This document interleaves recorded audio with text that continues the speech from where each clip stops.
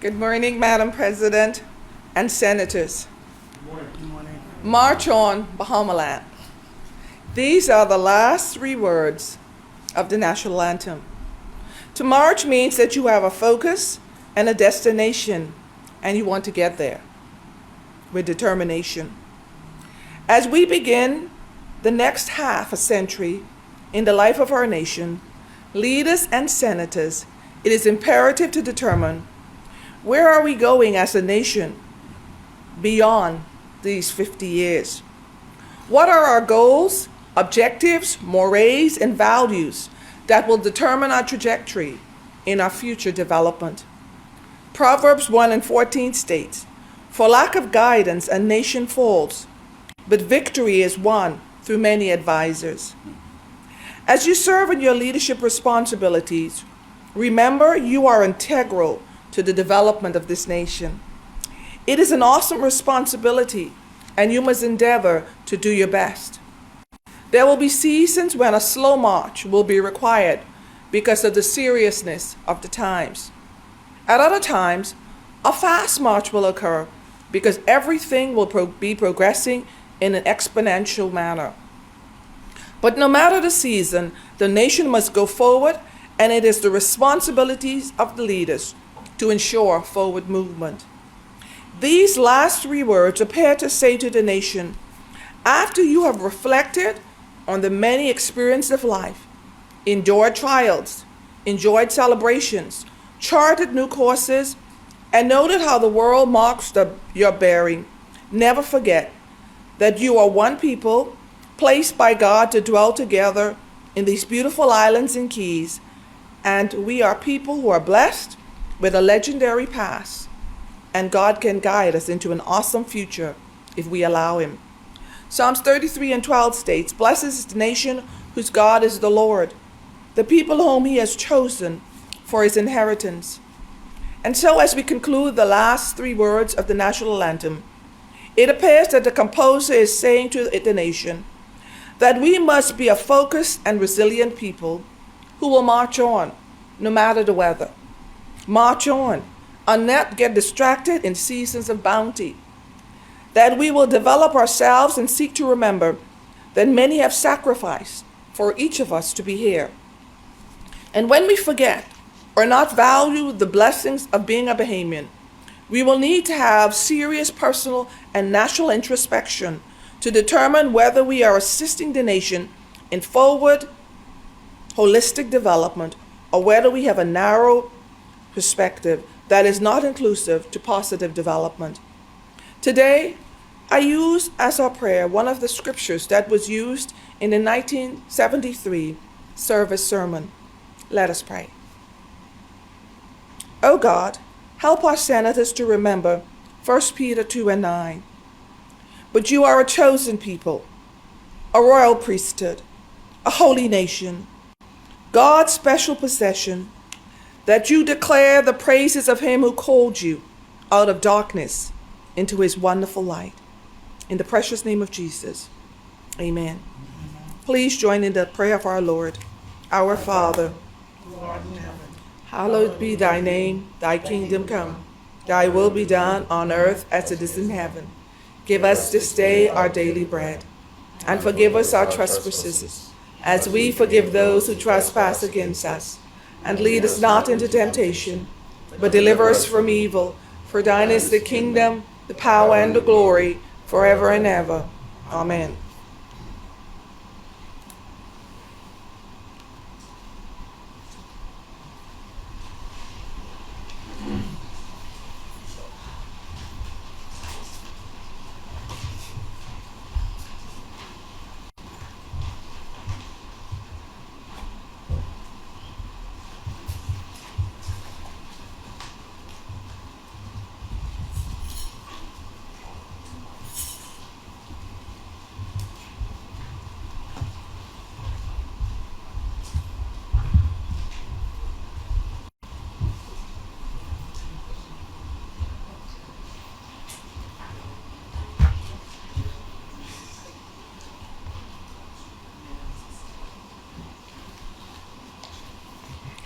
Good morning, Senators and Madam Chaplain.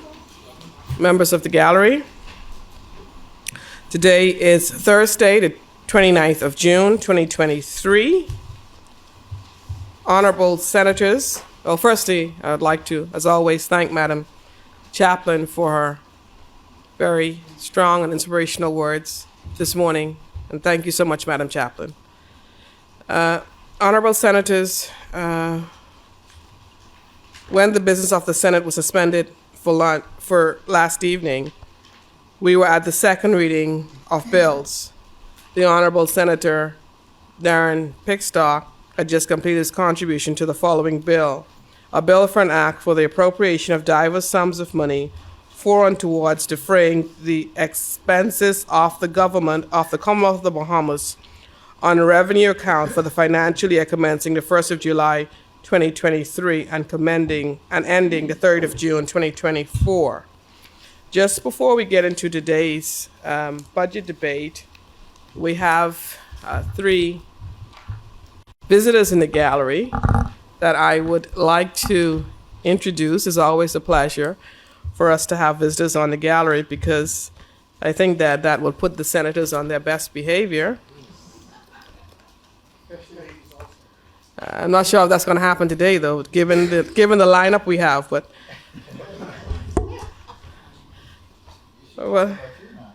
hopefully everything will go well. But firstly, we have senators this morning. Firstly, we have Ms. Diane Watson. Ms. Watson please stand. Thank you. Ms. Watson is an employee of the University of the Bahamas for the past 31 years.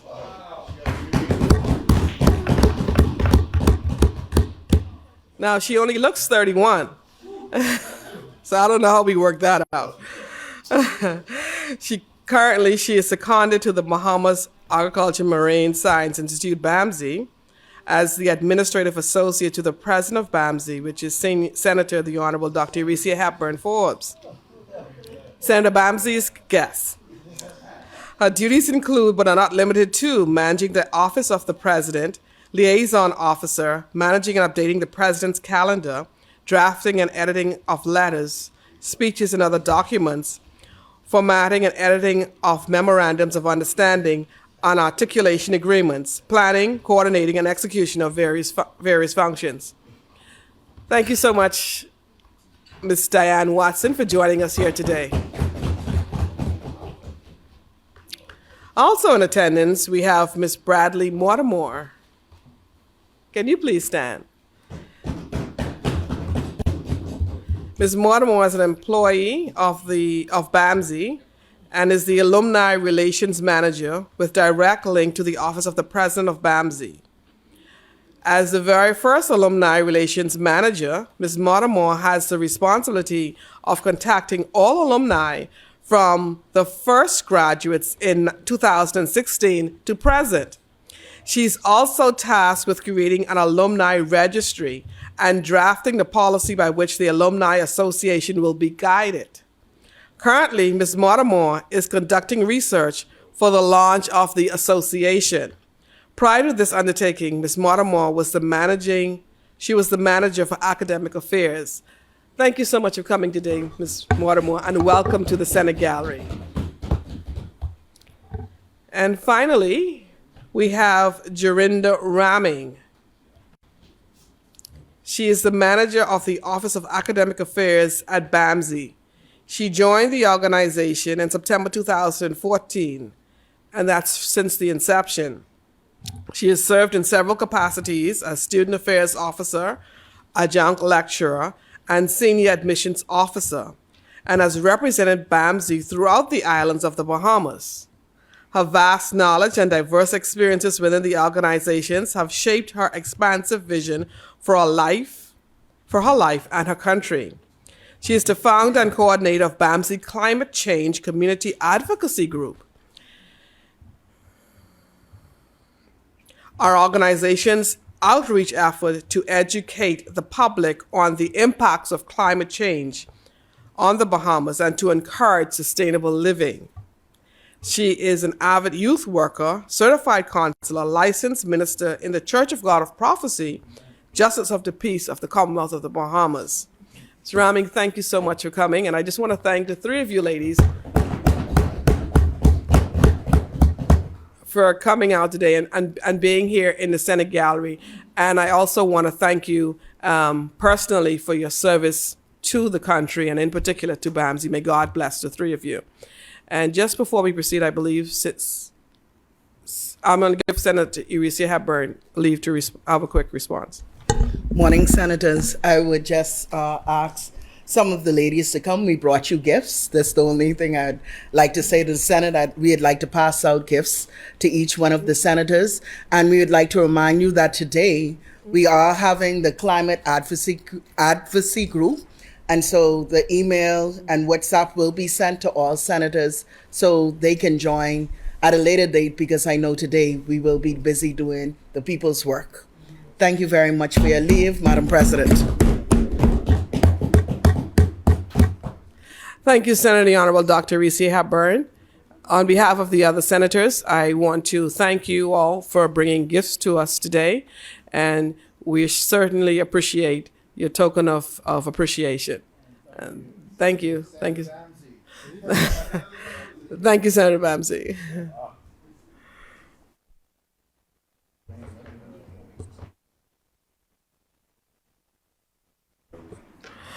As many? The chair recognizes Senator the Honorable Kirkland Russell. Yes, please, thank you. Madam President, before I get into my budget communication,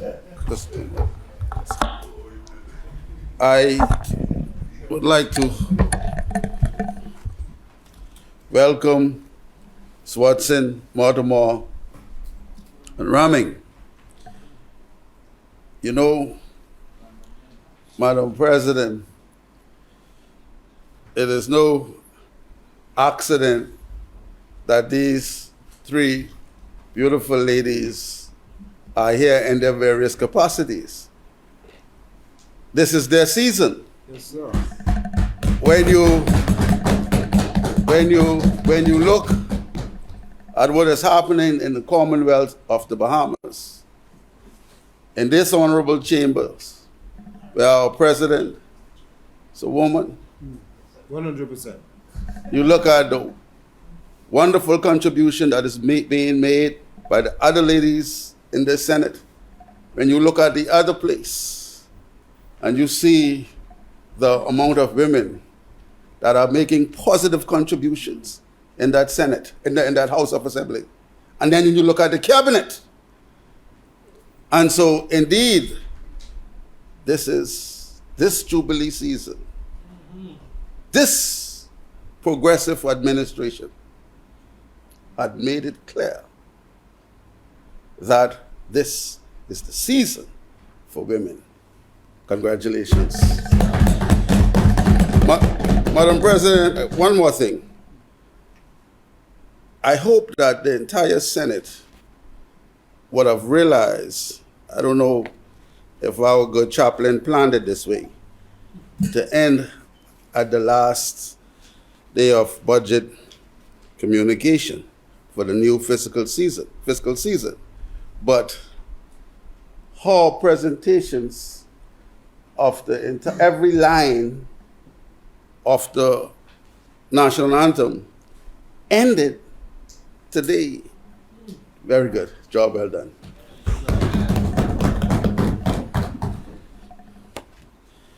Madam President, I'm truly thankful to Almighty God for all his many blessings.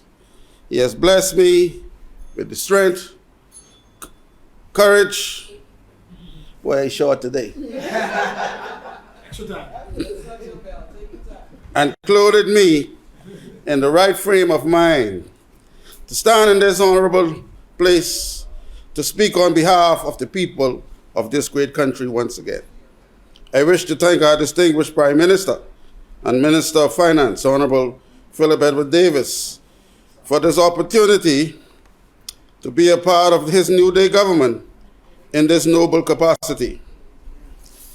Madam President, with your leave, I wish to begin my contribution by extending sincere congratulations to our high school students who recently graduated. I wish also to congratulate all those technical as well as tertiary students who would have successfully graduated from apprenticeship programs, technical schools, colleges, or university.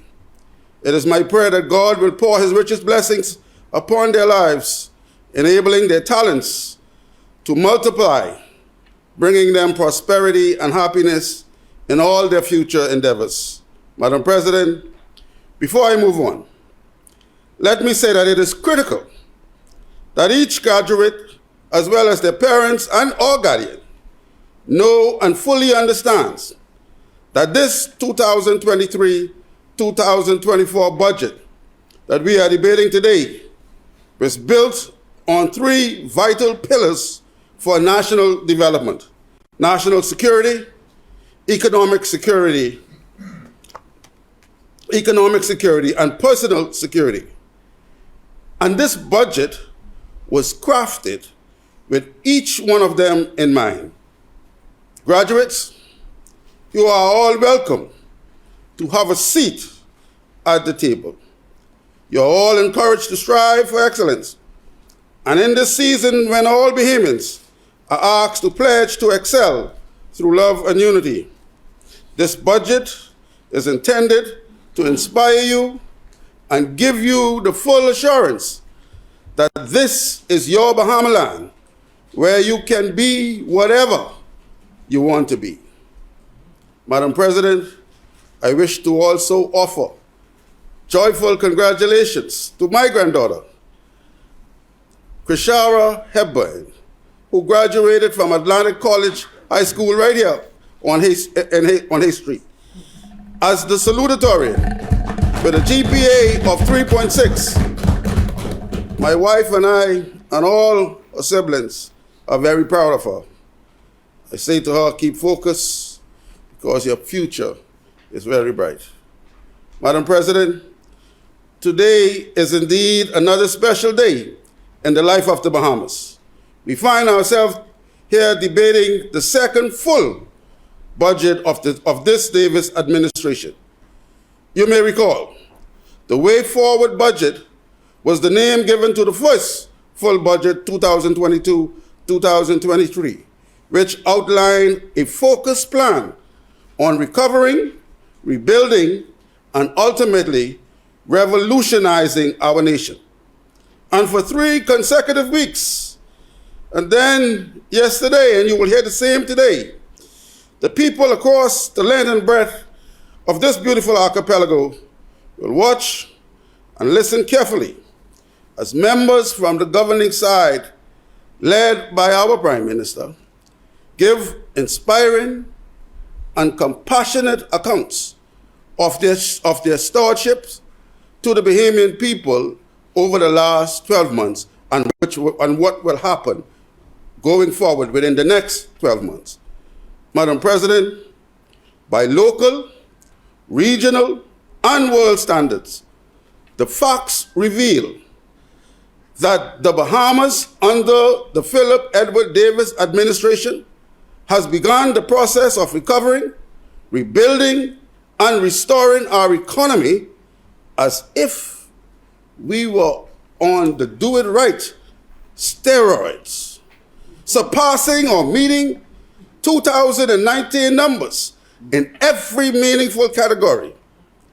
Under the good doctor, and that's Dr. Davil, not the other fella, we have dealt with the COVID-19 virus as David dealt with Goliath, while simultaneously putting our people back to work, breaking new grounds, and opening new businesses all across this country. We have once again become the leading voice in the international arena on critical issues. We have strengthened the country's safety nets, and yes, revive, resuscitate, put life into an economy that was on the brink of total collapse when we took office. Madam President, today, our country is truly being rebuilt, restored, and revitalized in every sector. And no matter what gloom and doom stories the other side may preach, the facts are stubborn. From Grand Bahama to Inagua, the buzzword is revolutionize. We know that we are not there yet, Madam President. There's much more work to do. Too many eyes are still teary, and we must and will wipe every tear away. Our relief programs must be accelerated even more so that the compassionate relief we promise can be felt by every needy soul. So, by no means and no sense of the imagination are we on this side beating our chests or singing songs of self-praises regarding our Herculean effort thus far. However, being the people's government for just 20 months and with just 10 days to go before our 50th anniversary as an independent nation, we, the government of the people and by the people, are proud to say to the Bahamians everywhere, lift up your head to the rising sun. Your day has come, and our country is indeed moving forward, upward, onward, and we are doing it together. Yes, sir. Madam President, I wish to now talk a little bit about labor and labor relations in the country. Let me begin with this. On the 2nd of this month, we celebrated Sir Randall Fox Labor Day. Labor Day is a public holiday that celebrates the achievement of workers and their contributions to the development of our country and society.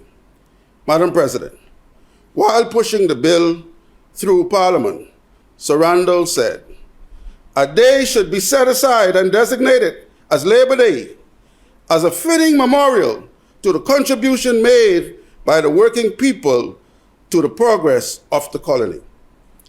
Just on June 2nd, hundreds of workers took to the streets of Freeport, along with their unions, for the annual Labor Day March.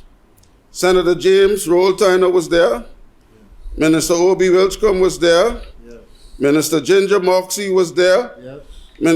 Minister Fred Mitchell flew in from Nassau to march with the workers of Grand Bahama, and yes, yours truly was there marching shoulder to shoulder with my brothers and sisters from the movement. But sadly, Madam President, not one, let me repeat it, not one parliamentarian from the upper house or the lower house, present or past, thought it from the Free National Movement, thought it necessary or even important enough What a shame. to march in solidarity with the workers of Grand Bahama. Shame. It was a shameful experience. The workers of Grand Bahama and their bargaining agent said that I should relay that it was an experience that they will not forget. Madam President, That was hurtful. I'll move on. One cannot deny the negative impact the war in Ukraine is having on the world's economy, especially as it relates to supply chain disruption. In addition, the unrest and instability in Haiti is also having a negative impact on our Caribbean regions, compounding the problem. But both circumstances are obviously contributing to an exponential rise in the cost of food and goods. Notwithstanding these uncontrollable set of circumstances, the government of the Bahamas over the last 20 months has prudently maximized its resources and with swift and decisive decisions aimed at protecting the interests of Bahamian workers and their families, This administration has implemented sound policies that has cushioned the blow. Madam President, this is not hot air or just talk, as the other side would like for Bahamians to believe. It is the facts. Let's take a look. Pay increase for public servants. The government maintain and carefully manage social assistance for all those in need. Pension was increased. The suspension or reduction of import duties on a broad range of goods, as well as the continuation of the exemption of custom duty on items to replace building supplies, household furniture, and appliances, and vehicles lost as a result of Hurricane Dorian in Abaco and Grand Bahama. This still is in effect today. The expansion of the list of items subject to price control, including certain medical drugs needed to control many chronic illnesses faced by Bahamians. It took a strong stand by our Honorable Minister right here, the Honorable Michael Alkides, to make those possible for the first time for Bahamians. The government increased food security to reduce our reliance on imports. Increases were made for teachers and nurses, as well as a special pay for their retention, promotion and reclassification for hundreds of public servants, something the former administration must have thought was a crime to do. The cancellation of travel visa, free COVID testing for Bahamians, reduction of VAT on all goods and services, and the increase of minimum wage from $210 per week to $260 per week. Madam President, this administration is fully cognizant that all the above mentioned does not create or justify a cause or reason to what, like I said, to beat our chests. No, we are fully aware that poverty and hardship still exists for far too many Bahamian families. But as we continue this journey that we started on January 10th, 1967, of building a safe, prosperous, and fair society for all Bahamians, we ask the people to take our hands, and together, let us continue to move our nation forward, upward, onward, and together. Madam President, still on the labor, one thing I am certain of is the fact that poor people requires immediate help. Yet, after 4.5 years as government, the other side, who are criticizing us, had the nerves to suggest to the Bahamian people that they would deal with the poor during their second term in office. Well, the poor people sure told them where to go on election day. Madam President, during the campaign leading up to the last election, the Progressive Liberal Party promised the labor unions and their members that if elected, things would be far different than the contentious disrespect and disregard shown to them over the entire 4.5 years by the Menace administration. In fact, the Philip Brave Davis-led Progressive Liberal Party, while in opposition, signed the second memorandum of understanding in the history of the Bahamas with the unions, which set out how the relationship between the workers, the unions, and the government was going to be managed once the PLP became government So said, So done. so done. Yes, sir. Madam President, we must remember that this New Day government inherited a labor relations environment lacking in leadership, with outstanding disputes and unresolved matters in every quarter. And those disputes and concerns sat from year to year unaddressed from an unconcerned administration. Once elected, this government began immediately addressing the concerns of the labor movement and workers.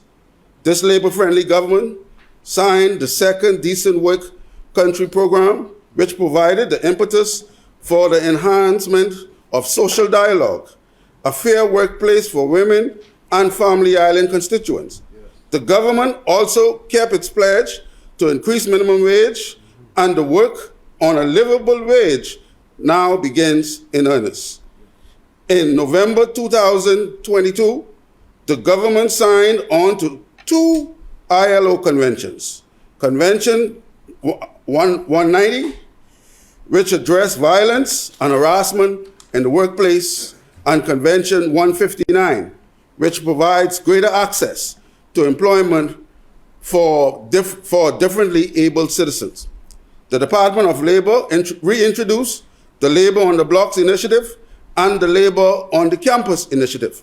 The success of these initiatives cannot be denied, as many Bahamians were hired on the spot and many students got the opportunity to determine which career they wish to pursue, and many of them made connections with many businesses and government agencies. Madam President, under the leadership of the Honorable Glenys Hannah Martin and the Honorable Zine Lightburn, the Minister and Minister of State for Education, the government is laying the groundwork for a landmark legislation on the National Apprenticeship Act. This legislation will seek to define, coordinate, and regulate all apprenticeship programs in the country. This, no doubt, will contribute to a more skilled workforce, more remuneration for our citizens, more productivity for our businesses, and greater opportunities for our people, young and old. Madam President, this government commitment to tripartitism is focused, sincere, and strong. There is no question that social dialogue is the most effective way to address industrial relations. I want to take this opportunity to say congratulations to Ms. Sharon Martin, Chairman of the National Tripartite Council, and Mr. Obi Ferguson Casey, President of the Commonwealth of the Bahamas Trade Union Congress and Trade Union Representative to the National Tripartite Council. Mr. Ferguson is indeed a special Bahamian who was able to reach the rank of QC, not by representing big businesses, but by representing ordinary Bahamian workers. And he did it all the way to the Privy Council on more than one occasion, and he won every time. He's a good man. Please note that the nation is forever grateful to both of you for the unselfish work you do on behalf of the workers. Madam President, today, I want my good friend from Abaco to listen to this. Madam President, today, just 20 months after becoming government, this Philip Davis administration has completed 18. I repeat, 18 industrial agreements. These agreements came with salary increases, improved terms and conditions, and new benefits. Meaningful. Honorable Accountant Halkidas, that's almost, you could help me, one agreement every month. Wow. Listen, man, we've been in office for 20 months, and we have completed 18 industrial agreements. More to come. And more to come. Wow. Versus, Wow. versus one industrial agreement that was completed under the Menace administration. And that one, and that came by force. Madam President, I am not saying that everything is perfect with the relationship. There are challenges and issues that need special attention and even more reasonableness and compromise. The difference in this environment versus the last is that the unions and their leaders are not being locked on the outside or force of government properties by security officers or police. Rather, everyone from the Honorable Prime Minister himself, who have demonstrated a commitment to good industrial relations, as well as all ministers, are at the table if necessary, negotiating, being respectful, honest, and working in good faith to move the workers' agenda forward, upward, onward, and together. What a difference one election has made for workers and their bargaining agents in the Commonwealth of the Bahamas. Madam President, allow me to talk a little bit about Grand Bahama.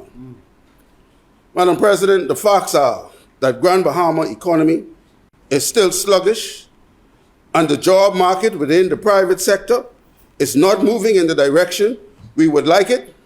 However, there's a thick band of silver lining around the dark clouds of Grand Bahama. Today, that silver lining is a caring, compassionate, and well-organized government. This government has been working diligently to jumpstart the ailing Grand Bahama economy. And through its efforts, Grand Bahama has on its book just around $1 billion of new or potential investment, including the East Grand Bahama Carnival Cruise Port, the redevelopment of downtown Freeport, the opening of Solomon's flagship store downtown Freeport, the development of the University of the Bahamas downtown Freeport, the commitment to develop a new state-of-the-art airport for Grand Bahama. Madam President, Grand Bahamians are ecstatic over the historic groundbreaking and contract signing for the $210 million Freeport Health Campus, which was held on Tuesday, May 16, 2023. Good news. This premier hospital will occupy 50 acres of land and will offer primary, tertiary, and acute care for residents of Grand Bahama and the Northern Bahamas. And it will offer full inpatient and outpatient oncology care. The project, which is being funded by the World Bank, is set to be carried out in 3 phases, with the first phase set to be completed by the end of 2024, that's next year. Madam President, all of these developments, among other things, were outlined in the Progressive Liberal Party Blueprint for Change, and several of them were opined in the speech from the throne. Simply put, promise made, promise kept. Therefore, despite some of the weak numbers regarding Grand Bahama's economy, I am extremely confident that better and brighter days are in our near future. Yes, sir. Yes, sir. Before I wrap up on Grand Bahama, though, I am happy to report to this Senate that the new school that was started under the previous PLP administration in Holmes Rock is just about 100% complete. Yes, sir. You tell them. Other than an additional 2 new buildings that were introduced that are currently being built and are near completion. One of those buildings is a full-scale students' cafeteria that can also serve as a shelter, and the second building is a generator and pump house that will keep the school electrified at all times, including during the passing of a hurricane. This is welcome news for the people of 8 Mile Rock, Holmes Rock, and West End. And speaking about 8 Mile Rock, Madam President, the multi-agency government complex there in 8 Mile Rock is also completed, landscaped, and ready for furnishing and opening. I am sure the residents of the surrounding communities are excited and preparing to reap the benefits of the inevitable economic spin-off. These 2 projects will positively change the economic atmosphere of West Grand Bahama. Madam President, the government has also recovered, restored, and improved the domestic terminal that was destroyed and later written off by the former F&M administration following the aftermath of Hurricane Dorian. The terminal has been revolutionized and is welcoming non-U.S. flights and visitors, including the return of Sunwing Airline out of Canada. This is not intended to be the permanent solution for the Grand Bahama International Airport. However, what it does do is breathe life into the Grand Bahama tourism economy by putting heads in beds, and it gives hope to all local stakeholders on the island. Madam President, I want to talk a little bit about several government programs and initiatives that are positively affecting the young people and their families, not only in Grand Bahama, but across the archipelago. I want to talk about the Public Service Professional Engagement Program. Many young people, as well as some not so young, are receiving hands-on experience through the program, which was launched in our first year. This also includes the first ever cohort of young Bahamians who are currently working with private sector partners that are linked to the program, receiving salaries, gaining experience, being respected, feeling included, and treated with the dignity they deserve. This program gives these individuals a clear pathway to a permanent position within the government. This is not the 52 weeks program that kept persons stuck in an unprotected position for 5, 6, 7, 8, 9 years. No one under this administration would be allowed to fall through the cracks on our watch.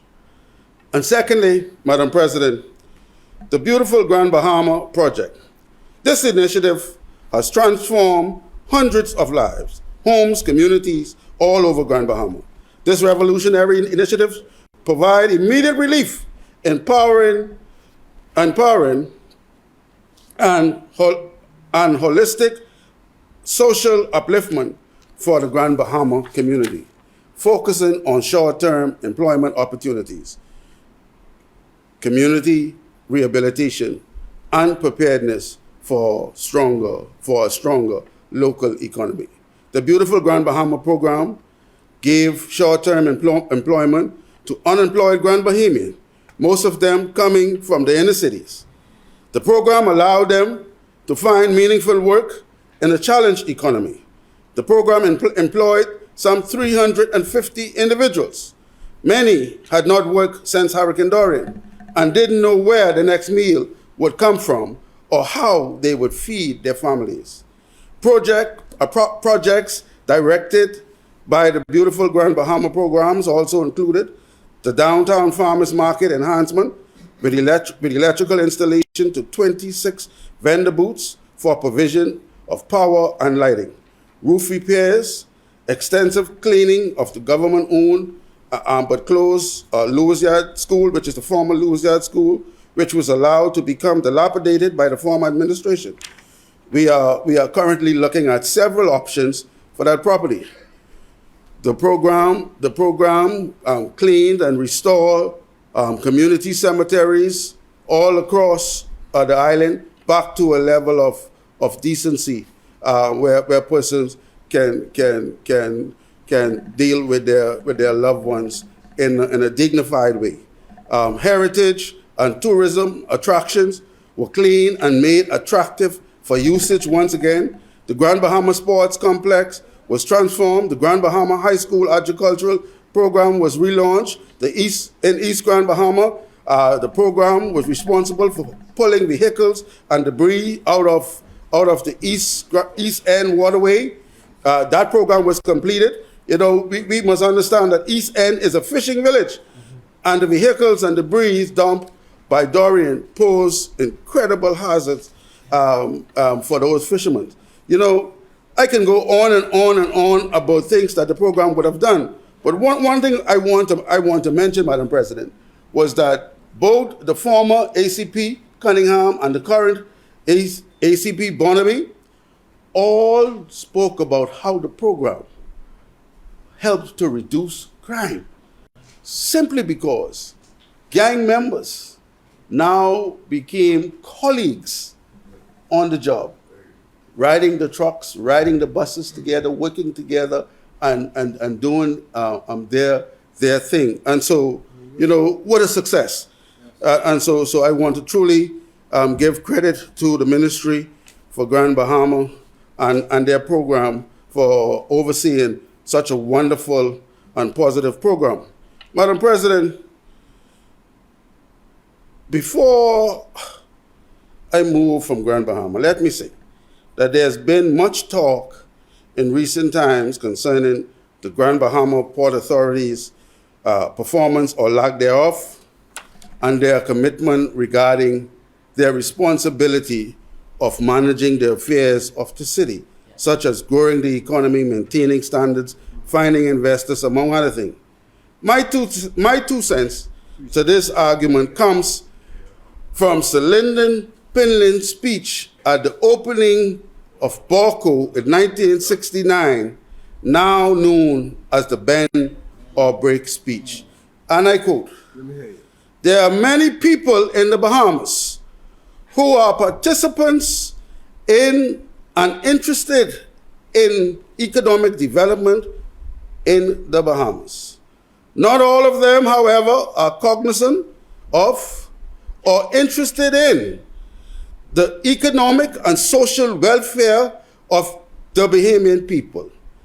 Far too few acknowledge, and fewer still accept the fact that development must be shaped to fit the human and social needs of the country where it takes place.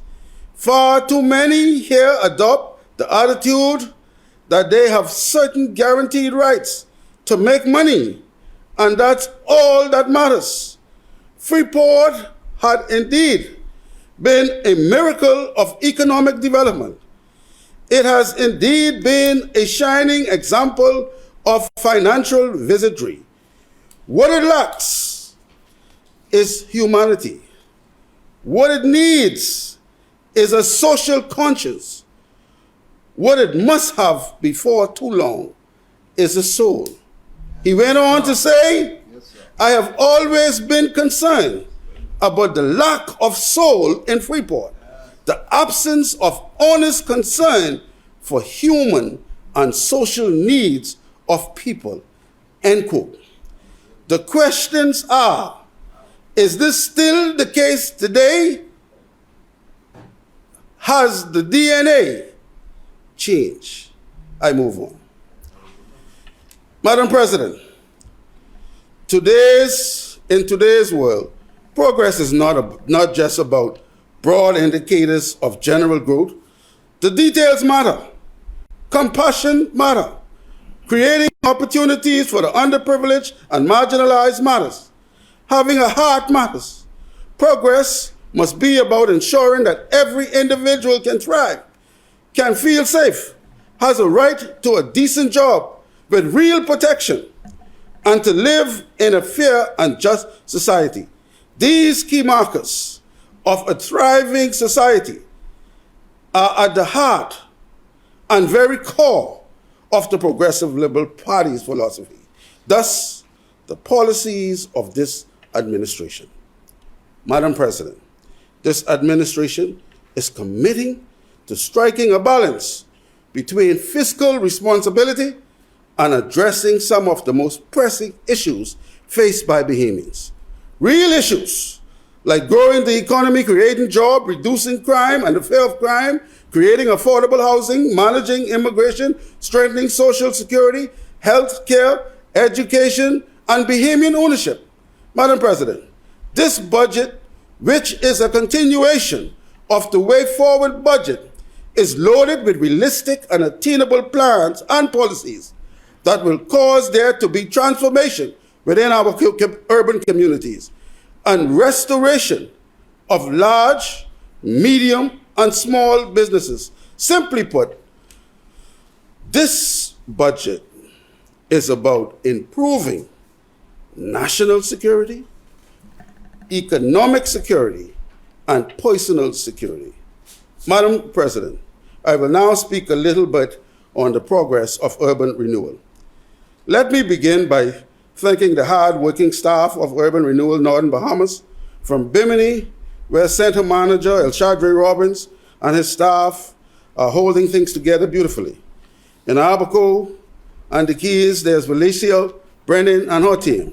Grand Bahama has 6 centers and are led by center managers, Miss Mary Nan, Miss Tanya Monroe, Miss Urella Clark, Miss Lisa Higgs, Miss Alicia Burrows. Let me pause on Miss Alicia Burrows, Madam President. Miss Alicia Burrows would have buried her husband just last week, Saturday, and so I want to extend sincere condolences to Miss Burrows on behalf of the entire Urban Renewal Social Services team, not only in Grand Bahama, but also here in Nassau, from also Minister Obi Wilchcombe, who is the Minister for Social Services and Urban Development, and the Honorable Lisa Raming, who is Minister of State. And so we wish her all the best, and we offer her our prayers and support. Then there's Miss Kyla Tennant-Knowles, and then there's Bishop Darren Stubbs, who coordinate all the centers. Our small home repair team is led by Mr. Kyle Stewart, and our office is headed by Miss Marilyn McLeod, and she has Miss Ganesha Williams, Miss Candice Rose, Shanika Ferguson, and Miss Hannah, also Miss Stubbs. I am grateful and very appreciative of all the staff across the Northern Bahamas. They consistently demonstrate the commitment to serve, to serve the people and deliver compassionate relief to all and sundry, especially the less fortunate and vulnerable residents of our society. Allow me to mention some of the wonderful things these center managers and their teams are doing throughout the Northern Bahamas. You know, you talk about the expansion in Grand Bahama. We have recently opened 2 additional centers on Grand Bahama to cause our services and programs to be moved, to be more accessible to the residents within the extreme east, as well as the west end of the island. West End Center is a full service operation, and the East End Center is a satellite operation. As a matter of fact, both locations come with adequate accommodation and space for a full service social services operation, and social services coming soon to both the East and the West. The residents of East Grand Bahama, Madam President, lost so much as a result of Hurricane Dorian, and many of them are still very much in need of government assistance.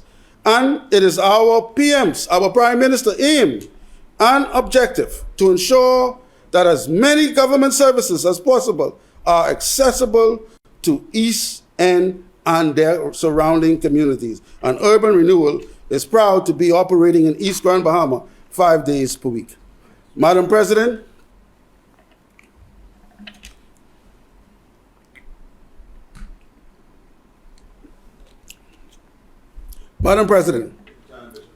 thank you, sir. Appreciate you. Madam President, we have relocated the Northern Bahamas headquarters to an ideal, easily accessible location on Queens Highway, Grand Bahama. The new headquarters provides the staff with adequate office space needed to comfortably serve our valued clients, as well as it provides sufficient storeroom space needed to properly run the small home repair program, as well as it provides secure accommodation for an organized, efficient emergency response warehouse. This is indeed forward-thinking, knowing full well that Grand Bahama sits in Hurricane Alley. And failure to prepare simply means planning to fail. And failure is not an option with this administration. Madam President, in Bimini, the center has been renovated, and the Bimini Bay Front Park, Baseball Park renovations are progressing. Madam President, after thoughtful assessment, and meeting with the public schools principal, Urban Renewal Northern Bahamas launched its breakfast feeding program early in the school year. Senators got busy preparing and delivering much needed hot breakfasts to government school for students, especially the primary school. This was a much needed and very, very valuable program during the school year. However, today, I am extremely delighted that this caring, compassionate, and brave government have heard our children cry. And in this budget, for this upcoming school year, for the first time in the history of the Commonwealth of the Bahamas, a comprehensive breakfast program for our students will officially be implemented.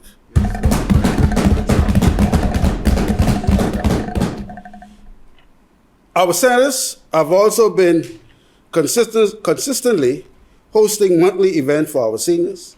Activities include, but are not limited to, dance, games, field trips, exercise, arts and crafts, self-defense, and education.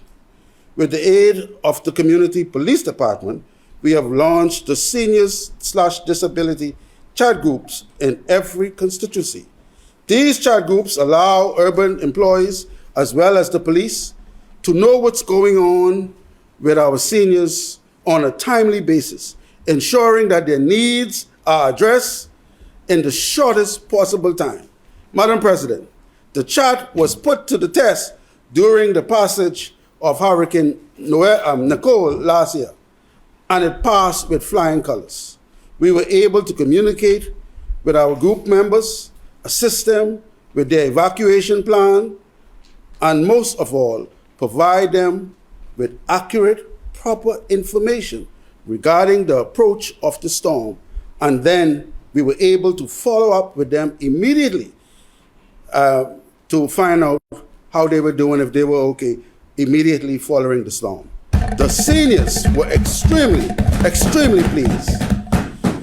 Of course, you have regular programs like the Urban Study Hall, where we encourage children to go to the centers, to the nearest centers, to get assistance with homework, study, exam prep, and of course, internet research. We have the music and marching band going on. We have dance. The dance group is called the Urbanet Dance Group. They have become a must-see. They are led. Let me just go back to the band, and so I want Abaco to hear this. With the band, ACP Bonnaby has committed to ensure that we have 2 musically inclined police officers sent to Abaco so we could start the band in Abaco in short order. Yes. Take care of the whole northern. Yeah, we can take care of the north.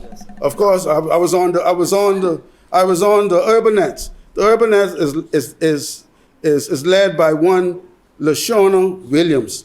This young lady, listen. Super. Young Bahamians are just incredible people. Good talent. I mean, this young lady works with these young ladies, right? And many of them I remember about a year ago, wayward, some of them lost, struggling.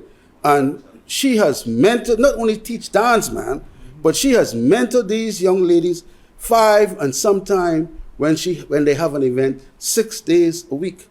And this lady has not yet asked for us even a stipend. I tell you, we will. We're working it out. But I just want to say how incredible young Bahamians are. Yes. And don't write them off. Yes, that's right, sir.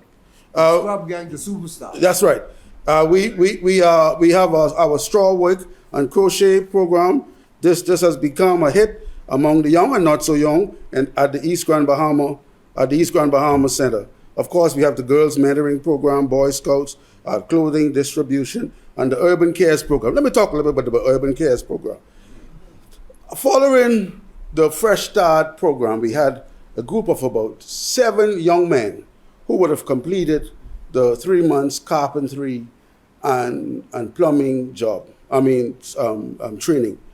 So after speaking with the Prime Minister and, of course, the Minister responsible for social services, we sat with those young men and we offered them a job under the professional engagement program to come into the center.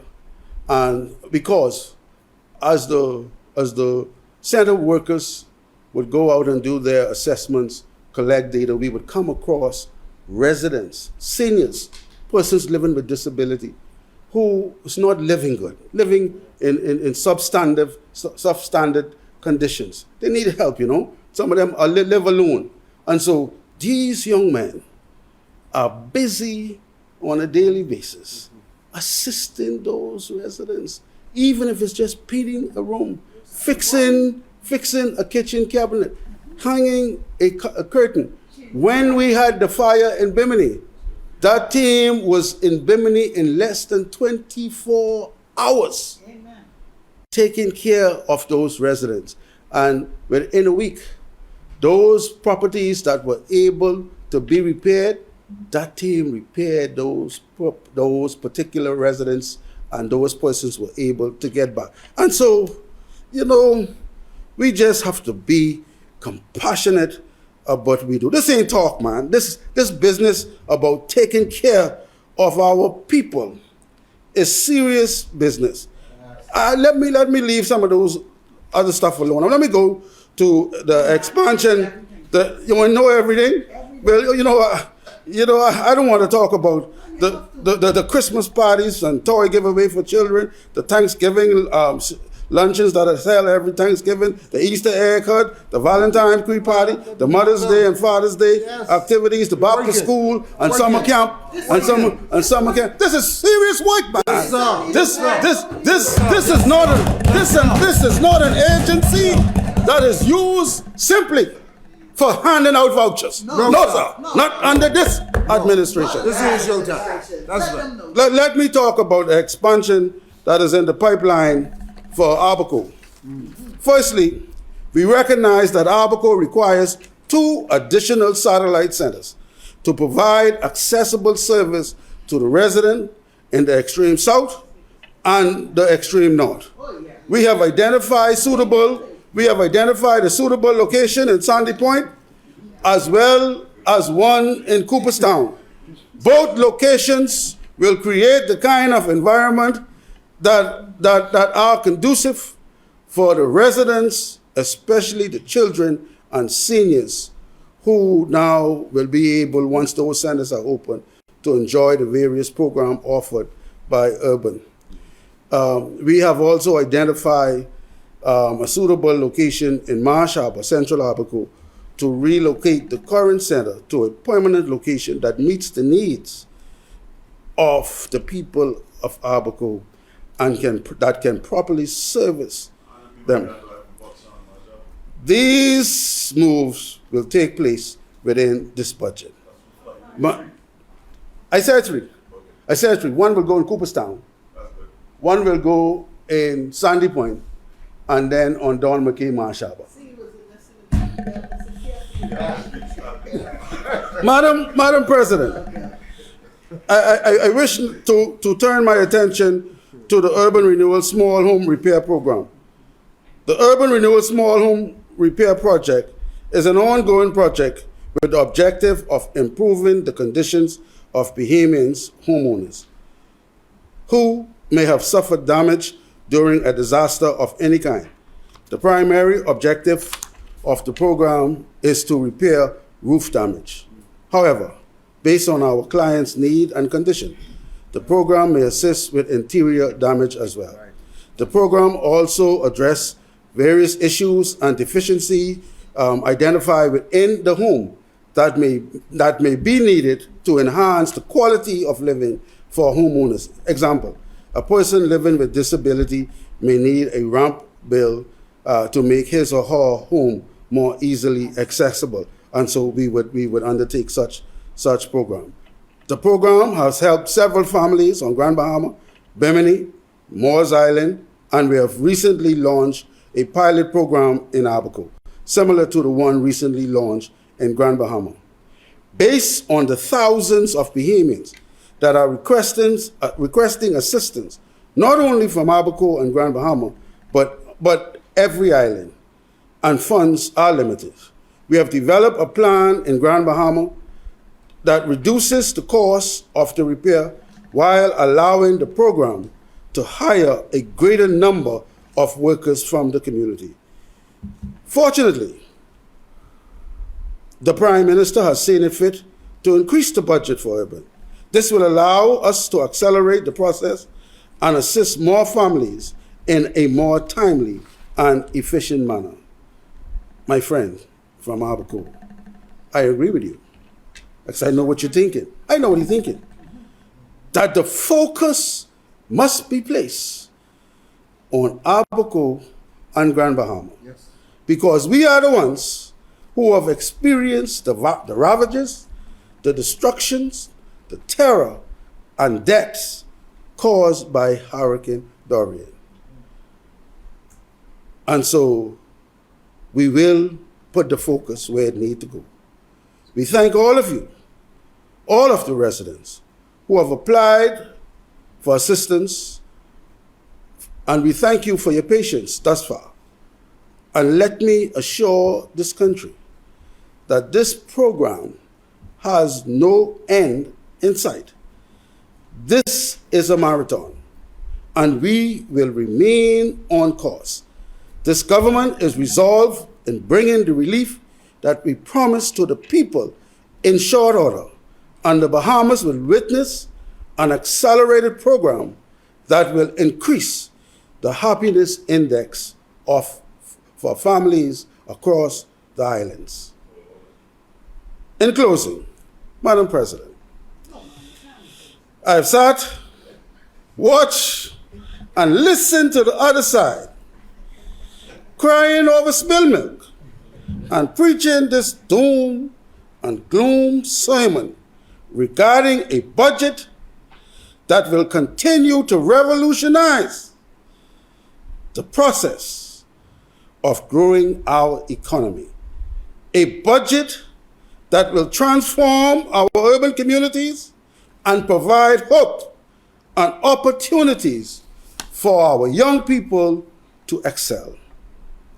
Unfortunately for them, the Bahamian public is not buying any ticket to see that show, which is filled with a headline that reads like this: Smoke and Mirrors.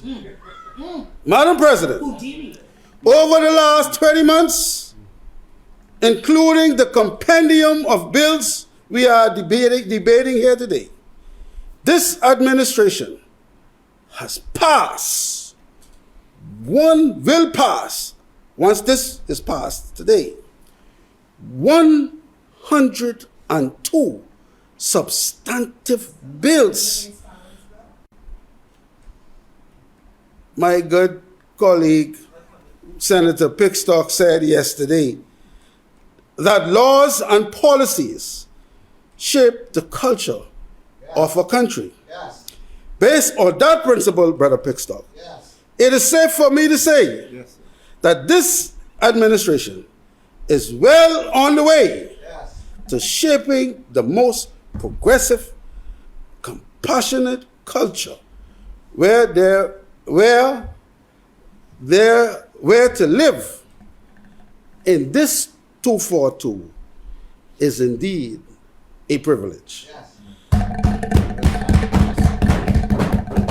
Madam President, I am delighted and very pleased to support this dynamic budget, and may God continue to bless the Commonwealth of the Bahamas, and may God, who has begun this great work through this government for the Bahamian people, bring it to completion through Jesus Christ, our Lord.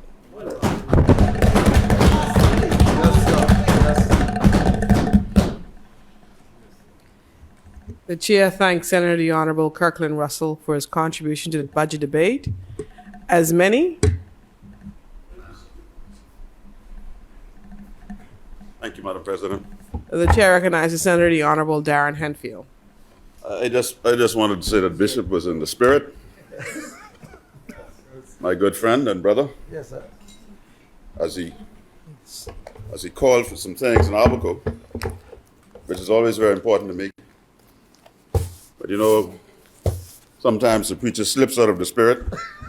Yes, that does happen. And my brother is no exception. Passing 100 bills that, as you described, should touch and shape the culture of the people is, say again,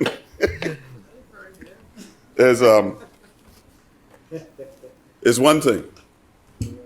But to determine whether or not these bills are actually shaping and touching the culture of people, when you look around our country, it's very difficult to see. I want to also join the President and my sister, Senator, we lovingly call from Bamsey, and welcoming our guests, one of whom is wearing UB blue, like me today, a proud graduate of that august university. I believe taking care of people, Senator, I believe that taking care of the people in the second term, as you indicated, was said formally. I think Prime Minister Davis has shown us that sometimes the writers make errors. So that was a error of the writer. That part about taking care of people, I believe, that may have been an error by the writer, the author of the Prime Minister's speech. I don't believe he meant it like that. I leave that one right there with you. I leave that one right there with you. Madam President, I'm a little lost. you are? Yeah. No, you know, he said that it was said that the poor people will be looked after in the next term, right? And I'm saying to him, that was an error of the speechwriters. No. He understands what it means. He understands what it means. Madam President, after listening to my friend and brother, the Minister of Economic Affairs yesterday, as he moved the compendium of bills designed to fund the government over the ensuing fiscal year, I now fully appreciate King Agrippa's response to the Apostle Paul as recorded in Acts 26 and 28. After Paul had finished preaching to Agrippa about the virtues of Christendom, Agrippa was compelled to say to Paul, "Thou almost persuadest me to be a Christian." Yeah. Thou almost persuadest me when I heard my brother speak to this budget. Make sure you interpret. And so at the outset, just let me say to my colleagues opposite that we are not supporting 3 of these bills, and we are abstaining on the 4th one. We will not support the passenger tax amendment bill because we believe this imposes a departure tax on Bahamians. That's our reasoning for that. Nor will we support the Customs Management Amendment Bill because we believe this is an attempt to backdoor the sugar tax. That's our view. We will not support the Immigration Amendment Bill. But your chairman supports the sugar tax. I tell you what Chairman we, of your party I tell you what we do. I tell you what we doing here. Chairman of your party is in the paper saying he No. supports the sugar tax. He was in the cabinet as well. He's a minister, not a He was in the cabinet as well. He was in the cabinet as well. We will not support the Immigration Amendment Bill, and I understand his views. He's expressed them to me many times. I understand his views. I just don't understand how we expect from overnight. You know, enormous things sugar is used for over the hill, Kool-Aid, and other things. Some people over the hill can't buy. Sugar-free Kool-Aid. Some people over the hill can't buy the other stuff, you know. They still among us. Them who can't afford to buy the other stuff, they depend on that for the little switcher, the little Kool-Aid, the little cakes. I just tell you. So, you know, these things will come, but we won't support that now. The Immigration Amendment Bill we won't support because we don't believe it is prudent to put in the hands of the Minister of Immigration, not even accepting this one here, you know, the ability to set rates and taxes without the involvement of Parliament. That's why we won't support that one. We'll abstain on the value-added one because we believe it is a bit aggressive to move from 21 days to 14 days for some of these businesses to deal with their accounting. That's our position on that. Whenever we debate budget in this country, over the last 3 years, we must find it important to contextualize the impacts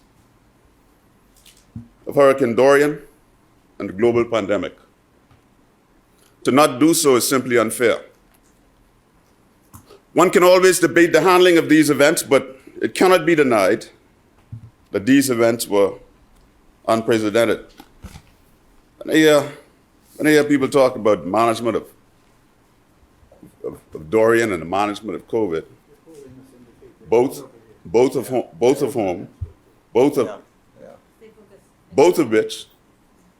of which were catastrophic events, not seen in the modern history of the Bahamas. I wonder if people really appreciate the pandemic, the global pandemic was what they call a novel event, a new event. Not seen in nearly 100 years, I believe, before then. And so I find it necessary to say something about them before I move on. Because people speak about them in isolation. Relative to Dorian, in his newly released book entitled Hurricane Dorian, The Story of the Greatest Hurricane to Impact the Bahamas in a Modern Era, Wayne Neely, a noted Bahamian meteorologist and best-selling author, among other things, in chapter 10 elucidates that Hurricane Dorian inflicted damages to the tune of an estimated $3.4 billion. According to the Inter-American Development Bank, that's a lot of money and a lot of damages. The morning when we could come out in Abaco and you looked across central Abaco, following the passage of the storm, I didn't see any way possible. I didn't see any way possible for us to be able to survive among the debris and the rest of it and the bodies and all of that were left, put past to be able to get the island back to a state where people could live in it in the immediate future.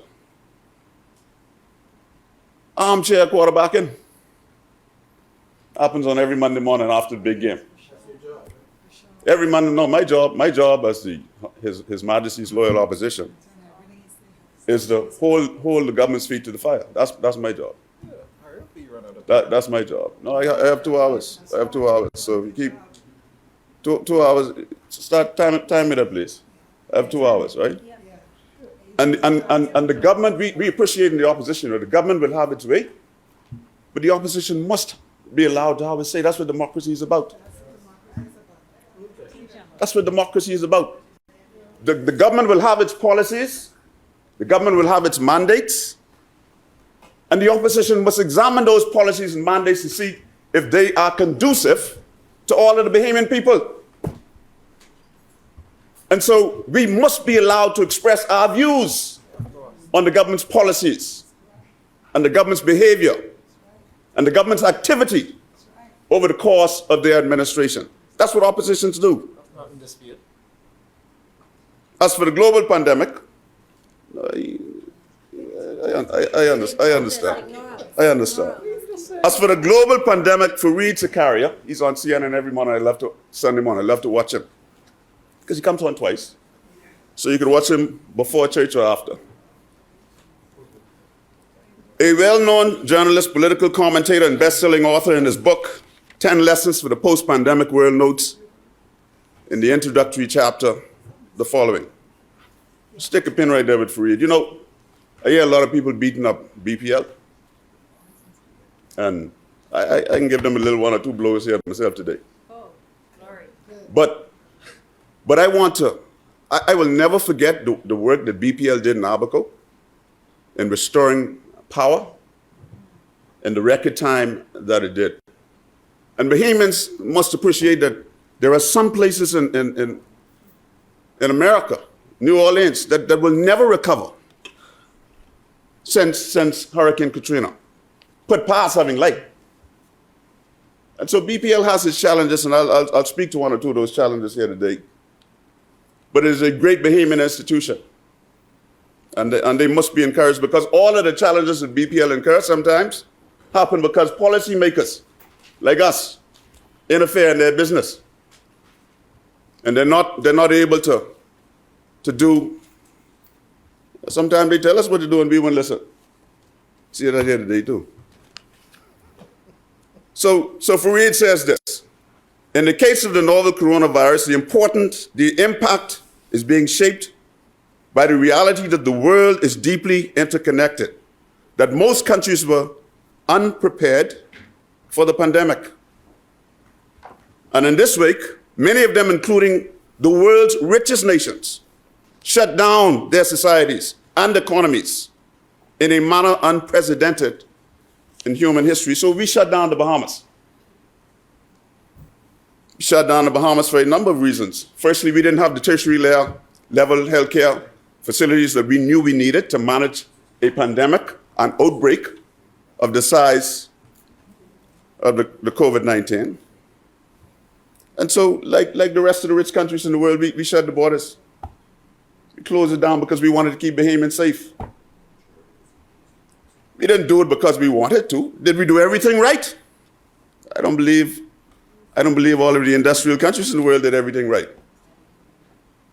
But we did what we thought was necessary based on the advice that we got from the healthcare professionals. You know, Dr. Dalreed is one of the best in the world at managing such events. One of the best in the world. She headed our push against COVID-19.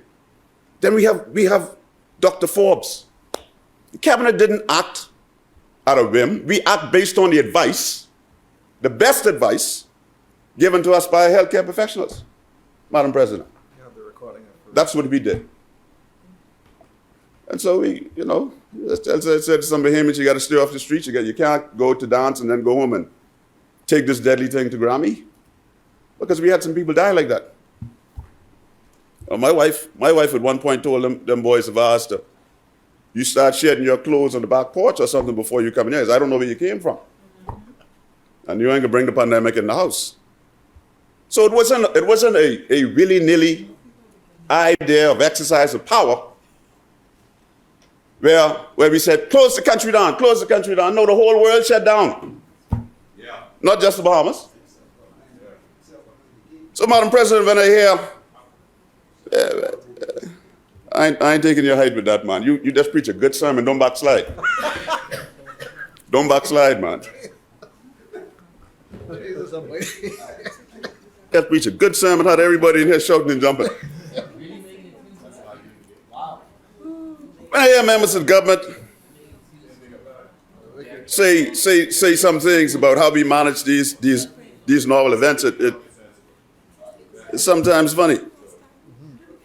Because I want my colleagues on the other side to understand this. You have not yet been tested. We have. You've not yet been called upon to respond to a catastrophic event. Thomas just didn't go on. You've not yet. So when you sit and berate those of us who did our best under the circumstances that we faced, twin catastrophic events, Check your history. do so with a little diligence, Check your history. with a morsel with a morsel of humility. Check your history. You've been tried and tested. Madam President, I trying to give my presentation, and this member continues to heckle. Exactly. If the member has something to say to me, let him stand up and say it. Other than that, I'll say it if he wants to stand up and say it. But other than that, please protect me. Please protect me, Madam President. You heckle me every single time. Administration, oh, Madam President, you with him then? No, share with me. Huh? That's fine. You with him? I mean, you all two together? Yeah. Just baffled by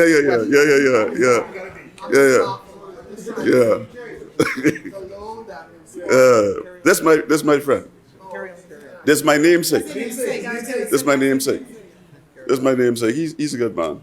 So, Madam President, when I hear members of the government, a government that has yet to face a real challenge, berate the last administration on its handling of these twin catastrophic events, which arrived on our shores 6 months apart. Think about this. Dorian hits us on the 1st of September 2019. 6 months later, that would be March. When would that be? March 2021. 2020, COVID comes knocking. So here you are trying to recover. Remember, trying to recover. Yeah, what was me, man? What was me? And you know, in the midst of all of it, we came out all right. That's right. Because we didn't send any government workers home. That's right. No, we did not. We didn't send any government workers home. All stayed at work. That's right. Yeah, they work. They work from home on the computers. That's what they did. I expect more maturity from you, man. Yeah, you've been around governments too long to run around with that kind of nonsense. Too long. That's what for the viewing public. Well, this ain't Hollywood. This ain't Hollywood. Senator Enfield, Hollywood. can you please speak to the chair? Speak to the chair. I wish everybody else never speak to the chair. I'd be okay. Yeah, just speak to the chair. I'd be Thank okay. you. Thank you. Just speak to the chair. Thank you. When the pandemic hit, we had to close the schools. We had to close everything. I heard somebody saying that the schools were just lying, dilapidated. They restored utilities. What utilities you all restore?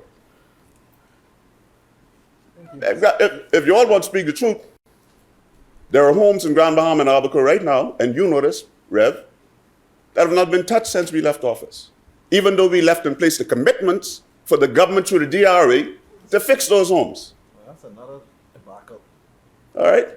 And you all know this? You all know this, right? You handling the small home repairs, right? That's a part of your... I hear you say nothing but that today. Oh, I was distracted then too. Where the money Oh, I gone? was distracted. Where the money gone? You all go find it. You all got the books. Go find where the money gone. You all got the books. That's what you call real smoke and mirror, where the money gone. That's like, almost like what I heard. Oh, okay. And so, Madam President, when I hear members of the government say these things, I have to chuckle. Causes me to wonder if some on the other side, opposite of any real appreciation of what it is to govern in times of crisis. You know, I hope that never happens. I know you have. You came through storms, right? Well, where it impacted our economy so badly we were downgraded. But that's what happens when you live in a hurricane belt and things happen. You said that yesterday. You drew attention to that yesterday. I hope you all never have to walk in that path This fella acting like that we were forced to walk in. we sent him home. They won the elections, and it's time for them now to govern. Not to waste so much precious time just seeking to score cheap political points, cheap, inconsequential, and nonsensical political points. It's time to govern. That's what it's time to do. Churchill once said, when the eagles are silent, the parrots begin to jabber. It's my friend, man. All day yesterday, you touching me, right? Yeah, it's my namesake, right? Parrots, you see, they repeat what they hear without understanding That the eagles, on the other hand, see clearly from the heights that they climb to see the reality of things on the ground. Madam President, Socrates said this, he said, the secret to change is to focus all your energy not on fighting the old, but on building the new. That's where you all should be now, fighting to build the new. Not worrying about the old, the people fire us. The people fire us, man, you know why? They weren't satisfied that we managed their affairs properly. And so they fired us. Not us, the people. So, yeah, the people fired us. The people fired us. And in a democracy, when the people say they don't want you no more, you go home. Yeah, well, why are you talking You about? go home, Why are you man. talking about the people? I fear this administration has focused so much of its energy on the past that they have no more energy or very little energy left to build in the new. Every time you get up in this place, all you can hear, oh, that man blame us for everything that's not except the sun rising. That man blame us. That man say the school was just sitting there, and then that school could have been there from the 1800s. but we caused it to be like that it is. My God, man, Rev. Even after promising Bahamians a new day, replete with accountability and transparency, the Bahamian public is yet to see the modalities of the private-public partnership policy, which instructs the number of PPPs upon which it has already embarked through this administration. Now, this means that Bahamians are not aware of the terms of such arrangements, such as the rate of interest, and in many cases who these arrangements are made with. But they can be called upon to pay those loans back, because they loans, you got to pay them back. And the PPP, the government does a part, the private partner does a part, and then you come to the end of the arrangement. We heard since last year these arrangements will be used to build airports. We heard that last year, right, in the same place, in the budget debate, how many airports we can build, right? How many hospitals we can build, how many clinics. That's why I tell you all in Grand Bahama, I've been to plenty ceremonies where you put the shovel in the ground and turn the earth and said, boy, look here, this could be a grand place. They ain't finished yet. They ain't finished yet. Oba never happened, man. Oba never happened. That never happened, man. Bahamians are not aware of the terms of such arrangements, such as the rate of the interest of these agreements. And we heard about the Grand Bahama International Airport that's going to be built. We heard about a new prison complex. And by the way, if it was just me speaking, I'd put all that money into healthcare. I would be late at, I think I'm hearing numbers like $500 million or more for a prison. I didn't need a new complex, but we need, I don't know how much it is. How much is it? I don't know. I heard some numbers. Huh? Yeah, well, tell me what the number is. Tell me what the number is. Well, hundreds of millions. Hundreds of millions I'm hearing is going to be put in a prison complex. Into a prison complex. So if you say it ain't so, then stand up and say it ain't so. And then I'll withdraw it. Show you proof it ain't so. That's how the rules work in here.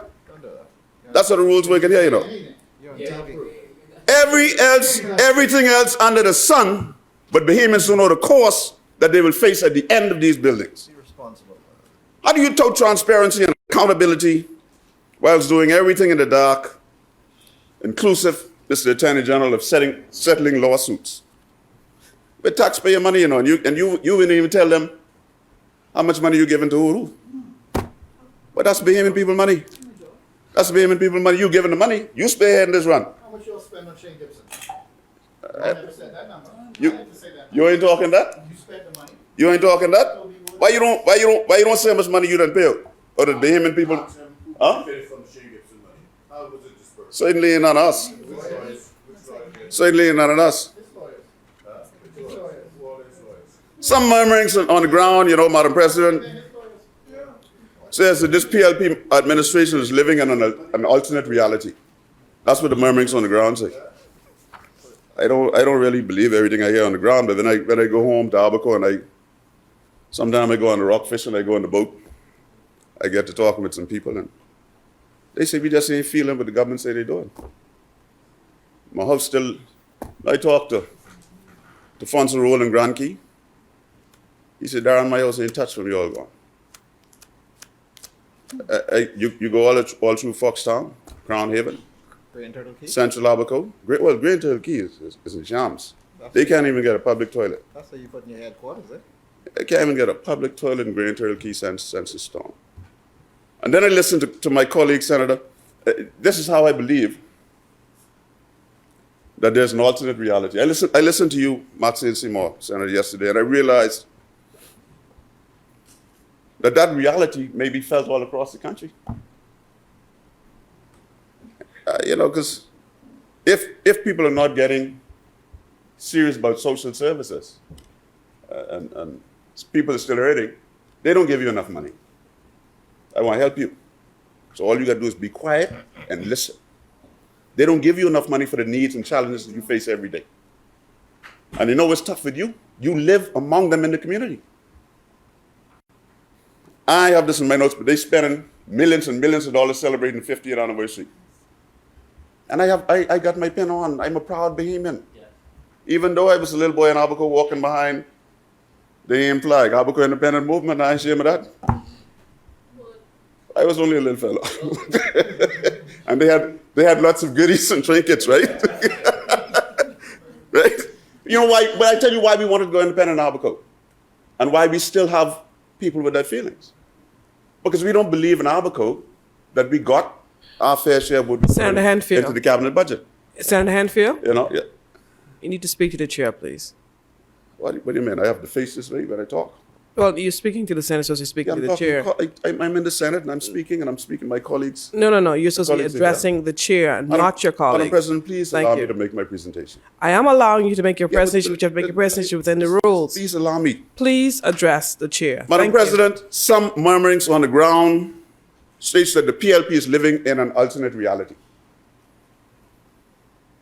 Alternate reality. And one of the reasons why is because the PLP, this PLP administration, has lost touch, they believe, with the people who took their chances with them. That's the only point I'm trying to make. Like them, we were convinced that our policies, like the side opposite, Madam President, we were convinced that our policies, most of which, after the first 2 years, were driven by exigencies like Hurricane Dorian and the COVID-19, were exactly what the people needed. That's just how you all feel right now. You got just what the doctor ordered. I mean, after all, in the face of the novel challenges in the modern Bahamas, we still managed to keep all government employees off social welfare lines. Not one government employee was sent home because of the pandemic. We undertook to manage the largest sustained feeding program in the history of the Bahamas. Don't bring that up. People had food on their shelves, Don't bring that up. Leave it alone. food in their homes and food in their bellies. Leave that alone. Madam President, governments following successful elections by the people, even if it's less than 40% of the electorate, assume certain responsibilities. But you can't deliver because you've overpromised. I heard somebody say this yesterday as well. Rudy Giuliani, who was I don't know what happened to him, but he was a brilliant mayor. Yeah. He was a brilliant mayor when he ran New York, right? He wrote a book. He wrote a book. He wrote a book and he said politicians should underpromise and overdeliver. We all get into this trouble, Madam President. In the Bahamas, we all get into this trouble. I believe that the rule and dictum of Giuliani, it always been that politicians should underpromise and overdeliver. Not promise too much and then deliver too little. We guilty of that too. All governments in the Bahamas in the recent 20 years, I believe, are guilty of that, Madam President. Last budget debate, Bahamians were promised the way forward was seagrass meadows. Seagrass Meadows, and I still believe it holds a tremendous future for us. But as I explained then, and I say it again now, it can't happen overnight. I mean, you still put in the modalities to see how, we got the carbon, we got some money for the carbon emissions to monitor that now. All that needs to be in place. All that needs to be in place before we go. At one point, you promised Bahamians millions and millions of dollars off seagrass. I'm just saying that. This year's budget, Madam President, promises, among other things, to do the following things.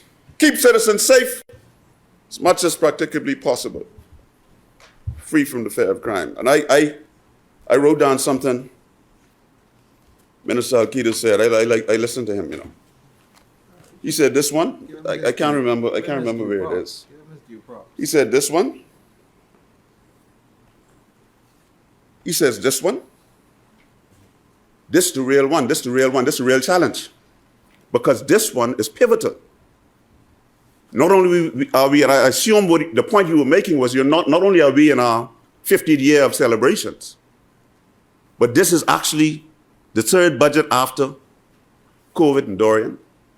And this is actually your second since coming to this place. And so here you're promising now to keep Bahamians safe as much as possible. You remember you came and you took the supplemental budget. You took the supplemental, we forget the money.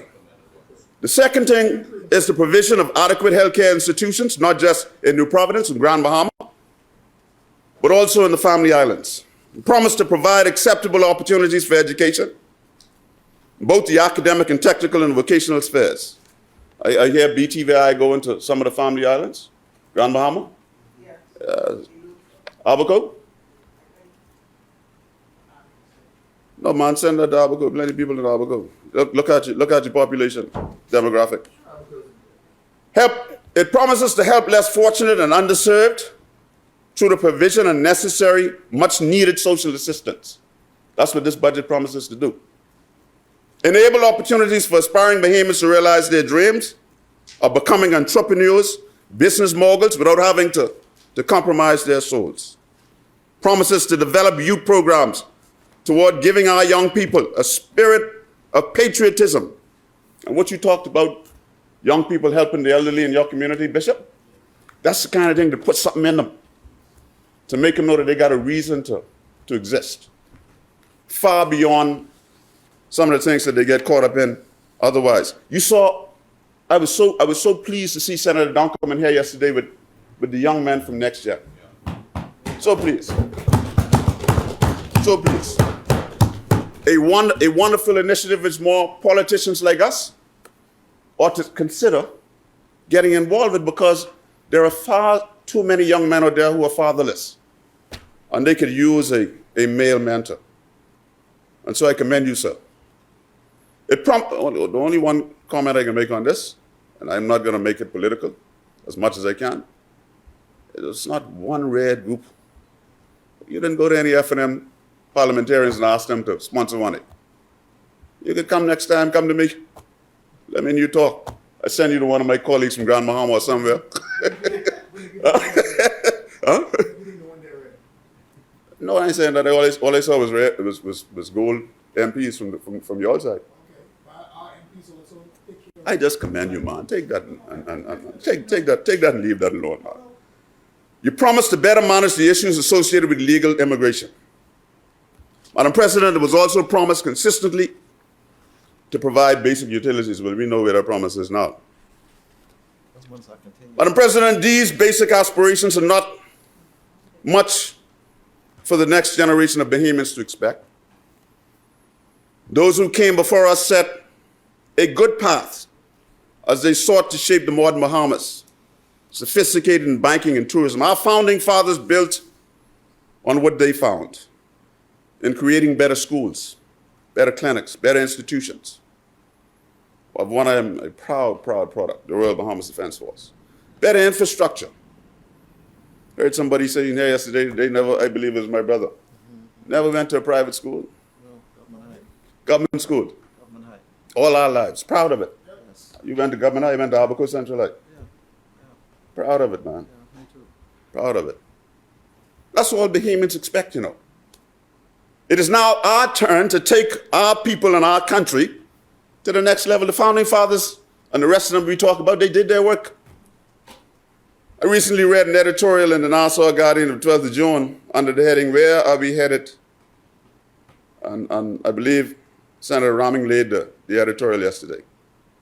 If not, Madam President, I assure you I will lay all of these editorials. I have a litany of them with me. I just couldn't print. And I like to keep my papers for archives. And so I'll ask one of the assistants to the clerks to do so at the end. Where are we headed? And which I thought was it was an instructive piece of writing because it examined where we have come over the past 50 years. And it provoked us to think about where we are headed for the 50 years to come. We won't be here, many of us. I mean, some of us will be well into the 108th, the century mark. So I lifted a portion of it, Madam President, for our edification, and it reads as follows. 50 years in, we deserve a celebration. But we should also pause to reflect. The kind of Bahamas we will have in the next 10, 20, 50 years will depend largely on whatever we are able to develop a shared vision and work together to get where we can and want to be. I continue to quote, "Many of us will not be around, as I said, for the next 50 years, but we owe it to our children and future generations of Bahamians to build on our success, use our best talents to solve bigger problems, and create a buffer for the crisis that is for certain lying ahead." End quote. That should be all of our aspirations, to see how we could leave this country in a better place than we found it, based on the work that our forefathers did. Build on it. Let me add that what we must also find a way to empower more Bahamians toward is financial independence. You know, when I talk about our 50th anniversary and the celebrations, the money that we're spending on it, I didn't make a lot of noise about the jacket. I didn't want to have enough blazers. But I went and I Googled Singapore, right? One of the most progressive countries in Asia, Singapore. And I like Lee Kuan Yew, a great leader of his day. And I Googled what they do on their independence. They call it a national day. Know what they do? They celebrate a military parade, or we have this as well. We have a police tattoo, and we bring out all of our armed forces, and they showcase what they can do. I mean, I just feel like we have too many challenges to be spending so much money celebrating. Patriotism, man, independence. I served in the military all my life, man. You can't tell me about patriotism. Yeah, I was prepared to die. I don't know where you were. no, So when you're talking about patriotism, beware to whom you speak. I am aware. To whom you speak. Apologize. For Patriotism, man. I stood and saluted the flag every morning and saluted it every evening as it went down. Yeah. That's what I did as a patriot. Yeah. And then I went and put my life on the line. Yeah. So don't tell me nothing about no patriotism. You can't sound. The point I'm making, Madam President, is I believe you're spending too much money. Apologize. That's for what I the believe. Independence movement. Now you can excoriate me for that. Do Yeah. whatever you feel like. Yeah. Apologize first for the Abaco independence movement. No, man. I'll never Then apologize for talk that. about patriotism. I'll never apologize for that. I was only a little child. Yeah, but you were on the line, right? Yeah, as children do. You can't talk about. Let me add that what we must also find a way to do is to, real independence for Bahamians. What we need right now in this next 50 years is financial independence. Abaco independence movement. That's what we need. Apologize first. This should be prominently featured among our objectives over the next 50 years. And as such, Madam President, we must work harder to leave ensuing generations of Bahamians in a far better place and space. Passive aggressive. We must improve upon which we graciously inherited. Madam President, instead, we continue to see a government that is satisfied to govern through the rear view mirror, blaming the former administration because they have nothing to show except for what we built. They have an Oban Talk about Oban. No, I want to talk about that nice bridge we built down in Little Abaco. Talk about Oban. The little nice bridge we built down in Little Abaco, none like in the Bahamas anywhere else after the storm. You're living in the Beautiful, ultimate beautiful bridge. universe. Madam President, during his budget communication delivered on the 31st of May, 2023 in that other place, the Honorable Prime Minister read at the outset stated the following. As with all national budgets, this second budget of my administration is the best expression of the intentions of the government. Woven among the various facts and figures are the priorities and choices we are making to continue to make life for Bahamians. But they also contain an expression of our values to move closer to fulfilling the ambition and promise of independence. To put people first by ensuring that economic activity is not just a series of metrics, but instead driven by the very human needs for dignity and justice. And to ensure that the state, the government, in its drive for efficiency and effectiveness, does not lose its ability also to act as a good Samaritan. Well, Madam President, if the budget represents the best expression of the intentions of the government, the Bahamian people are in for much longer nightmare than I initially thought possible in this new day. But you know, what we say in the Bahamas, Madam President, is fishermen don't call their own fish thing. That's the fish. I admit that this budget does make life better for some. Some consultants who will benefit from the consultancies and the contracts, which we don't know what they are. It provides for them. But what does it do for most Bahamians over the hill in the Family Islands? These are the Bahamians who need it most. These are the Bahamians who listened and bought into the idea that an independent Bahamas would finally yield the benefits of their labor. But instead, what they get, what they continue to get, Madam President, is the same old thing from the PLP. Recycling the same old and by now tired diplomats. Retired permanent You secretaries should know better than performing. and other senior public servants to collect a pension and a pay, You should know better. contracts, and undisclosed settlements. You know, You should know better. when you bring back retirees You should know into that. the public service, what you do is stifle the growth of the public service. And you say to these retirees, Madam President, that we can't allow you to retire, we need you to stay. Know better. And in the interim, those undersecretaries, those deputy permanent secretaries, those first assistant secretaries, they're looking up to the top there and they wondering, when am I ever going to Carry the debate. to higher. attain to this Carry the debate high higher. office? No administration likes to talk about crime, you know. I could hear the jabbering, so I know they feeling a little something here You're today. not feeling nothing. Can you Feeling shut the- down? Well, that's Feeling the a only little, person feeling a who little something here benefit. today. Feeling something here. I'm the- No administration, Madam President, likes to talk about crime, you know, none. We didn't like to do it either. And I heard you, Minister Alcides, when you said that this budget strengthens security. That's good. I hope it does. We all hope it does. It's everybody's business. It is. Don't It always amazes me when, you know, and you just said it, you know, I have it right here in my notes. It always amazes me when I hear politicians say, don't politicize crime.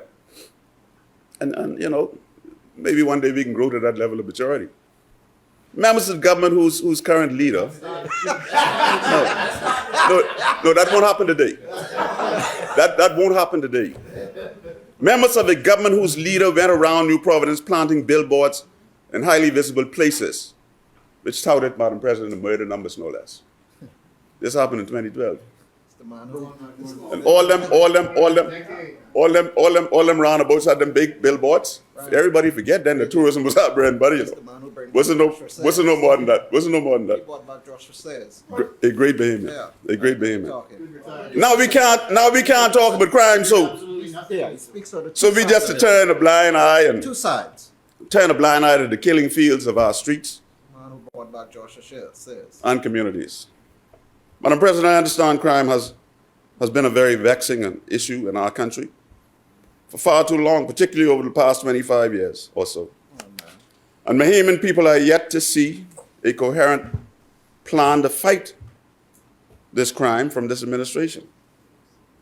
In the Nassau Guardian editorial of 7th November 2023 entitled, "No Clear Plan to Tackle Stubborn Crime," it reinforces the notion that Clearly no plan has been forthcoming, Madam President, since the new day dawned in the Bahamas. It reads thus: the government appears to be handling the crime problem such as it has in other areas of governance. Since coming to office a year ago, a lot of public relations, multiple re-engagements of retired police officers, displacing serving officers and sending others on mandatory leave. I saw a headline, Madam President, by Candida Dames in the Nassau Guardian of 29th of March 2013 that reads as follows: crime rising despite harsh, I got them right down, despite harsher sentencing. Monroe, I think she was quoting the Minister of National Security. He was lamenting the fact that these criminals are getting younger. In the article, the Minister is quoted as saying the movement in the reduction of the age of hitmen is also troubling, to the extent that we must address our intervention programs. In another Nassau Guardian headline of the 14th of June, entitled Crime Down 30%, but Rapes Up, rape reports were reported to be up 64% in New Providence. I got going somewhere with this. In that story, the Minister was quoted as saying, monies allocated are being spent currently to address it, by establishing a centralized unit to deal with sexual offenses and domestic violence that will house NGOs and victim care professionals. The article went on to say that I don't believe in counting these. I think they're quoting the Minister. Counting these because one murder is one too much, and I agree with the Minister. One armed robbery is too much. One rape is too much. The Minister I admire the Minister. He was one of my tutors in law school. You know, Madam President, apart from the apparent contradiction in the headlines shared, it is my view, the Minister is right on track. He's seeking to be transparent and open with the Bahamian people. He could do some talking to Minister Alcides about sometimes how to do that, how to come across to the public. The only problem we on this side have with the Minister, who's wrong my favorites, is that he appears to lack the sense of urgency, benefiting the exigencies of his ministry. Simply put, no more time for identifying the problems. We don't have time to identify it. We know what the problems are. We know they've existed for a long time. What we need now, however, are solutions to this national crisis that has plagued us for far too long. Madam President, this is precisely why we keep calling for a holistic approach to address the challenges of crime in our country. For 4.5 years, I listened to my colleague, brother, and friend, the former Minister of National Security, the Honorable Marvin Dames, repeat ad nauseum this notion that crime has to be treated holistically. If we were ever going to be in a position, Madam President, to break the stranglehold over our country. Madam President, just as the majority rule and independence were our forefathers' problems to fix, crime is ours to fix. For years, our focus in crime and the crime fight has been more manpower and more equipment for the police. But these have not rendered the solutions that we need. They simply have not. And we need these solutions desperately. So, Madam President, 50 years post-independence, there is no more time or space for blame to be passed without offering solutions. So we offer, along with the other responses that we have given to mitigate crime, the following advice to the government and people of the Bahamas. As my colleague Marvin Dames used to say, security would always require a holistic approach. That's what we're doing. This means that the war on crime must include each and every one of us, not just the police and our security forces. Need all of us. What you're doing, Senator Duncombe, that impacts the fight in the war. Urban renewal. What you're doing in urban renewal, Yes. Pastor, that impacts the fight.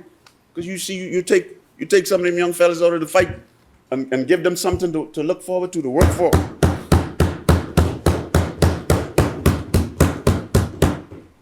The holistic approach must include, Madam President, must include our homes, our schools, our churches, our civic organizations, our government entities, and the security forces working together defeating this insidious scourge of crime that is plaguing our land. The aim must be more than just to fight crime, but to go to the root causes of crime. Together we have to become the country's biggest gang if we are going to snatch our young people back from the brink of self-destruction and destroying us right along with them. All of our futures depend on this issue of resolving this crime problem. It's no longer enough for us just to identify these problems. Madam President, the government must move post-haste to establish a committee, if it hasn't done so, inclusive of each necessary institution, such as the homes, the schools, the churches, the civic organizations, government entities, and security forces, with the single objective of planning the way forward as it relates to crime. The teachers in the schools get identified early. Children with disruptive behaviors. In the churches, we see them, kids with disruptive behaviors. And so when we identify that this one is on the wrong path, and sometimes my grandma used to say, if you had not with the crow been found, you would be at home safe and sound. So if you had not with the crow been found, that's the royal reader, you would have been at home safe and sound. Right? You hear the song? Strike the nail right, boy, hit it on the head. Strike with all your might while the iron is red. That's come from the royal reader. Such a committee must have a secretariat that is empowered, adequately funded, if it is to achieve its goal, Minister. This committee must be empowered, it must be adequately funded, and it must have a singular objective to see how we could help our country arrest this crime problem. In the speech from the throne, this administration promised to pay particular attention, and I so love that promise. Particularly because I was in the cadet corps, Boys Brigade. Pay particular attention to young people. We support this approach. But we say there's now time to move so much more deliberately. Yeah, we know you're making some efforts in that regard, but this problem on us, Madam President, is too urgent for us to take our time to address. We must go more deliberately now. Madam President, as I leave crime recently, there was a stirring surrounding comments of Prime Minister Ralph Gonsalves of St. Vincent and the Grenadines relative to the granting of bail in the Bahamas. Boy, that went viral. He made some comments that were not choice words, but if you know the man, you know where the comments came from. I've had the pleasure of attending many CARICOM and other meetings with Prime Minister Gonsalves. He's a senior and very highly respected leader of our region.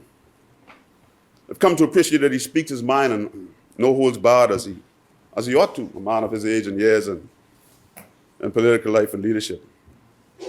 Not so long ago, he made these comments about courts and bail, and most of us found them odious and offensive. But in my humble estimation, but for his choice of words, he said exactly what our police leaders have been saying for the past 10, 15 years. Just last week, Thursday, Commissioner of Police Clayton Fernandez reported in the Tribune, maybe they live in a utopian society where they don't need to. They could have their trials on time. We can't in the Bahamas. We've proven that for many years now. Yeah, man, you say your piece, I can say mine. So just last week, Thursday, Commissioner Fernando in the Tribune is stating that many repeat offenders, he failed and plenty of y'all failing now. The jury's still out on some of y'all. Jury's still out on some of y'all. We've been in 4 years, 2 of them being fighting pandemics and something else.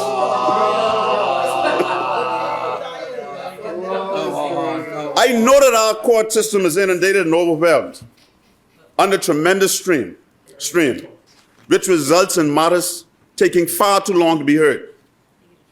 It is, however, hard for me to wrap my head around the notion that some could be on bail for multiple offenses, triple murders, multiple other serious infractions of the law, and still manage to satisfy a court that bail is appropriate.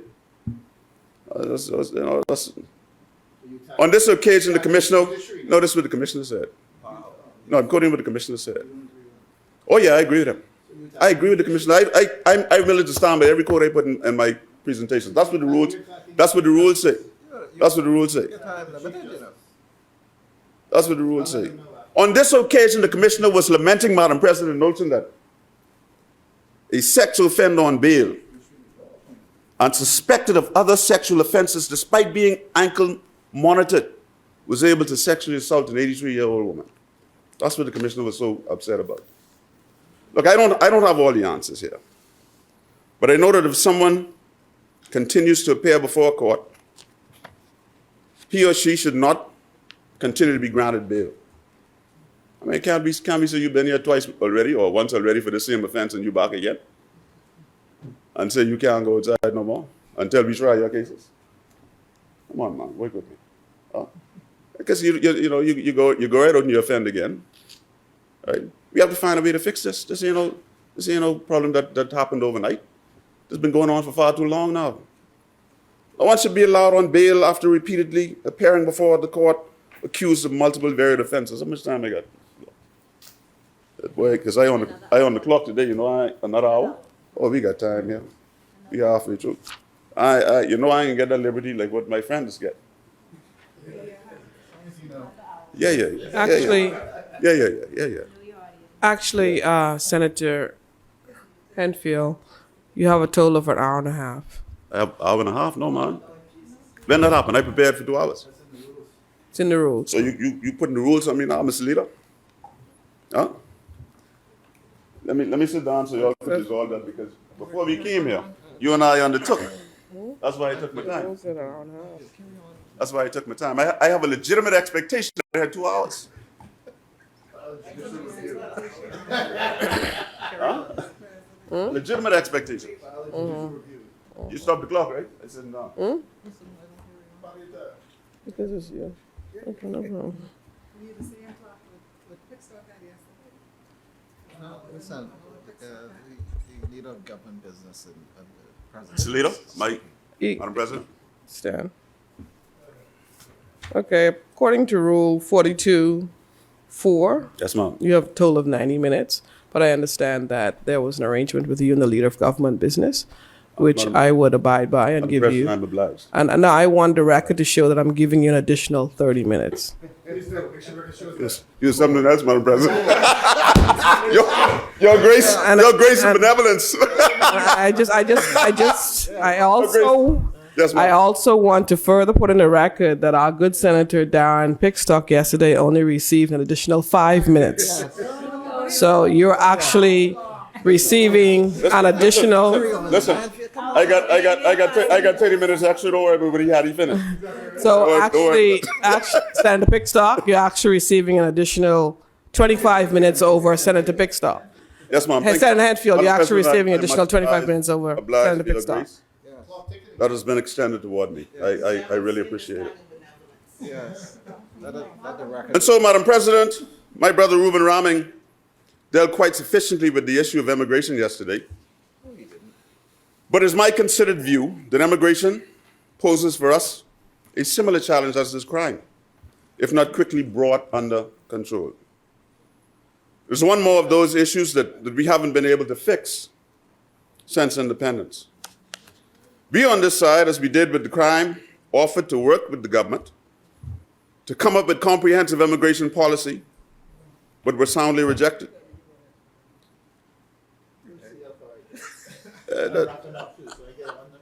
Depending on how much time you're giving, that depends how much time you're asking, well, it depends on how long we stay with these heads.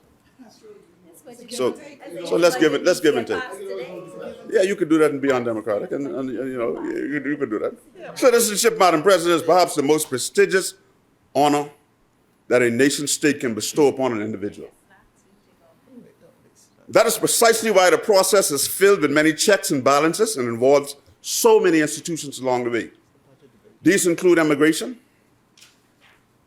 the board thereof, elements of the Ministry of National Security who vet applicants, people of the Bahamas who when you see these photographs in the papers, the people of the Bahamas have an opportunity to chime in, and then finally it ends with the cabinet, the executive.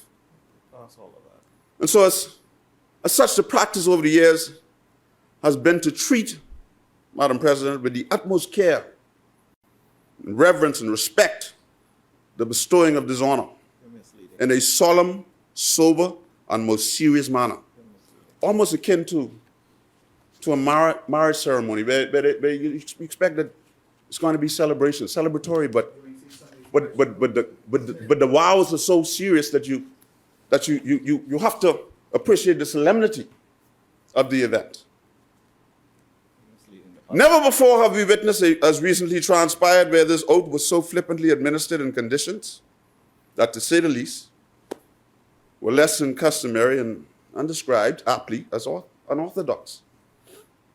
Imagine all of this being done against the backdrop of a country where the topics of immigration and citizenship are extremely emotive, and in many instances, very unsettling. You know, whilst a member of Parliament for North Abaco, I had the privilege of attending 2 swearing-in ceremonies, one with the Honourable former Minister, Brent Simonet, and one with Minister, my brother, Ellsworth Johnson. On both occasions, the ceremony, Madam President, was conducted in the Magistrates' Court in the government complex. It was marshaled by a senior immigration official and was a very serious, very solemn undertaking attended by family and friends. Rightly or wrongly, such occasions must inspire confidence in the system, not to be used to engender more distrust in an already doubtful process. I fear the circus-like manner of the incident in question erodes public trust and further avails to the process disrepute, ridicule, and intolerance. In 2020, one of my favorite persons in the whole world, Justice Ian Winder, another one of my tutors, as he then was, well, ain't nobody perfect. Ain't nobody perfect. Ruled in the Supreme Court that children born to Bahamian men and foreign women out of wedlock were citizens at birth. Two sides of them. The matter was heard by the Privy Council in January 2023, and the judgment was rendered on the 4th of May 2023. So it's taken us, give or take, just south of 3 months to get to this point. So the Privy Council ruled it took us 3 months to get the ruling back. Oh no, we got the ruling back, and it's taken us now, we've not settled this yet. So it's taken us now 3 months to get to this point. You want to get up and say it? I'll sit for you. Okay. You know, man, you don't live like that. This brings me to the front page story in the Nassau Guardian dated 19th of June 2023 entitled Citizens Impacted by Ruling Remain in Limbo. Misleading. They got you in here too, you know. You don't know the fact. The story opined that the Minister of Immigration suggested that Census Ministry had some 1,400 files of such applicants. The natural step would have been for immigration to simply issue those approved with their certifications. Okay, so this process of determining the policy or the rules by which these Bahamians would become credentialed, not to be dealt with by 3 ministries. I appreciate that. Whom I suppose as it happens to be the normal scheme of things. We take their policy or rules recommendations to the cabinet. I assume it was immigration. In fact, the story said so. It was immigration. It was the Attorney General and the Minister of Foreign Affairs, because after that, you're gonna have to go and look for your passports, and you know. So these ministries included, as I said, and I won't repeat that again. In the end, it's my understanding the Passport Office has been instructed to treat those individuals whose fathers signed their birth certificates, for all intents and purposes, as a Bahamian. Well, you know, this is Bahamas, you know, sometimes, you all know that song, your daddy's your daddy, don't know? That's a real Bahamian thing. No, I think that was the right proper decision to make. What's your point? If you would just be quiet, you'd hear my point. But, you know, you're just sitting here jabbering along. Jabbering along ain't helping nothing, man. Right? You know, in the case of those, and I think this may have come from your office, in the case of those with unsigned birth certificates, they will have to be subjected to DNA tests.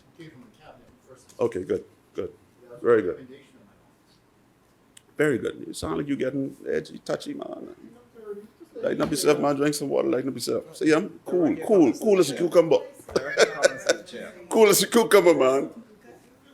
And so even with the help of the courts, it still takes too long for us to get through applications for citizenship in our system. The system just takes too long.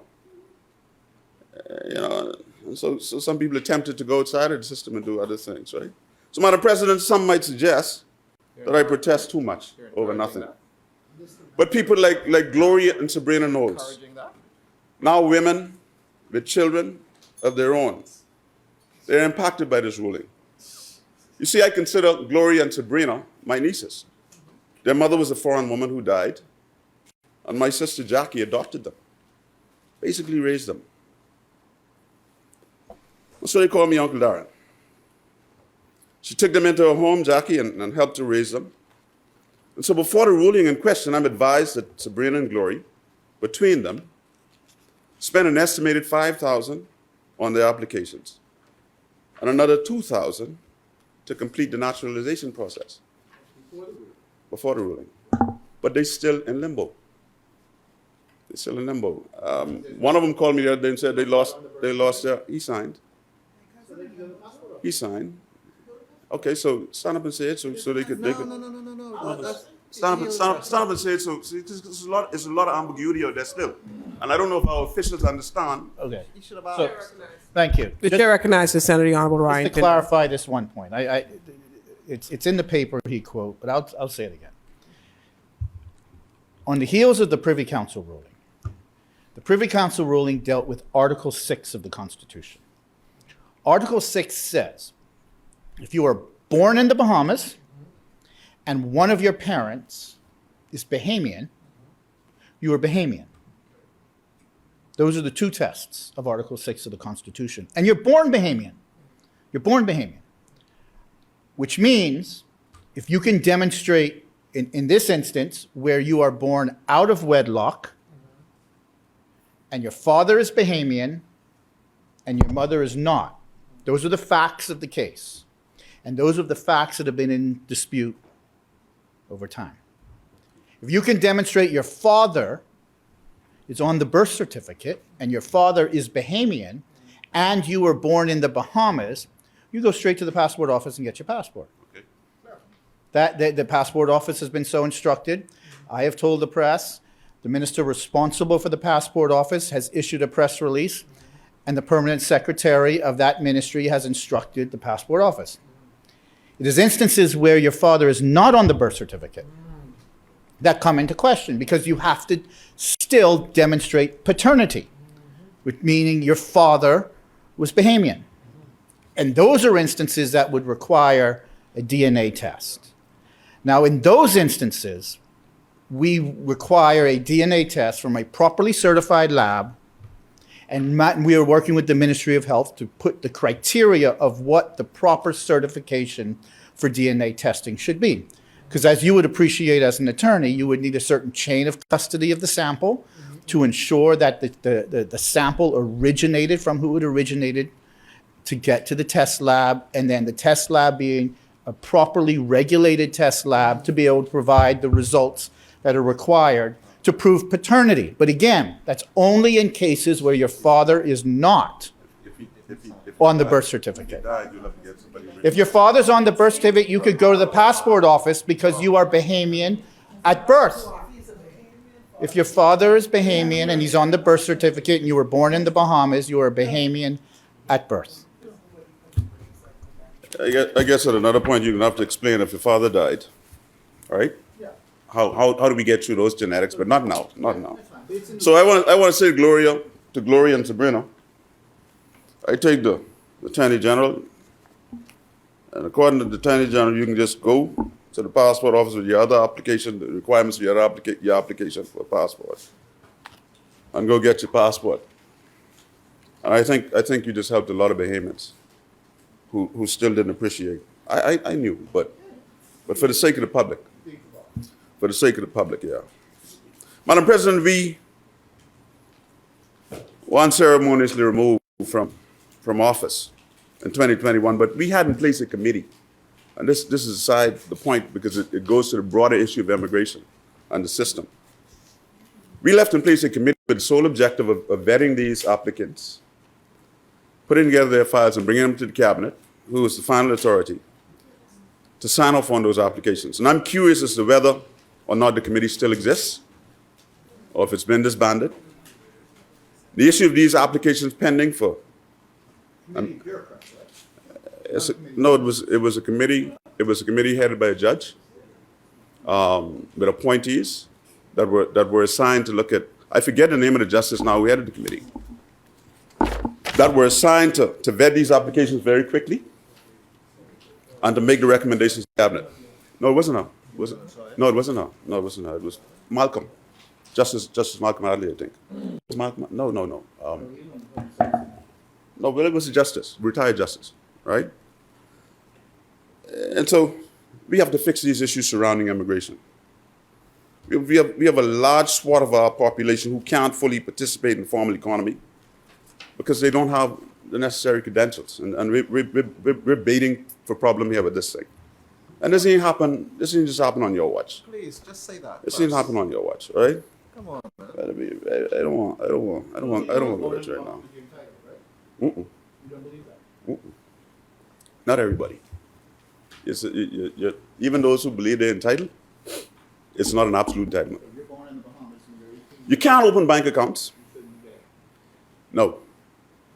If you're born in the Bahamas and you apply at the age of 18, but you have instances where maybe you've been in problems and all the rest of these things, happens all over the world, they send you back to your origin. That's what they do, right? So you can't open bank accounts, you can't buy land, you can't get Bahamian passports, and you can't take advantage of the opportunity to study abroad, Madam President. And so we must act with more urgency. It's unfortunate. I guess, Madam President, if I knew certain people, I'd be able to get it done anywhere outside. What are you suggesting? It simply amazes me that a minister in the cabinet could muster the nerve to take such a cavalier approach, granting Bahamian citizenship without more. Reports indicate that the minister had the approval of the cabinet. I hear people say all the time in there, especially when I sit there. He was sitting right there. He was sitting right there. You can stand up and say that too. If the application had the approval of the cabinet, you can say that too. Then you get up, you can say that too. You like to do this to me. Somebody was sitting right in there. Sitting right in there, and Madam President, you remember he stood at me all the time? They were sitting right in there when the cabinet did that. But cabinet approval or not, the circus created by the minister's conduct has been described as highly irregular, smacks of very poor judgment, can be seen as an unfair activity to hundreds currently waiting in line, and must not and cannot be encouraged. Cannot be. Editorial in Tribune of Tuesday last is instructive on this point. It says, among other things, citizenship is not just a trinket to be handed out as favor. It's not something that can be used for personal or political leverage. It is not something that should be given out to make a minister look good to those he's bestowing it upon. It is an aspiration in and of itself. It is something, Madam President, that should be held up for the importance to our nation and to those who wish to call themselves part of it. End quote. Madam President, we truly cannot discuss immigration without, I leave that now. I think I made my point on that. We truly cannot discuss immigration without addressing irregular and shanty communities. Madam President, we have this ongoing saga of irregular communities, shanty houses. And we have to deal with that too. That's one of those issues we have to deal with. Yeah, I got you. I got your task force right here. So we note the budgetary estimate of $600,000 to establish, as was explained by the Minister of Works, and that other place, an unregulated community task force. We note that. It is a good first step. It's a good effort. Yes. But it should have been 1.5 million given the gravity of this problem that we have in the Bahamas. Yeah. Magnitude and severity of the challenge requires more than, people looking for more than just that kind of money, man, to deal with a problem like this. Oh yeah. Yeah. Got to be more to go against this. You know why? Because the problem is so emotive in the country. The problem is so emotive, and we didn't, in the official opposition, we didn't We chose not to join fringe groups to create more hysteria. Our leader didn't want to do that because we understand that this is a problem that has long existed and it must be treated. It must be treated. Stop talking nonsense. That's talking nonsense, man. Senator, please address the chair. Madam President, the man talking nonsense and sitting right there looking at me and talking it. Please address the chair, Senator. Come on, Madam Thank President. you. Looking right at me and talking it. The minister explained that there will be a secretariat that will look broadly at how the country deals with these communities. My challenge, though, is to determine what we are doing now and what we will do until the action plan is produced. Politicians like to set up committee, but the problem they set the committee up for is ongoing. What we can do in the interim? Tell the committee produce an action plan to do what they got to do. We're just going to sit until the task force determines the next step whilst building these communities go undebated? Reports in the Tribune of 28 March 2023 are now that the government is seeking to demolish some 555 shantytown structures in New Providence and Abaco. Reportedly, these include 232 unfinished structures and completed buildings on the north and south of South SC Bootle Highway, Abaco, 120 structures on the Farm Road near Treasure Key, Abaco. The report further suggests that such structures in Cowpen and Carmichael and Gladstone. So, Madam President, during the minister's administration, we moved to eradicate 177 of these dangerous, unregulated communities in Abaco and New Providence. We were stopped by the courts. In December 2018, we were ordered to stop the destruction of such homes. The court also ordered that there were to be no new buildings. In June 2021, the court ordered similarly that offenders cease and desist from constructing on or repairing any homes in the area under the injunction. We were again restrained from demolishing these shanty communities and buildings in our country, pending on a ruling of the matter. The injunction was lifted in February past, and in the end result, the number of buildings increased exponentially. And are continuing. In this recent matter, Syrian Winder opined as follows. In a case such as this, where the order of the court is being openly flouted, administration of justice is being brought into disrespect and disrepute, the court has an inherent jurisdiction to protect its process, and I am satisfied that the court is empowered to cause those applicants who have breached the order to remove these offending structures. Cian said that the evidence is unequivocal, that there has been a massive expansion of unregulated communities despite the ruling by Justice Grant Thompson. Madam President, before I leave the subject of irregular communities, I have to say that this administration has to get very serious about this issue, because it will not simply go away on its own. After the courts made its rulings, it falls to state authorities to enforce such rulings. For Lord's sake, let's do something, because you see, the government is restrained by the court order.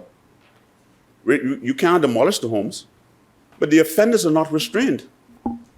You drive on SC Bootle Highway right now, 500, that's a joke. I can take you to Abaco one of these days, you go fishing, right? And I'll take you and show you. I'll take Mike too. Take you and show you these buildings. Because they've not stopped building. See, we follow the law. You may catch more fish in there. Yeah, we will. I'm sure we will. We follow the law because we're constrained to follow the law. But those who they're offending the law, they can care less about what the courts say. And that's evidence from what I see. If we can't summon the courage to remove the ones built in the face of the court order, stop the building of new ones. And so it's very easy sometimes. What we did was we set up roadblocks into these communities. And if you're taking wood and building materials inside these communities, you got to explain why, Madam President. Even if that means the daily inspections of these communities are carried out to prevent new constructions. We just can't continue to form committees while these communities grow with impunity in the face of the court. Madam President, how does a person in possession of a crown grant or a lease for farming or other purpose be allowed to just lease the government land. It's not his, it's a lease. Well, what's in Lonsdale as well? A lease is as good as land. You know, how could a fellow with such impunity, with a government lease for Crown land, Madam President, tell you Beeman, I know who he is, you know. I didn't call his name, but I know who he is. And it's more than one of them. It's more than one of them. There's at least two of them, right? And there may be more. The Attorney General, they say, could you say that, Benny? No, man, it comes with more power coming from you, man. Your lease will be terminated if you're using that lease against the purpose for which it was granted. Because you were not given that lease to allow the building of irregular communities in our country. You were given that lease to farm or for some other purpose that the government approved it for. But you have determined that you are going to go now and allow people for monies to build on your leased property. Unapproved structures. So I understand your lease will be taken. And if you had not with the crows been found, you would have been at home safe and sound. Right? And I can move on from that point now. I am satisfied. The grant of citizenship in this country, like most other countries, is subjective. Listen to me now. This is the part that you asked the question about. The grant of citizenship is subjective. That means that it is not an absolute entitlement. It is not.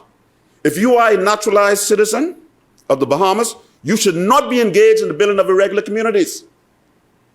You got your certification, you ought not be found in those communities. We'll find something to do with all of them too, right? And so you run the risk of your naturalization, your certification being taken away. You run that risk. I'm not saying the government's going to do it, but you run that risk if you participate in an illegality of this nature. Can't just come and go online and build, man. Can't just go online and build. The court stops us before we can do anything in that. Court stops us before we can do anything in that. I have often heard it said that procrastination is a thief of time. I'm almost done. This won't be over. This won't be over. I'm almost done. No, we ain't talking about you almost being done. How much? Well, in our case, we've seen this administration put off tough decisions until not only time was stolen, but people also lost money unnecessarily. Payment people. How can we forget that this administration's mishandling the BPL hedging program? Because they failed, Madam President, to make the right decision. It's now costing Bahamians millions and millions of their hard-earned dollars in electricity bills. Some businesses are crying for help. Remember in October last year when the Prime Minister announced that the light bills would rise noticeably, but failed to add that it was a result of the government's failure to execute the hedge trades to lock in the low oil prices, Madam President, on the global market. Misleading. As was done previously under our administration. We locked it in so that, the fluctuations of oil didn't matter to us. Misleading. We knew that we were going to pay $20, $50 for a barrel, and we passed that savings on to the Bahamian people. Both the Prime Minister and the Minister with responsibility for BPL denied awareness that the program was in jeopardy until a letter informing him of the same was tabled in the House. Then we had the Prime Minister state in the House on Monday past that he loaned BPL $110 million out of the consolidated fund. And I don't remember, Madam President, coming here to approve it. So, according to the laws of this country, anytime you got big money that you move it like that, it should be in the budget. In the budget estimates, or you should bring a resolution. Or you should bring a resolution for Parliament to approve. You might mean well, but you can't do it like that. You can't without getting any approval from the Parliament. We appreciate that the monies were not budgeted, but we can't understand why a resolution was not brought to the Parliament to approve such a huge transaction with public funds. Same thing happened with the Bermuda trip, Madam President. Same thing happened with that. Just go in the public treasury, take out the money and fly to Bermuda, then come back so you can pay it back when you get a chance. My friend, I tell you, if you had not with the crows been found, you would be at home you would be at home safe and sound, Madam President. So this summer payments can thank the administration for their high electricity bills in the midst of load shedding exercises in New Providence due to the loss of approximately 60 megawatts of generation in the past few days. Therefore, I smile when I hear people talk and brag about the increase in minimum wage. Is good. Pension and salaries is good. Because you give it with one hand and you take it back with the next. Ain't enough to pay for these things that hey, man, listen, and I speak truth. you give it with one hand and you snatch it right back with the next. So, Madam President, similarly, we saw the inability to make a decision when it comes to national insurance. For nearly 2 years now, we've been hearing the good Minister of State and with responsibility for NIB that the fund was at risk of being depleted if increases were not forthcoming. Almost immediately as he did with BPL, when the executives called for an increase in the cost of electricity, the Prime Minister said there would be no increase at NIB. Your colleague was on the board. What are you talking about? Your colleague was on the board. Well, we all know how that happened with On the BPL, board. and the same thing was happening with NIB. Your colleague was on the board. Employers and employees will see increases in the contributions beginning 2024 and continuing thereafter every 2 years You're misleading into the foreseeable future in order to save the much needed fund. We need that fund. When it comes time to make serious decisions, make them, man. Stop procrastinating. You stood there for 4 I years. I saw in the papers 2 ministers with responsibility from your party for NIB. We spend the money feeding people. We spend the money keeping people to work. 4 years. We spend the money trying to circumnavigate the pitfalls of a pandemic and a hurricane. 4 years. That's what we spend the money on. We spend the money on the Bahamian people. That's what we spend the money on. That's what we spend the money on. That's what we spend the money on. So, Madam President, when governing, all the decisions you make will not be popular. Government has to demonstrate a propensity for shying away from decisions that it believes will not resonate well with everyone. How much time are you looking at here?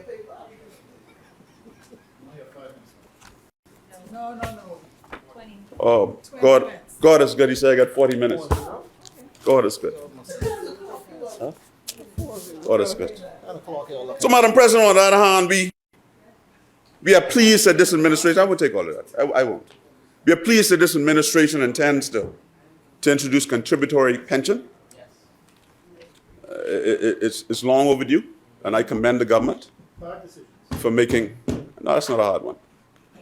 That's not a hard one. I work for the government for. No. That doesn't make it a hard decision. No. That doesn't make. I commend the government for this effort, right? I do, because I served in the government. I served in the military for 36 years, and if I had the opportunity to put something toward my pension, I would have. I would have gladly do it. I'd have been far better off for it. And so this is a good step. This is a long overdue proposition, as the current plan is simply not sustainable and will continue to get worse if left unaddressed. I only ask that we get there quickly. That's all I ask. I give that one to you, Alcides. Let's get there quickly. I'm of the view that this should have been done years ago. If it had been the money of our retirees from the public service, security forces would be far better off. I'm constantly contacted by colleagues from the Defense Force and the Police Force with outstanding pension issues that are simply taking too long to fix. Amazing how readily we are to pay other bills, pay other sums of monies, and take so long to address these issues. They're not in dispute. These are not in dispute. These are not in dispute, right? The Defense Force was given the wrong pension because the calculations were based on some allowances they were getting, and the people at the public service determined that they should only be given their pensions based on their pay. And that's the problem there. The police sergeants keep telling me every day, the minister's aware of these problems, man. that they have to settle. They have an undertaking from the government to settle their pension problems. Both issues with the police and defense forces have been around for far too long now, and I hope we could use the same judicious steps to get it done. I recall last budget, I'm almost done, Madam President, very, very, very close. I recall during the last budget process, the approval in the interest of the long-suffering victims of CLICO, Bahamas. And I believe we approved in the budget estimates $3.8 million to be paid over the course of last year. It was therefore quite shocking to learn, Madam President, that policyholders did not receive the monies dedicated this fiscal year for their benefit. Very shocking to learn that. They've been dealing with this issue since 2009 when the life and health insurer collapsed due to bad investments, exacerbated by the global economic shutdown. It was heart-wrenching to read the comments of Bishop Simeon Hall and others in a recent Tribune article dated the 21st of June, 2023, entitled "CLICO Victims Urge We Need a New Day." I didn't say that. The CLICO victims said, we need a new day.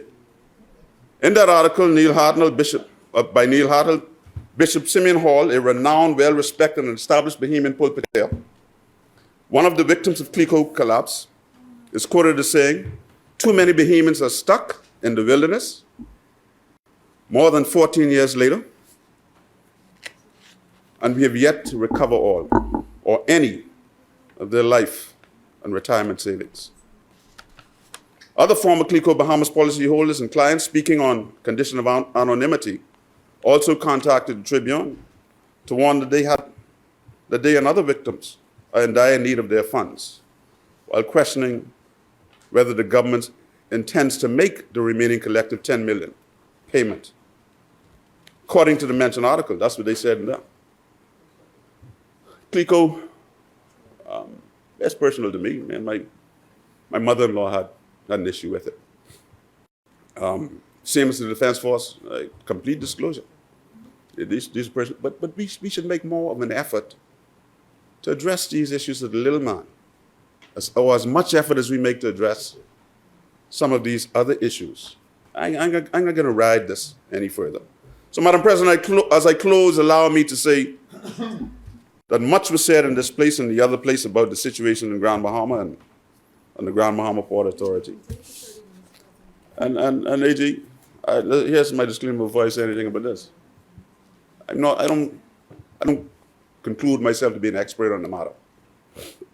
I have been around for a long time. That said, we will all readily agree that something has to be done about Grand Bahama and its economy. We all agree that. Port Authority, governments, plural, and the Grand Bahama Port Authority have not been able thus far to fix the issues. They have not. Grand Bahama's economy has been stagnant for far too long with no real solution in sight. Far too long. But I believe that it is counterproductive and ill-advised, Madam President, for the government of the Bahamas and the Grand Bahama Port Authority to engage in a public war of words. Does not grow confidence and hopes of rebuilding the economy of Grand Bahama, nor does it grow confidence and hope in foreign direct investors who might be interested in investing in Grand Bahama. I encourage dialogue, Madam President, between the government of the Bahamas and the Port Authority, constructive dialogue that is done outside of the view of the public and the international community. Madam President, with that, I rest. I thank you for your benevolence and Godspeed. Thank you.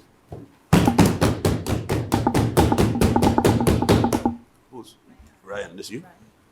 Thank you, Senator the Honorable Darren Henfield, for your contribution to the budget debate.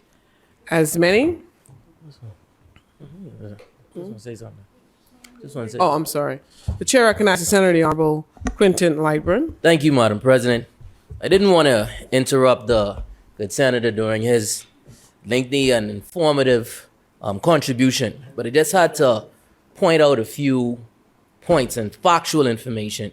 He made a comment. He said that rape is up 65%, which is not the case. Rape from 2021, 2022 went up by 15%. It's a very sensitive topic. We must be mindful. And also he made mention of the task force of $600,000 for the initiation of the task force. Shanty towns did not sporadically came up in 22 months. The previous administration was in government for 4.5 years and did nothing. This government has been in for 22 months and starting an initiative to address the shantytown issues in the Bahamas. So I just want to make that very clear. Thank you, Madam President. Thank you, Senator. The Honorable Quinton Lightburn. As many, Chair recognizes. Opportunity to respond.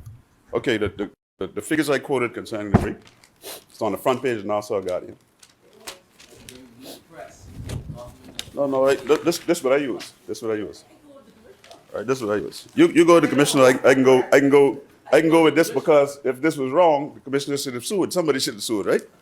And this headline says that crime is down, but rapes are up. Rape reports up 64% in New Providence. Yeah. Okay, so I stand corrected with that. I stand corrected with that in New Providence. All right.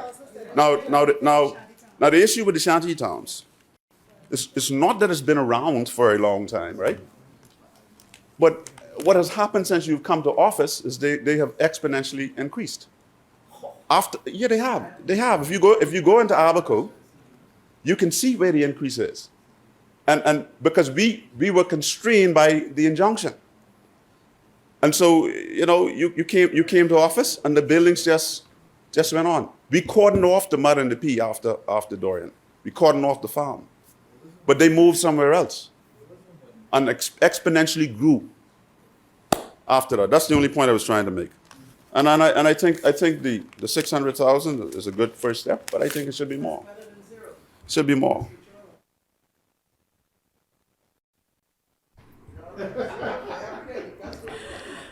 Thank you, Senator. The Honorable Darren Henfield. The chair recognizes Senator the Honorable Michael Halkitis. Thank you, Madam President. Before the Senator Ryan Pinder commences his contribution, which will be the final contribution for this debate, I would just move, Madam President, that the business of the Senate do sit beyond 1 p.m. this afternoon. Is there a seconder? It has been moved. You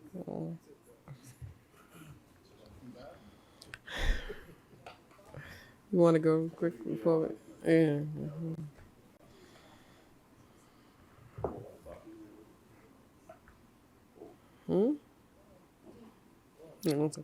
It has been moved and seconded that the business of the Senate go beyond the 1 p.m. hour. As many as in favor say aye. Those opposed say nay. The ayes have it. The motion is carried. The business of the Senate will sit beyond the 1 p.m. hour. As many? The chair recognizes Senator the Honorable Ryan Pinder. Thank you, Madam President. Before I begin my substantive contribution, I just want to take an opportunity to respond to a couple of comments made by the prior senator. The prior senator heavily criticized the national celebrations of which we were all supposed to be unified in one for these 50th year anniversary. For one, that's his opinion. He can criticize national celebration. That's fine. But what he should understand, and what he did not say, is that all the money being spent for these great celebrations of 50 years are being spent by primarily Bahamian small businesses. These are an injection straight into the economy, causing strength and prosperity for scores of Bahamian small businesses in this country. I think that is something that was omitted in his clear disregard for our.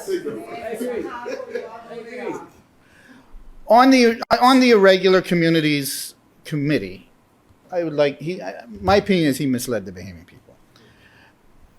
The senator gave the impression that the budgetary allocation is to form and do the work of the committee. I think it's important to recognize that this committee has been in existence for more than a year, a multi-agency committee of which the Attorney General's office is part, so I could speak firsthand on this. Been working throughout the entire year to formulate this plan. Civil servants, technicians. And we are at the stage where the plan is being readied to roll out, and the 600,000 is intended to support the plan. You misled the Bahamian people in that you insinuated, or even specifically said, that the 600,000 was for the formation of a committee. And I don't want there to be any lack of clarity because it's an important issue. This has been worked on for more than a year. A comprehensive plan being unrolled or rolled out, and one in which we are going to advance. Yeah, go ahead. The point I was trying to make, Madam President, was that 600,000 is, in my view, insufficient. I said, I'm concerned with the formation of the committee. And if I insinuated that, that's not the point I attempted to make. That's fine. Thank you. On to my substantive contribution, Madam President. Madam President, for the record, I support this 2023-2024 budget presentation. I support all of the bills laid before this House, and I support the contribution of the Prime Minister of the Commonwealth of the Bahamas. Madam President, the country is finally moving in the right direction. And the economy is not just stable, but it is growing. Our administration inherited a nation in crisis. But our rebuilding and building efforts are paying off. And in this upcoming budget year, we are on track in a number of areas to surpass the state of economy that existed in 2019, the year prior to COVID-19 that crippled our economy, and that the other side wants to constantly put the blame of their inept leadership during that period. Madam President, last year's budget was labeled the way forward, a budget that was intended to help lift the Bahamas out of a severe economic crisis that we inherited. It was our first full budget. It is worth noting that while Dorian and the pandemic may have been double blows to the economy and to the country, in both cases, the situation was worsened by the decisions made by the former F&M administration.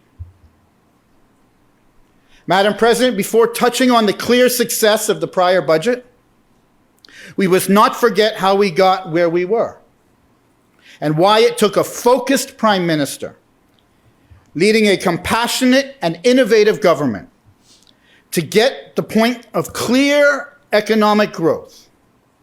Growth that Bahamians all across this archipelago, Madam President, are feeling.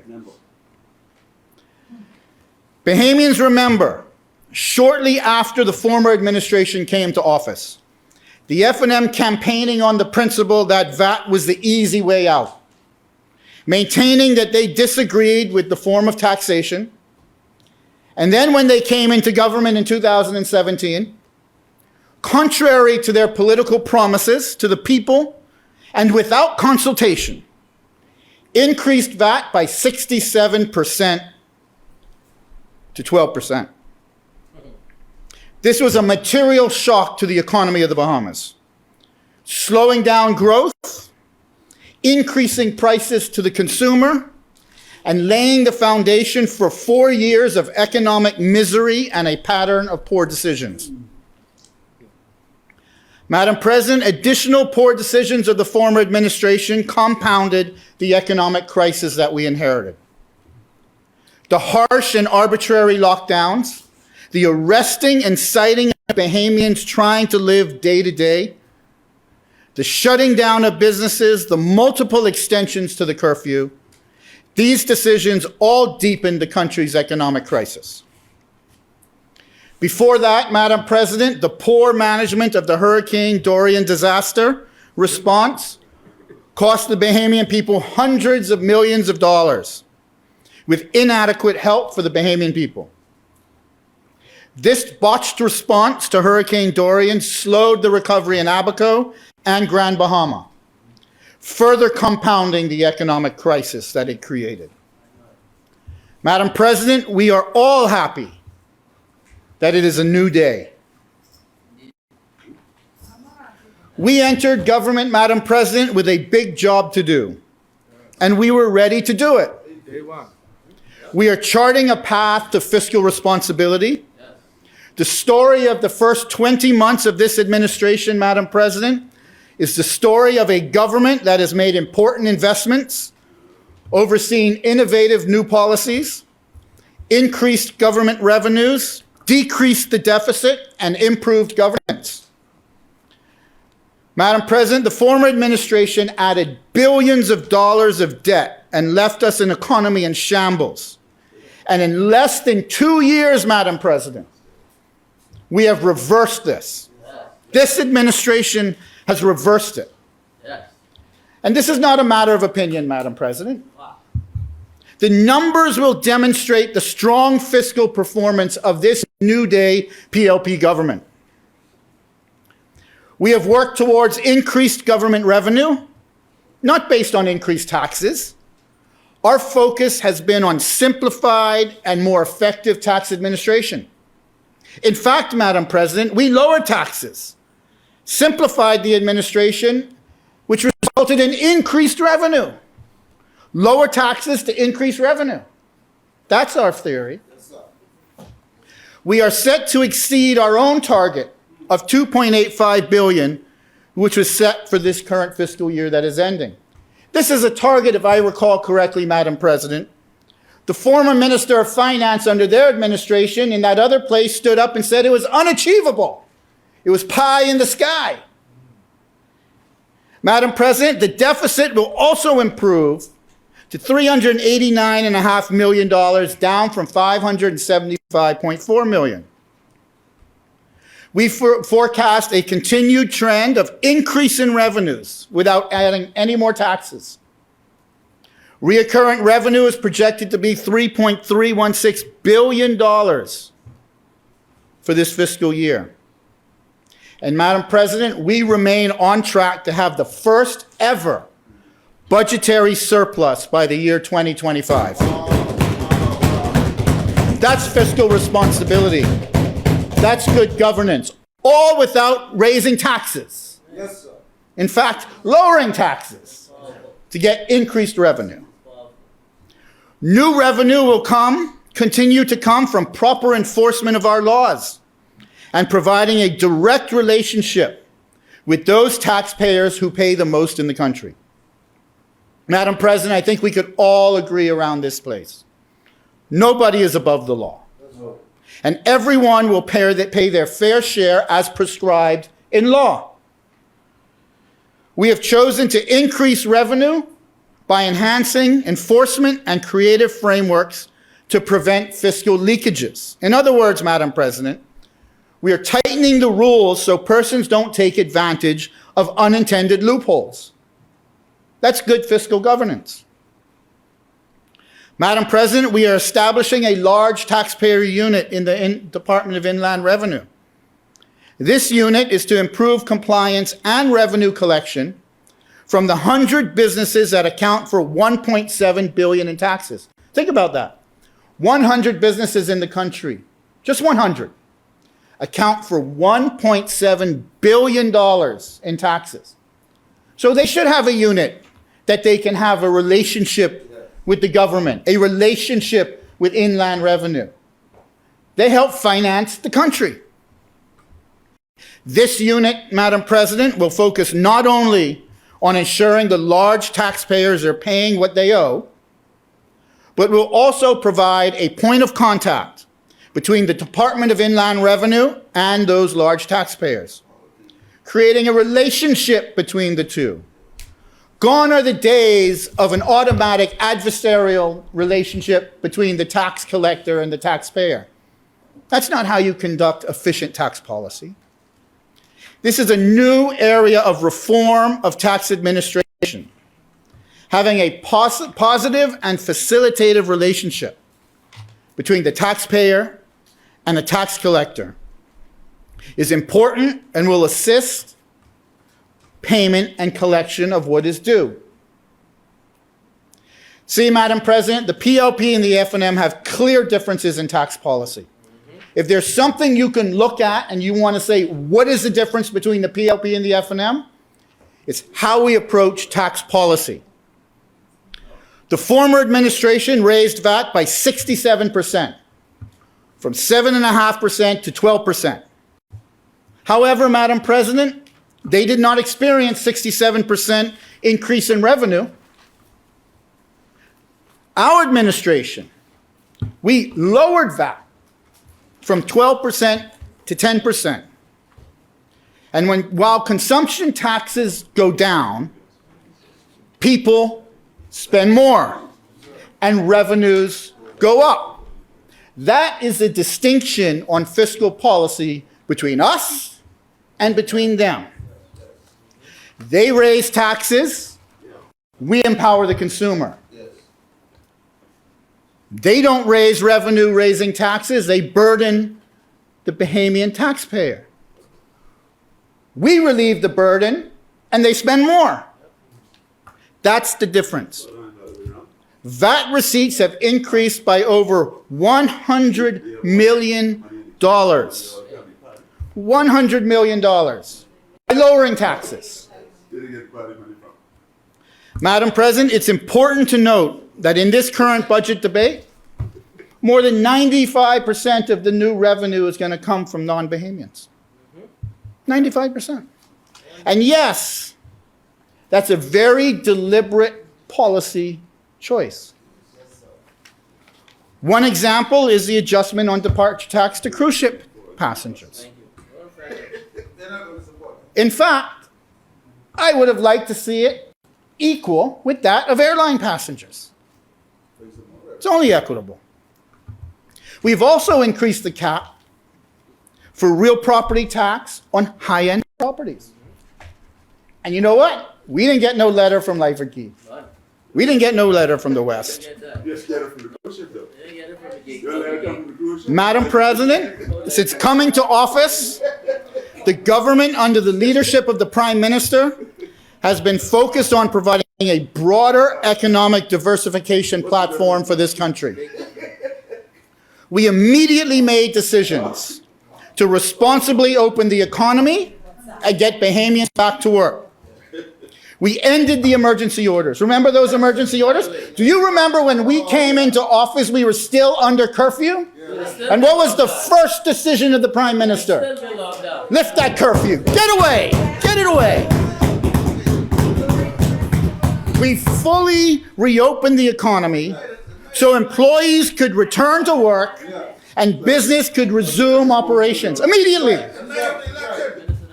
The immediate activity proved clear results. Clear results. Madam President, we are witnessing growth of and arrivals in our tourism industry like we have never, ever seen before. At the end of April 2023, now that's just a couple months ago, overall air and sea arrivals surpassed the 2022 levels by 79%. And in fact, exceeded the banner year of 2019 that they claimed was the banner year. I recall the former Minister of Tourism in 2019 saying this is the highest amount of tourists ever to come to the Bahamas. Well, you know what? We have beat that by 32%, Madam President. 32%.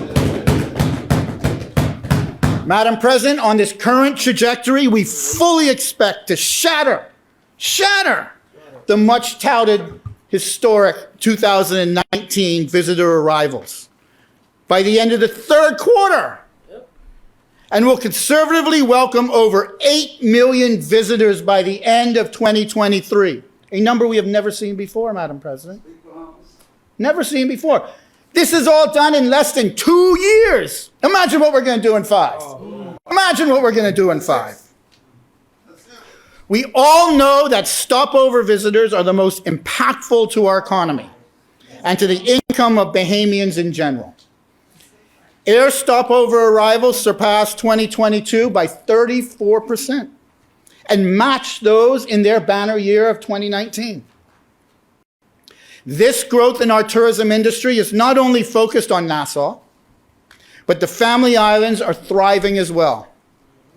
In addition to Nassau and Paradise Island, we are surpassing historic tourism arrivals in South Andros, in North Andros, Berry Islands, in Cat Key, in Cat Island, in Eleuthera, in Exuma, in Long Island. All of those islands are having banner years in tourism. Every single one. Every single one. The real proof of the economic state of the country is found in the recent unemployment statistics, Madam President. Let's look. We are talking facts. We are talking numbers. We're not talking hyperbole here. In 20 months, this is where we have come. From a state of curfew, from a state of lockdowns, from a state of emergency orders to today. In July 2022, the IDB estimated that unemployment in the Bahamas stood at 18%. As of May 2023, the rate has been reduced to 8.8%. This number, 8.8%, is lower than the pre-pandemic levels of 2019, their banner year, which stood at 9.5%. We are very pleased with the progress, which is demonstrative of our governance philosophy that Bahamians come first. Yes. We have emphasized initiatives like Labor on the Blocks 2.0, Labor on the Campus, and since May 2022, we have helped more than 3,000 Bahamians find employment. We recognize the challenge of having and developing a more skilled workforce. That was made clear as well, that need. Madam President, we are investing in skills and training for all. Through the National Training Agency and BTVI, we are addressing skills gaps and preparing all of our people, young and old, for the jobs of today, and more importantly, Madam President, because we know how technology advances, we are preparing them for the jobs of tomorrow, giving them economic security that they deserve. Citizens of the Bahamas across this archipelago can tell you they are directly feeling the economic rejuvenation put in place by this PLP government. When the other side was in government, they would put their hands in the pocket, and all that was there was lint. Under this administration, they put their hands in their pocket, and they're not fumbling coins, they're fumbling dollar bills, marlins, everything. We're working on that too. Madam President, with respect to this budget and the legislation we have before us, as the Attorney General, with the ministerial responsibility for preparing the laws that we debate in this place and that other place, it is my responsibility to discuss and lay out the legislation that makes up this budget. I don't think I have heard one single contributor, especially from that side, speak to the actual bills before us. Speak in hyperbole. Yes, we did. I'm going to take these in alphabetical order, Madam President. The Agricultural Sales and Services Bill. Madam President, this formalized policies on fees payable for the sale, import, and export of plants and animals, as well as provision of certain farming services. Madam President, the Animal Control, Protection and Control Bill.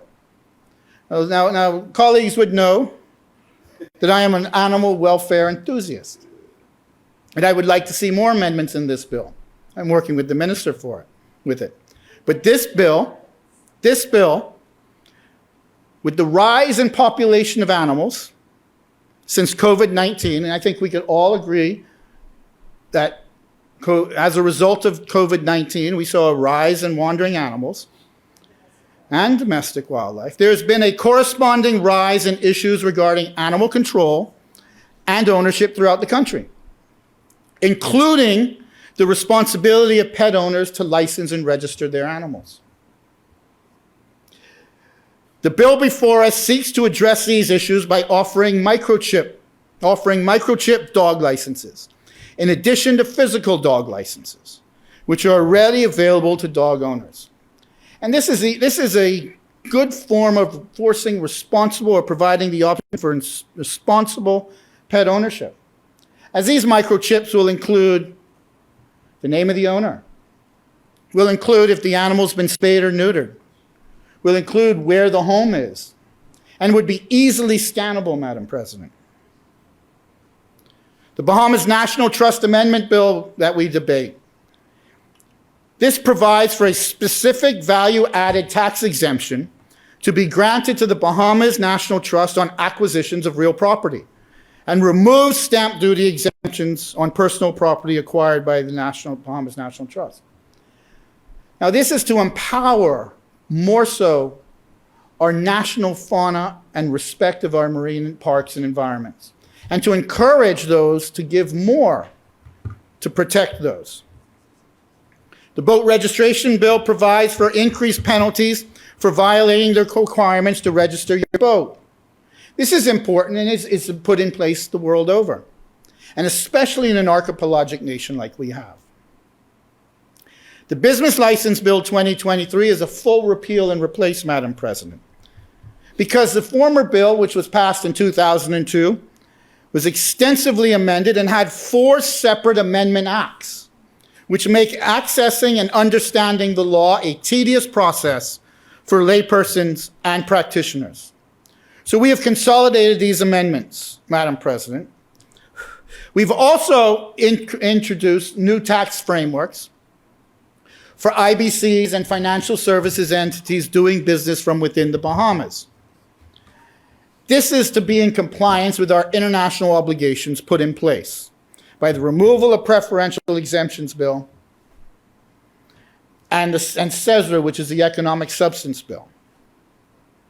We've done thorough consultations with the industry last week on both pieces of legislation and have received some feedback. And in fact, we have issued a pronouncement in partnership with industry and the Ministry of Finance that sets it out in writing. For the members of Parliament in that other place, they would be happy to know that the Constituency Capital Grant Amendment Bill increases the capital grant for all constituencies. Fisheries Amendment Bill gives the director the power to also prohibit the transshipment and export of fish products which are determined to be vulnerable, threatened, or endangered. These must be conserved. You cannot allow threatened and endangered species to be exported out of the country. The Harbor Dues Amendment Bill adjusts the framework of approved ports and increases the landing rates and charges, something that hasn't been done for a number of years. The Hotel Amendment Bill addresses and refines, after industry consultation, how the condo taxes are to be calculated. Colleagues would know we put this condo hotel tax regime in place last year to close the loopholes that existed. Industry has consulted, and this is an attempt to refine the legislation after such consultations. The Passenger Tax Amendment Bill introduces the Tourism Enhancement Levy on cruise ship passengers arriving and leaving the Bahamas. This is to be deposited in the new Tourism Development Fund. That fund, Madam President, is to be utilized to create opportunities and empower Bahamians in entrepreneurial activities within the tourism sector. A very important component, Madam President. The real property tax amendment bill, and my colleague made points of this, increases the maximum tax on owner-occupied property from $120,000 to $150,000. Madam President, that's the cap for high-end properties, primarily owned by foreigners. They should pay their way. No, but we believe that they should contribute to the country and the society in which they live, and frankly, in which they brag about living in. To provide assistance to Bahamians, Madam President, all units of duplex or triplexes are classified as owner-occupied. This is the empowerment initiative amply described by my colleague, Minister Halkitis. This is an important clarification because we heard the mischief in this place, Madam President. The Road Traffic Amendment Bill. This prohibits the owner of a motor vehicle licensed as a private motor vehicle, like our cars, prohibits them and that person owning that car to use that vehicle for a fee without a self-drive license. Now, this is an important amendment because we have seen the rise of Airbnbs in the country. And it's by far too many times, no, it's good for Bahamians. They're making money. However, they may be renting their private cars, which puts them in greater jeopardy because those cars are not insured. We've given more SD plates out to Bahamians who want to go into the business than any government before. We empower Bahamians. We empower Bahamians. Madam President, the University of the Bahamas bill similarly provides tax exemption to property owned by the University of Bahamas. We agree with you there. Madam President, these are examples of bills we debate today. And I think it's important that the Bahamian people know the different aspects that are in this suite of legislation. Madam President, our path to economic and social recovery and security as a country starts with our blueprint for change. Our blueprint for change, Madam President, is our promise to the Bahamian people. This is the mandate on which we were elected, our blueprint for change. And we ask you to grade us against our blueprint for change.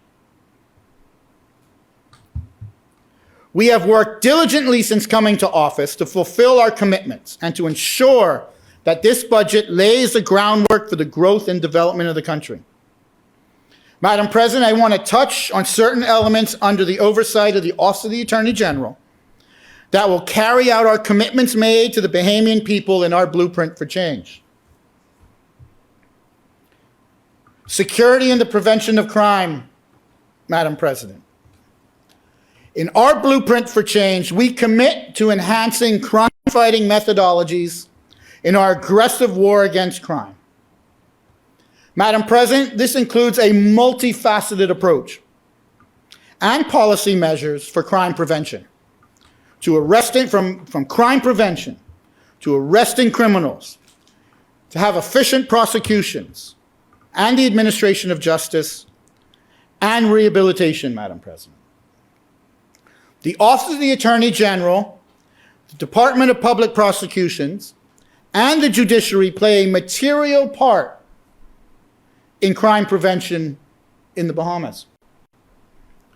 With respect to enhancing the prosecution of criminals, Madam President, we have worked hard and continue to work hard ensuring the work of the Department of Public Prosecutions is efficient, effective, and successful in moving the cases through the judicial system. In September of 2022, Madam President, the International Development Law Organization, otherwise known as the IDLO, commenced a 2-year project to bolster the efforts of the government of the Commonwealth of the Bahamas to promote good governance through enhanced transparency, integrity, and accountability in the justice sector.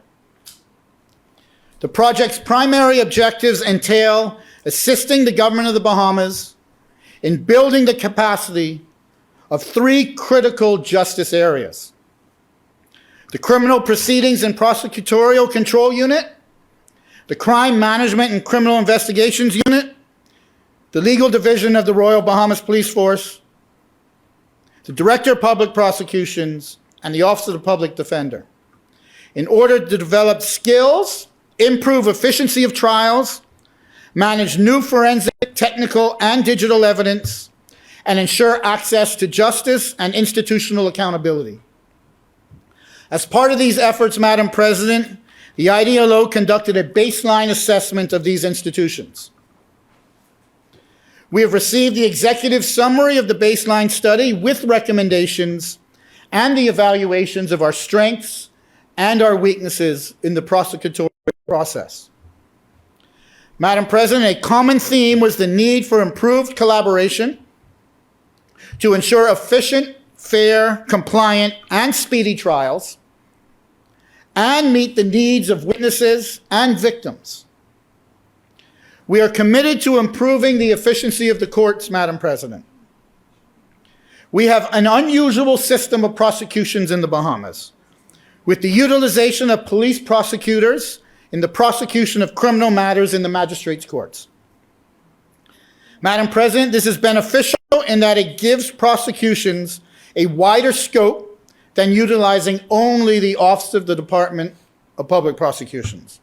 However, it also requires greater collaboration, communication, training, and coordination. Because police prosecutors, Madam President, are within a different division of the police force. And they are not prosecutorial attorneys, but they are police prosecutors in the magistrates' court. The Office of the Department of Public Prosecution has already undertaken the implementation of some of the recommendations. Yes, some of them are lawyers, but they're not all lawyers.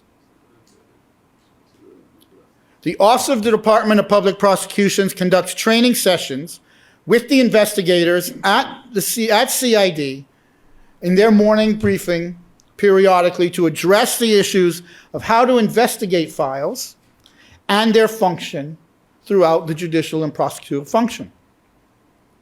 They have also conducted training sessions with the police prosecutors, which are hosted at the police headquarters, with a view to advancing their prosecutorial skills. This is important because the skills of the prosecutor and how to run an efficient trial is fundamental to expediting the judicial process of trying criminals. The investigation and prosecutorial arm of the Royal Bahamas Police Force and the Department of Public Prosecutions have been collaborating on essential issues for the advancement of criminal matters before the courts. Special attention has been given to support for witnesses, and particularly the vulnerable witnesses. Although the Department of Public Prosecutions and the Office of the Public Defender have distinct roles, we've also been collaborating with some of the attorneys regarding plea agreements. Plea agreements are an important area of disposing of criminal matters, Madam President. The Office of the Department of Public Prosecution has also incorporated the officer in charge of police prosecutions and his team in their meetings. The goal of these improvements is to ensure that criminal matters are prosecuted thoroughly and efficiently, to expedite trials and secure timely convictions, which will have a material effect on the grant of bail in certain matters, Madam President. We must speed up the prosecution in our courts to have a direct effect on the critique we have heard regarding bail. Madam President, a fundamental component of crime prevention and effective administration of justice is to ensure that our judiciary has the proper tools necessary to hear and dispose of trials in an effective and timely manner. For too long, Madam President, we have had a court infrastructure that was inadequate and contributed to delays in hearing and disposing of cases. Our government is going to be the one that fixes this long-standing problem, Madam President. I am pleased to announce today, Madam President, that we will build a new state-of-the-art Supreme Court judicial complex. The governor of the Bahamas, through its property acquisition special purpose vehicle called Ponciana SPV, has contracted to purchase 50 Shirley Street and 52 Shirley Street and take ownership of the Rodney Bain building. So you would know 50 Shirley Street is where the Registrar General currently is. This will extend it from Parliament Street to Charlotte Street on Shirley Street. These 3 parcels of land will be developed into a new state-of-the-art Supreme Court Judicial Center. The Rodney Bain building will be demolished, and the current 50 Shirley Street building, where the Registrar General is, will be repurposed for courts and a judicial administration function. A new 7-story Supreme Court complex will be built adjacent to the 50 Shirley Street building. The new Supreme Court judicial complex will provide for 8 civil courts and 8 criminal courts and 4 hearing rooms. There will be adequate parking underground, and the design of the complex will be suitable for a proper judicial edifice downtown. This will be in addition to the 3 Supreme Courts in Freeport. Madam President, constructing this new Supreme Court judicial complex will also allow us to deliver on the promises of specialty courts. Once the judicial complex is completed, which is estimated to be within 2.5 years, the current main Supreme Court will be converted into 2 sexual offenses courts. We've identified and are undertaking renovations for 3 family courts, 3 magistrate hearing rooms on family matters, and a juvenile court at a facility on Bernard Road. We will convert the current Hansard building where the Chief Justice is into a coroner's court. And we are also looking at acquiring a building close to this new Supreme Court complex that will be utilized as an arbitration center and a commercial court. Madam President, these are all in addition to the new specialty magistrate court, the gun court, which we have recently put in place to hear firearm offenses to ensure the swift and equitable justice for those who have firearms offenses. Madam President, this will be the most transformational investment in our judicial system since independence.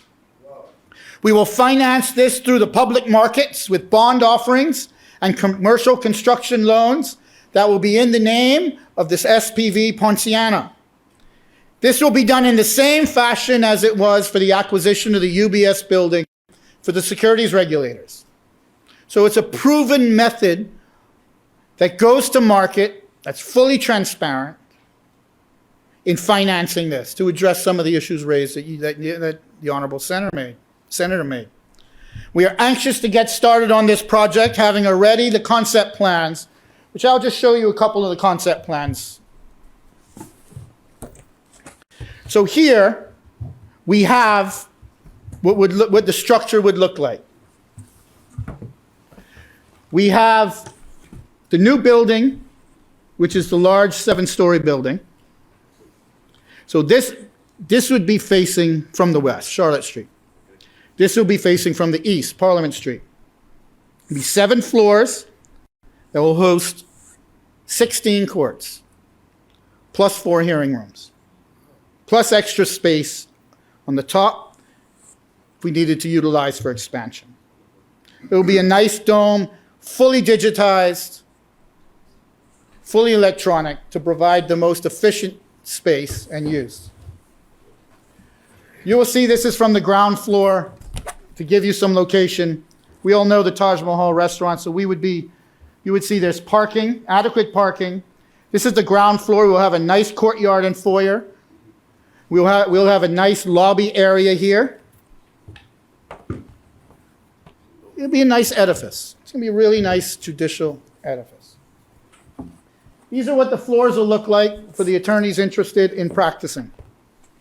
You'll see each main floor of the new building will have 2 large courtrooms.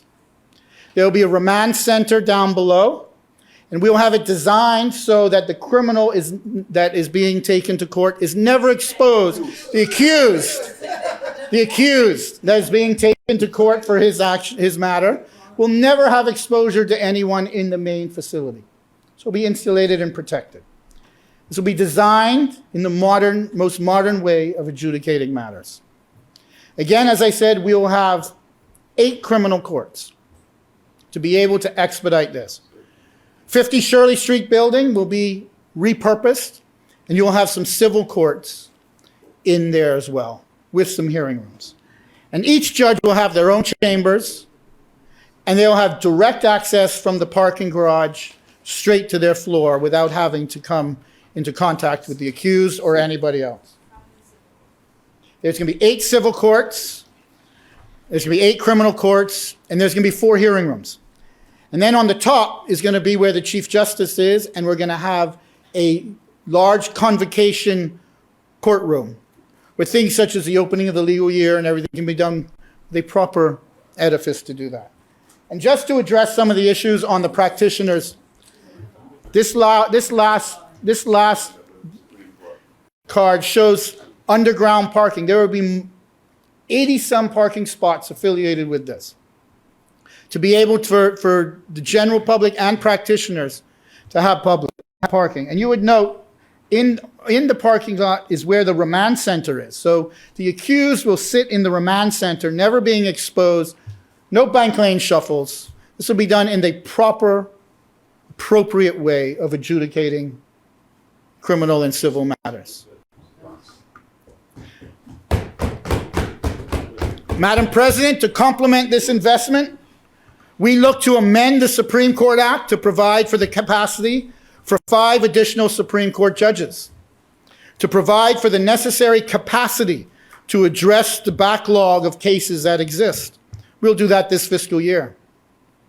This is an exciting time for judicial reform, which will go a long way to the efficient administration and administration of justice and prosecution of accused criminals in our society.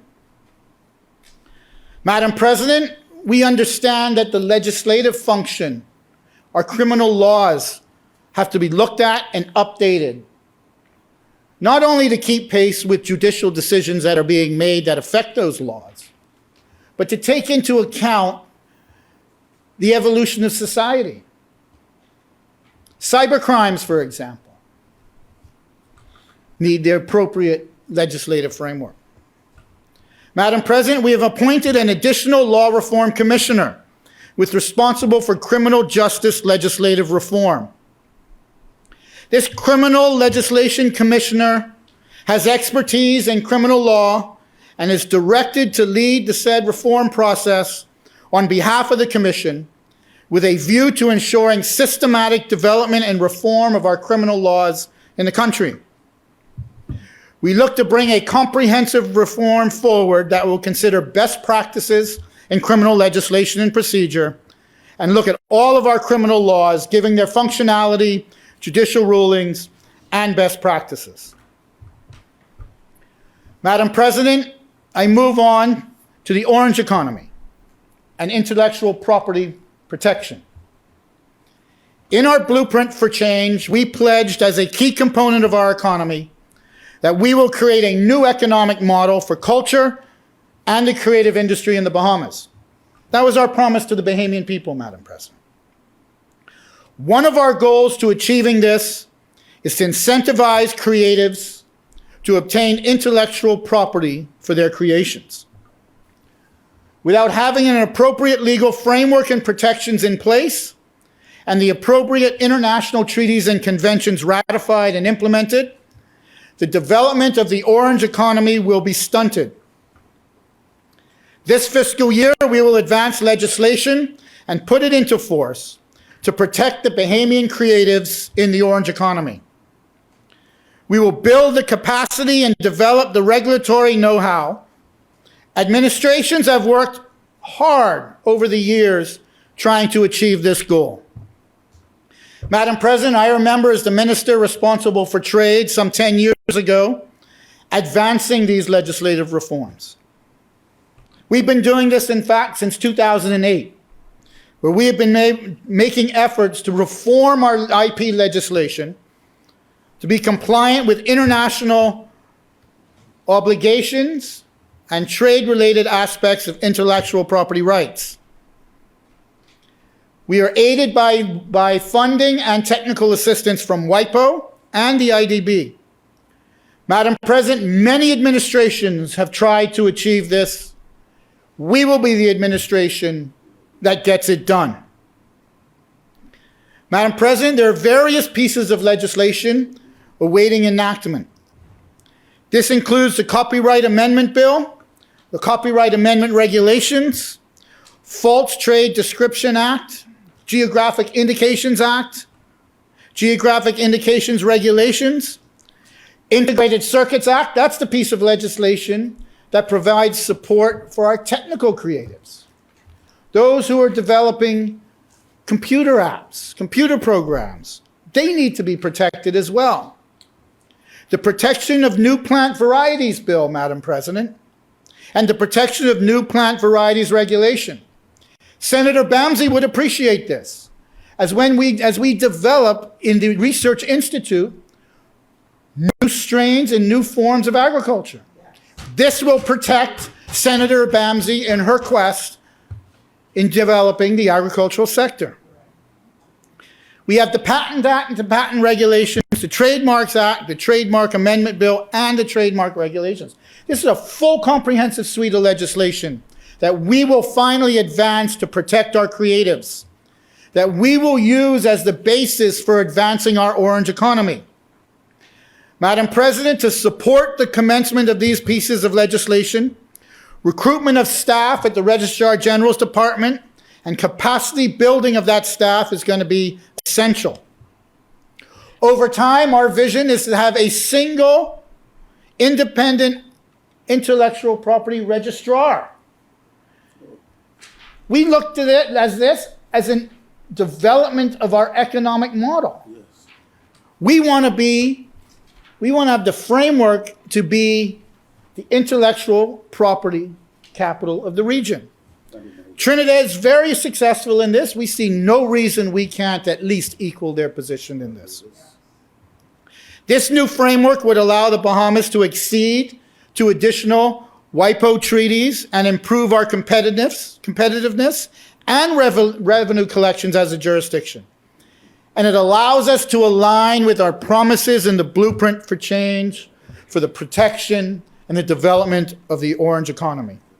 In fact, we have already engaged and met with the World Intellectual Property Organization for the necessary assistance and technical support.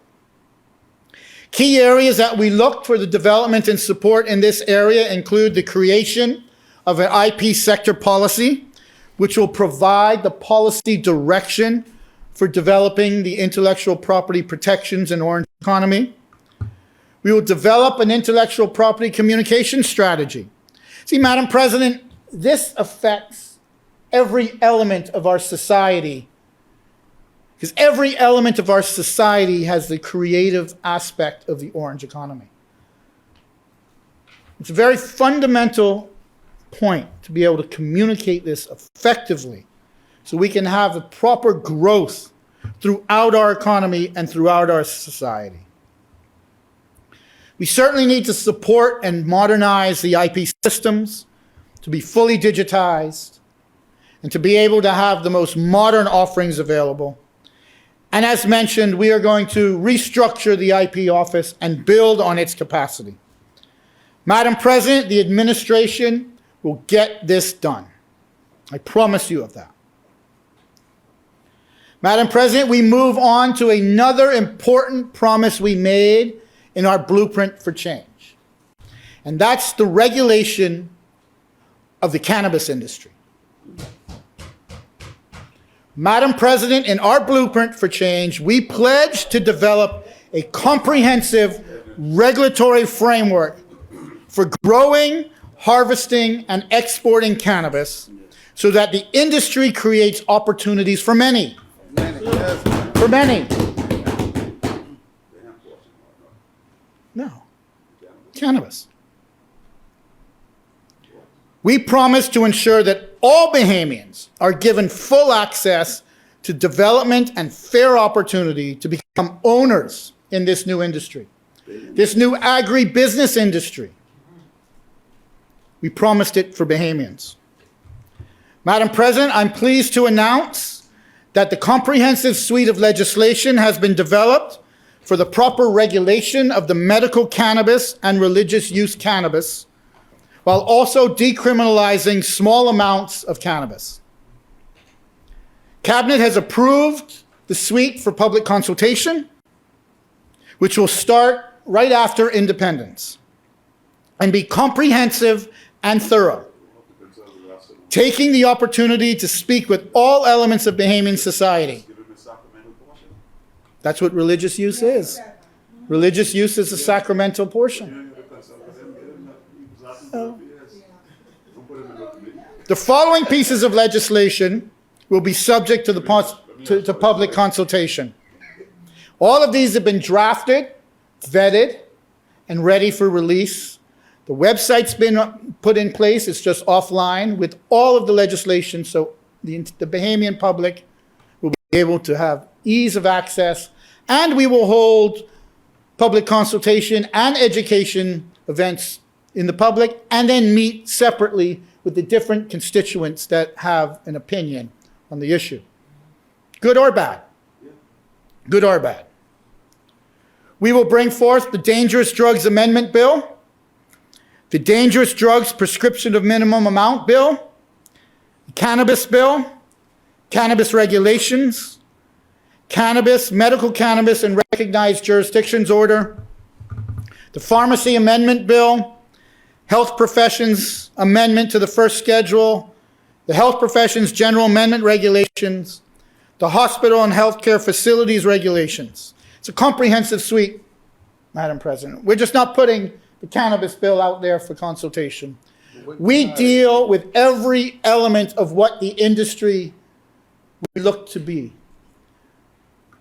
From the growing, to the production, to the dispensary, to the research, to the production, to nurseries, straight across the board, Madam President. The framework seeks to authorize the legal use and consumption of cannabis for medical, scientific, and religious purposes, and is in line with advancements made by our peers in Jamaica, Barbados, St. Vincent, the Grenadines, and Canada. It has been internationally benchmarked across the world. It is of note the major impetus of this compendium of legislation is the findings of the Caribbean Community Secretariat and its 2018 report on marijuana that was titled Waiting to Exhale, Safeguarding Our Future from Responsible Socio-Legal Policy of Marijuana. And that was a CARICOM-sponsored study. I think it was done when the Honorable Minister was Minister of Foreign Affairs. The report investigated and discussed the history of cannabis, as well as new scientific evidence which challenged past prejudices against marijuana. In its conclusion, the Secretariat recommended sweeping legislative reform throughout the entire Commonwealth Caribbean. Concurring with many of the Secretariat's recommendations, the Bahamas Commission on Marijuana, which was constituted in 2018 under the former administration, submitted a 2020 preliminary report, which we have reviewed in detail. All of these were factored into the framework on how we're going to approach the regulation of medical cannabis, religious use cannabis, and cannabis for scientific purposes. We can expect that comprehensive, as I said, consultation to occur through the summer. It'll start after independence and continue for at least 60 days, maybe longer, to get a full dialogue with the Bahamian people on the framework. And we are open to any suggestions on the framework once you see it in place. Madam President, another promise of our blueprint for change in which we will advance this fiscal year through the Office of the Attorney General has to do with land reform. As has been announced, Madam President, our government established a land reform committee with the mandate to review the following: land adjudication and investment holding, registered land, and the law on property. Some of the important aspects of their mandate has to do with making recommendations on overlapping claims and rights to land. That's where two or more people would claim to own the same piece of land. Happens throughout our archipelago, especially in the Family Islands. Address uncertainty regarding ownership of land. To address outdated policies for Crown land divestment and administration. And to address the existence of commonage land and generation property. I remember, Madam President, the current Minister of Foreign Affairs, Fred Mitchell, when I was just getting wet behind my ears in this world of politics that we know, held public consultations on land reform in Rawson Square. I went and testified on commonage and generation land. I thought it was interesting. And being a commoner from Spanish Wells, I thought it very applicable. In fact, my father farms more than 200 acres of commonage land on the mainland. Yeah, Russell Islands is private land, but on the mainland, it's commonage land. We got good mangoes now, too. So he was revolutionary in trying to bring it to the public. But this is a very complex and technical issue. Complex and technical.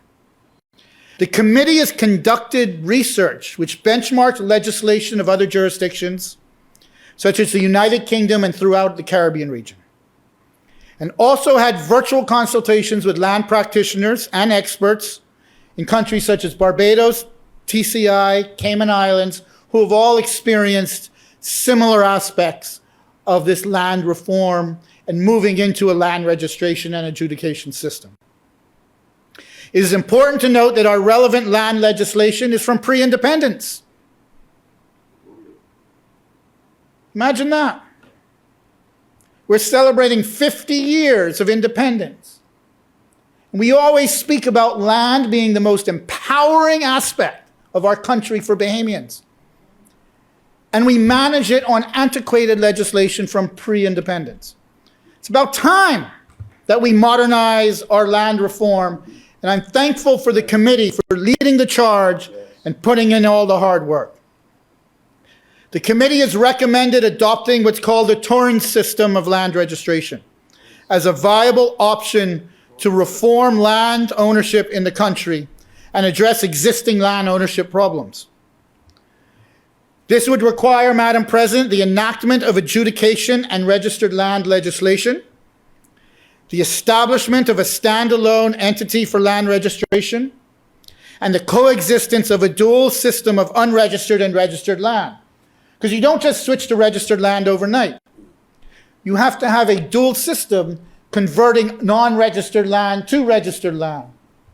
And those that would have a dispute over the land then would have to adjudicate it to see who's the proper owner of that land so it could be registered. So you got to run a dual system.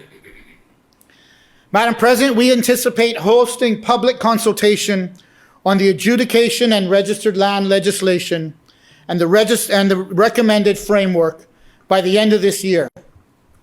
This is a major step forward in establishing a land registration system and providing a mechanism for adjudication of disputes over ownership of land. This is a long-time vexing issue for Bahamians across our archipelago. Doesn't matter where you are from, doesn't matter in which island you live, including Nassau, that there are not issues on ownership and co-ownership and disputed ownership of land that stagnates the empowerment and development of Bahamians across the spectrum. Across the spectrum. If we can fix this singular issue, Madam President, this would be the most empowering thing that can be done for scores of Bahamians, regardless of economic class, regardless of education, regardless of exposure. Every single Bahamian would benefit from the empowerment of land ownership if we can clarify these long, vexing issues. And this government will get it done. This government. The bills have been drafted, they're being vetted over the summer, and consultation will begin in the fall. You're wicked, you're wicked. Madam President, I'd like to turn my attention to the Office of the Attorney General and some of our accomplishments to date and the initiatives that are being implemented in the upcoming financial year within the ministry. We know the Minister of State, the member for Centerville and that other place, appropriately and well delivered, gave an update of the matters within the ministry that he has oversight. I may touch on these, Madam President, but I won't go into depth on these, as he was adequate and excellent in his communication of the same. Madam President, I want to take the opportunity to recognize and thank the work of the Law Reform and Revision Commission for working tirelessly to ensure the government can proceed with its aggressive legislative agenda. And we did so on day one. And I want to thank him for all the hard work with this budget exercise. I think there are some 30 pieces of legislation and subsidiary legislation that had to be prepared. Madam President, I want to speak specifically on law revision. An important component of the Law Reform and Revision Commission, one that has been neglected over time, is the job of law revision. Law revision, Madam President, is the incorporation and consolidation of amendments into the existing revised edition. In other words, as we know, we're doing it in the form of the Business License Act. I mentioned, since 2010, there are 14 amendments to the Business License Act. That presents the opportunity for mistakes or misinterpretation or misapplication of a law when you have to follow through all the amendments.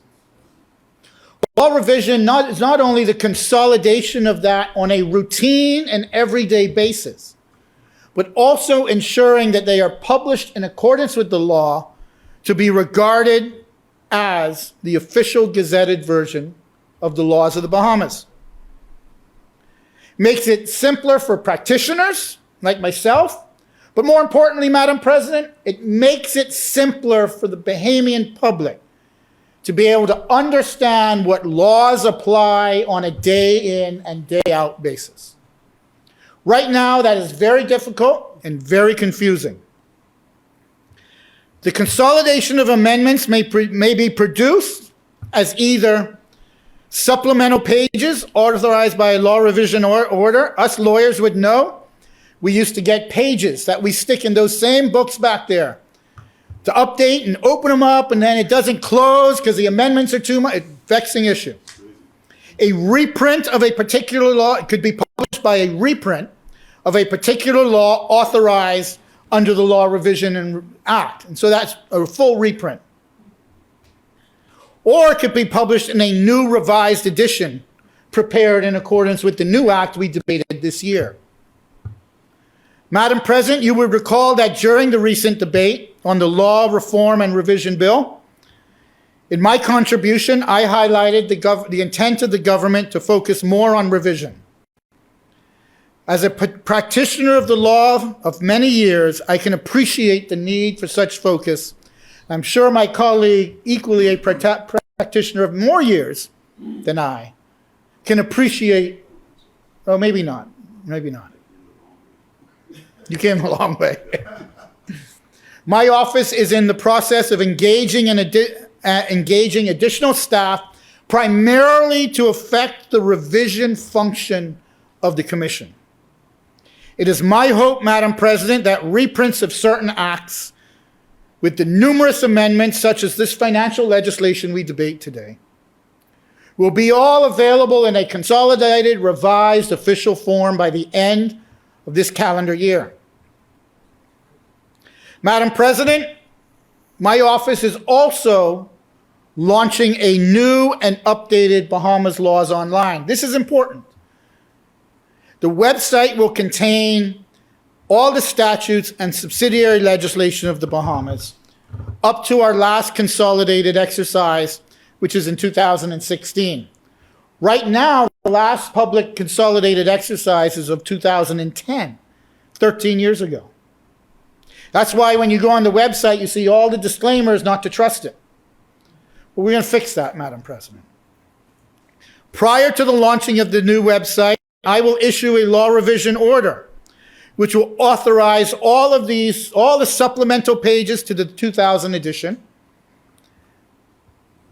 and the 2016 edition in a consolidated format and publish it online.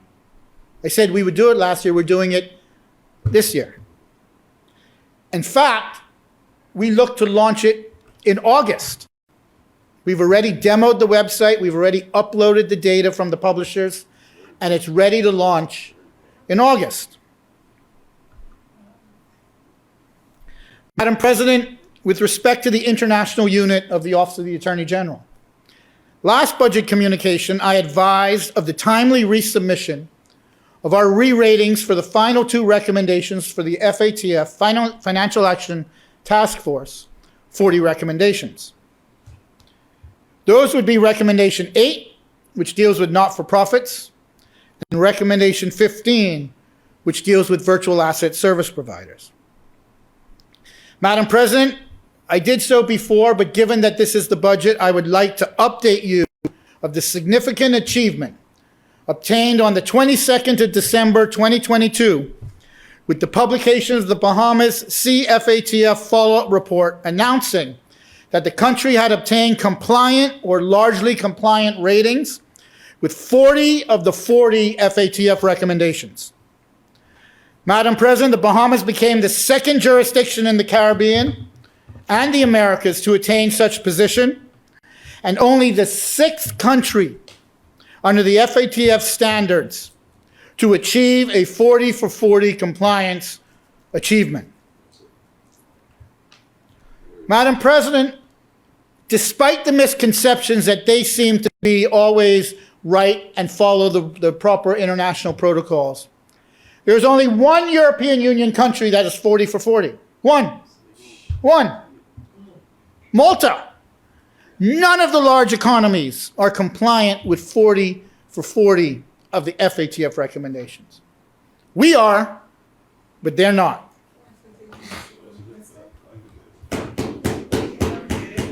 Madam President, it's a massive achievement by the jurisdiction. See, we like to always focus on the negative, and I understand that. It's easy to focus on the negative. But we need to focus on the achievements as well.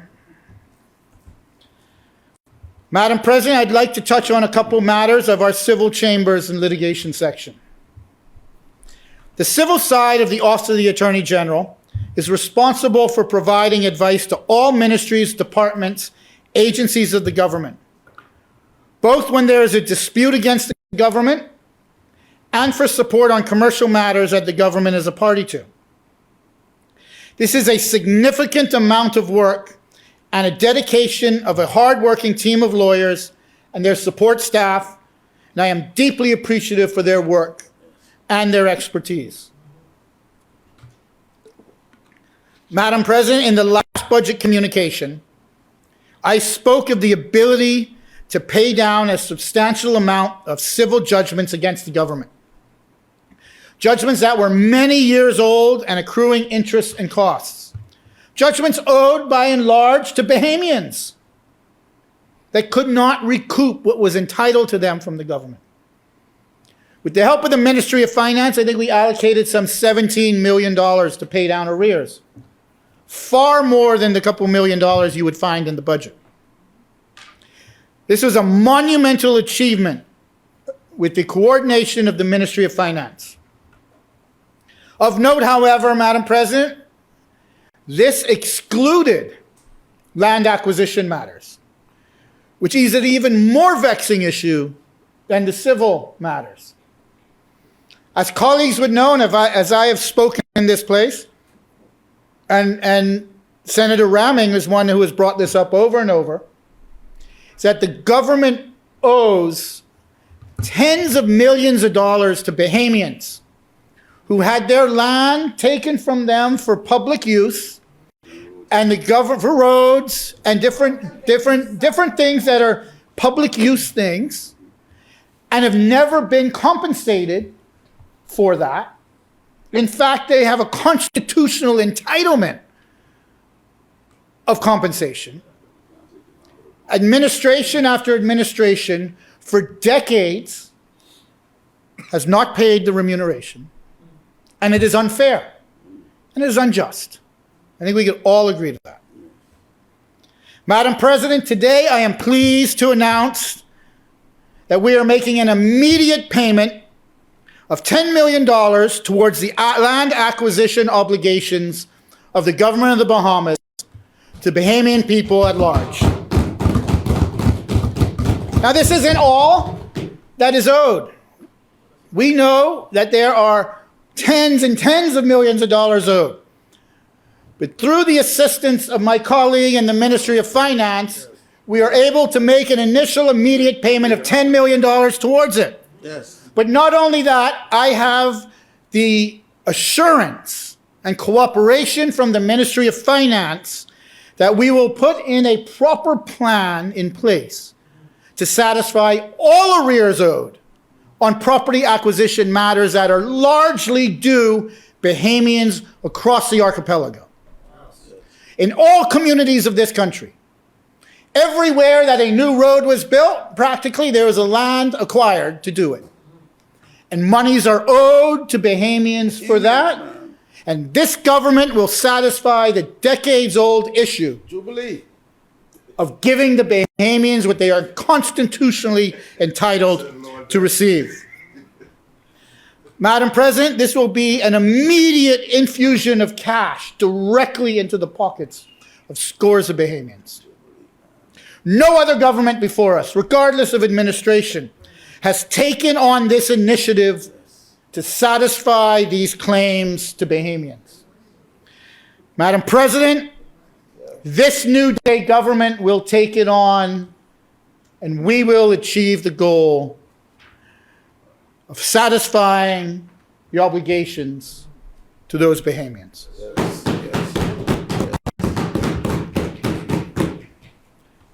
Madam President, with respect to Pinewood Gardens, I have routinely given updates on the status of the settlement agreement with Arawak Homes and the regularization of the titles to homeowners in Pinewood Gardens. I am pleased to announce, Madam President, this has been a vexing issue. This has been a vexing issue for scores of Bahamians.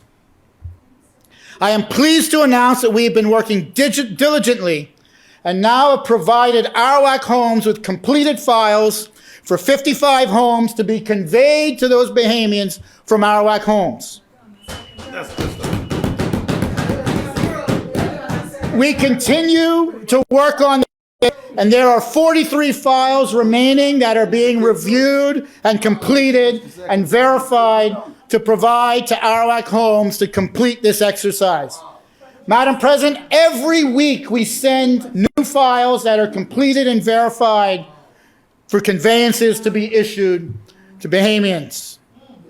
I am advised that Arawak Homes are completing their requisite surveys of the properties that have been verified, and we await on them to complete this exercise in order to close this door that is a long-standing issue to hundreds of Bahamian homeowners, Madam President. From my feet, I want to encourage Arawak Homes to complete this review expeditiously and provide duly executed conveyances as soon as they can. Madam President, this is a new day for the homeowner. We are achieving a resolution to a vexing issue that the prior government and the prior member of Parliament could not deliver on. Yes. Yeah, Jubilee. Madam President, with respect to the Registrar General's Department, I would like to provide an update on the development of the new company registry. something that is long overdue and will contribute directly to the ease of doing business in the country and providing the proper support that the financial services industry is entitled to. Madam President, this new platform is designed to be similar to the platform utilized by the Cayman Islands. In fact, we're using the same software developers that they used. The developer now has released the system with mock data for the Registrar General users to test the environment. So it has been now released internally. We're now moving into the stage where we are migrating the historical data into the new system. Now, this migration exercise is complex, and there's a number of reasons. One, you need to verify the quantity and quality of the data. And the data lies, because of how the Registrar General has, I use the word hodgepodged together for the last many years. We have 3 separate systems that hold data for companies. 3 separate systems that we have to now merge together, different formats, to come with data for a particular company that we can trust is reliable and good data. Now, we've created a sandbox digitally for this, and the technical people and our developers are working right now on the migration of that data. We are planning to host workshops to the providers to begin the engagement process in the new platform. This is a good opportunity for the industry to utilize the platform and give us feedback so we can incorporate some of their ideas and how they utilize the system. We look to launch the pilot program of this in October, and our goal is to go live with the new company's platform in November of this calendar year. Madam President, I would also like to foreshadow the development of an online interactive platform on the civil side of the registry. Madam President, this will allow for Bahamians to be able to access birth, death, marriage records, deeds, and documents online in a more reliable and consolidated fashion. Gone are the days of having to stand out in the hot sun with your baby to get their birth record. You will be able to do that now digitally and online. Yes. Yes. And now I will do it in the Registrar General. You would note that we've had to put tents up on Shirley Street to protect Bahamians from the elements. This is ridiculous. It is a ridiculous system in which we operate. And it will be fixed. The same developer that developed the company registry is going to develop the civil registry. So we will have a unified approach, one that we can depend on. Madam President, I also foreshadowed that the Registrar General was moving from its current location at 50 Shirley Street to new facilities in the financial center. And now that we're going to do our new courthouse, they got to move. The renovations to the new space are essentially complete. And we anticipate the Registrar General to have relocated into their new location at the financial center, which is just across the street, by the end of August of this calendar year, Madam President. At the new facility, some of the upgrades that the Bahamian people can expect: a state-of-the-art facility for the application for and collection of certified copies, a fully digitized corporate registry, and a fully digitized civil registry. Madam President, these are real fundamental improvements. In fact, one of the many promises I made when I left the private sector, and those would know I'm a commercial lawyer, is that I will not leave the post as Attorney General until the Registrar General Department is fixed. So said, so done. I have plenty more to do. I said one of the many promises. One. Madam President, I think it important that I speak a little bit on the administration of the Office of the Attorney General. And particularly those who work, and particularly the lawyers who work in the office. Many attorneys general before me will tell you, one of the hardest things about being the Attorney General is keeping lawyers. The fact of the matter is, we are the largest and most prestigious law firm in the country. We provide the best training to lawyers, especially young lawyers, in the entire country. And you know what happens? Because we are constrained by being in the government service, is the private sector outcompetes us on remuneration. And we train the best lawyers in the country, and they go to the private sector, and we have to start all over again by recruiting junior lawyers and training them again. This isn't unique to this administration. This is unique to the office. Madam President, we have worked hard to ensure that the administration of the Office of the Attorney General operates effectively. We have worked hard to ensure that long-standing promotions are effected and agencies within the purview of the Office of the Attorney General are recognized appropriately. We are also undertaking a review to ensure everyone suitable for promotion was included, and if they weren't included in the promotion exercise, to put them into a new exercise. We have to reward our achievements. Madam President, we recognize the importance of providing the necessary benefits to legal officers. Legal officers in the public service, inclusive of magistrates, have been advocating for years for a contributory health insurance program, probably since you were there, Senator. This is important, and other areas in the service have contributory health insurance. It has been a long-standing, vexing issue regarding appropriate benefits for legal officers. Madam President, I am pleased to announce that we have begun enrollment into a health insurance program for legal officers. I had foreshadowed that Cabinet had approved it. I am telling you now that enrollment has begun. This is a significant benefit that makes working for the Office of the Attorney General more competitive with our private sector counterparts, where health insurance is a benefit of employment. Terms and conditions. Madam President, we have also looked to adjust salary scales for attorneys. Some not having seen an adjustment in their scale for more than 10 years. More than 10 years.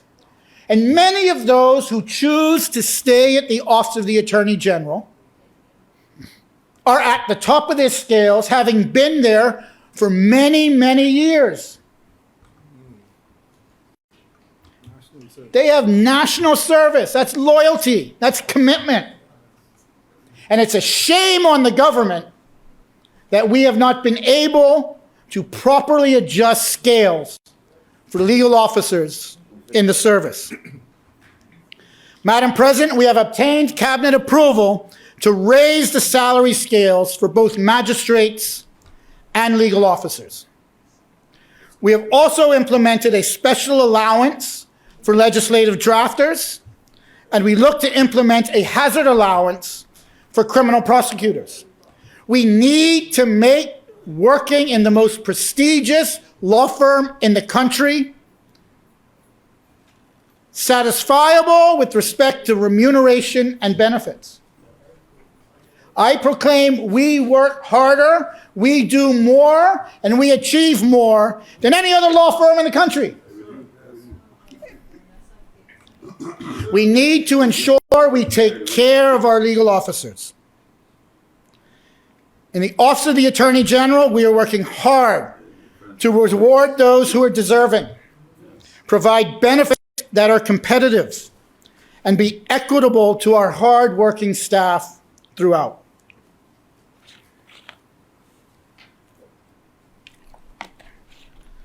Madam President, before I close, as Attorney General, I think it appropriate and necessary to address certain matters related to the Grand Bahama Port Authority. Madam President, 2 days ago, the Grand Bahama Port Authority thought it appropriate, although we as the government strenuously disagree, but they thought it appropriate that they air the discussions and dispute with the government of the Bahamas in the public domain. What is more troubling, Madam President, is that the statement was full of inaccuracies and misinterpretations.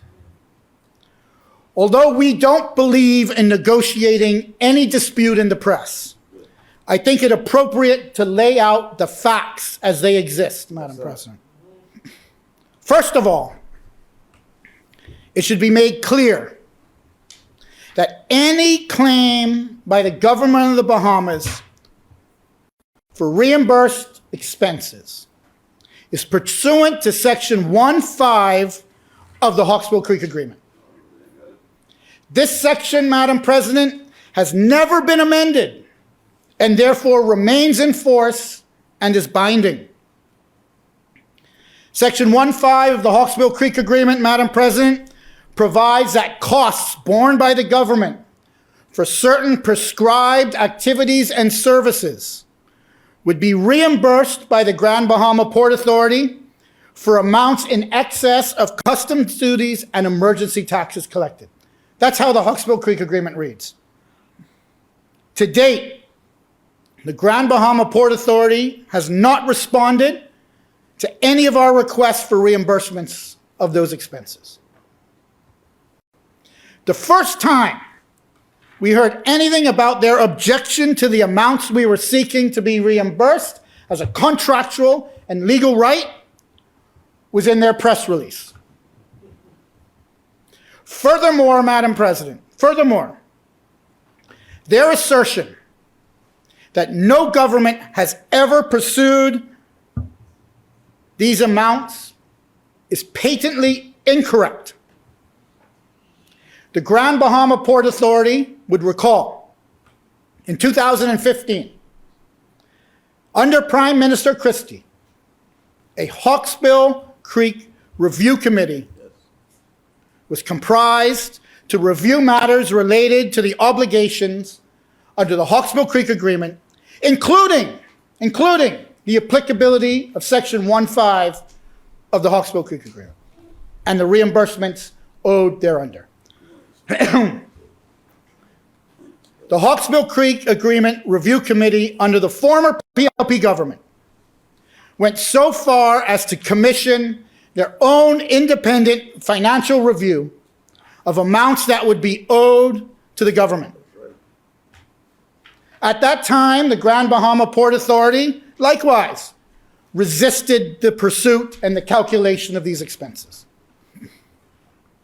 That very same resistance, Madam President, resulted in a memorandum of understanding being entered into in 2016 between the government of the Bahamas and the GBPA that provided certain governance concessions and pledged to work through all questions raised by the government regarding Section 1.5. Continued communication on the issue of Section 1.5 claims occurred after the signing of the MOU. Shortly thereafter, we know, the PLP lost the general election and there was a change in government. The last F&M administration abandoned the work of the former government on this issue and even went so far as to try to reverse everything that the government had done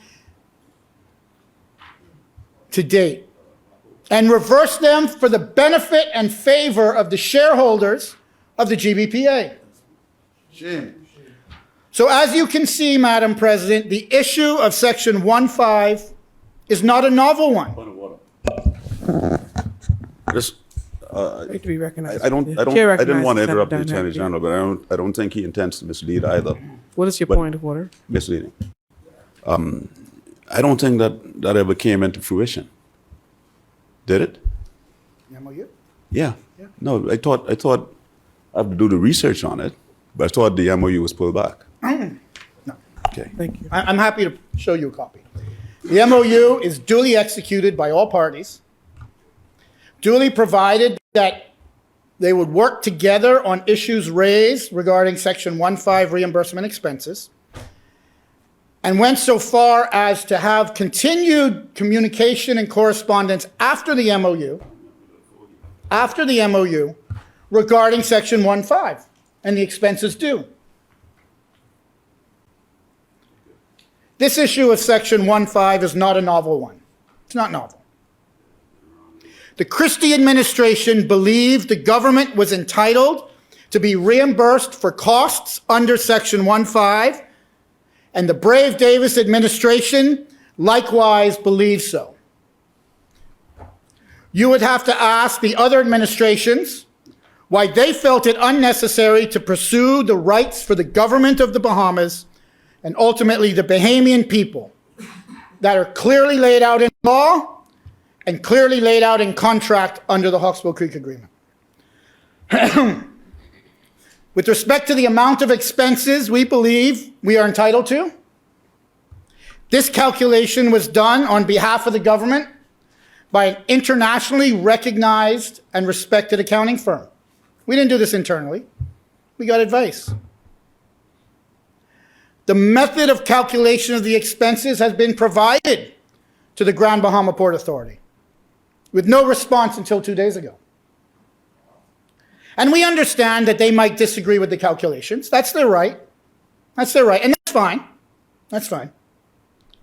The method of such dispute, however, is not in the public domain through miscommunication and press releases, but through adequate methods of dispute resolution that are found in the Hawkesbury Creek Agreement itself. There are prescribed dispute resolution procedures, and if there is a genuine dispute, execute those procedures, that's all. And we're fine with that too. We're fine with that too. But we believe the day has come where the obligations due the Bahamian people have to be paid.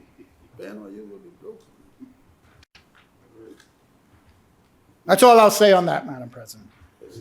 But I thought it important to clarify some of the facts to ensure that the communications released in the press do not mislead and do not set forth inaccurate representations of what actually occurred.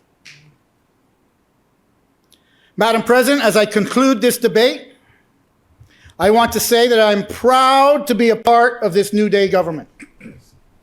I'm proud of this budget, a budget for security and progress. There are progressive and innovative policy decisions in this budget. This is a budget that seeks to touch Bahamians where it matters, to reassure Bahamians in areas of vulnerability. This is a budget that creates opportunities and creates hope. Bahamians can feel confident that the way forward is favorable. It is something to be embraced and is designed to lift all boats in a rising tide.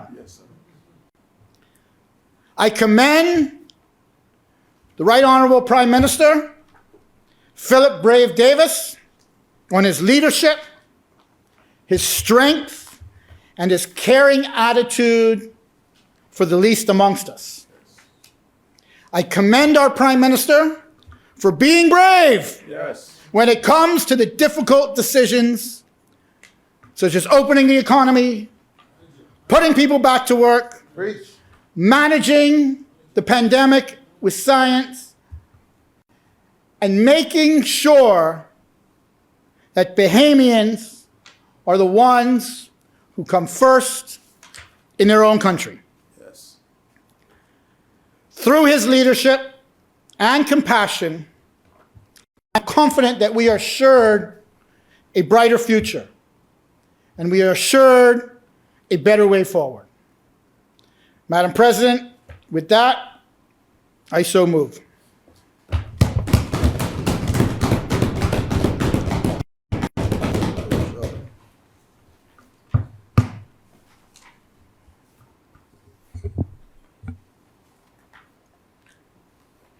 As many?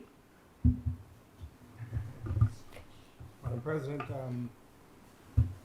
thank you very much, Madam President. Madam President, the AG was indeed the final speaker, but just for completeness, since I was the first speaker, I would just officially move, Madam President, for second reading and committal of a bill for an act for the appropriation of diverse sums of money for and towards defraying the expenses of the government of the Commonwealth of the Bahamas on revenue account for the financial year commencing 1st of July 2023 and ending 30th of June 2024. It has been moved and seconded that the following bill be read for a second time and committed.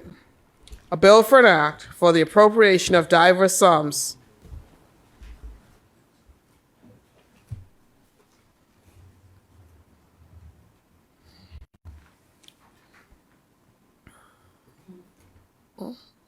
A bill for an act for the appropriation of diverse sums of money for and towards defraying the expense of the government of the Commonwealth of the Bahamas on revenue account for the financial year commencing the 1st of July 2023 and ending the 30th of June 2024. As many as in favor say aye. Aye. Those opposed say nay. The ayes have it. The motion is carried. Order the bill be read for a second time and committed. A bill for an act to provide for the appropriation of diverse sums of money for and towards defraying the expenses of the government of the Commonwealth of the Bahamas on revenue account for the financial year commencing 1st of July 2023 and ending the 30th of June 2024. Mm-hmm. Let me do further second reading. Okay. Mm-hmm. Further second reading. Madam President, as we are about to now go into the very detailed process of the committee, I would, just to make sure that all of senators are prepared for the long sitting, I would just move that the business of the Senate be suspended for 10 minutes. It has been moved and seconded that the business of the House shall be suspended for 10 minutes. As many?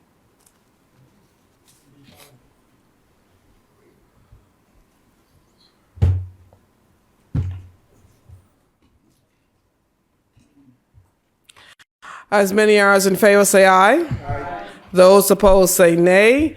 The ayes have it. The motion is carried. The business of the Senate is hereby suspended for 10 minutes.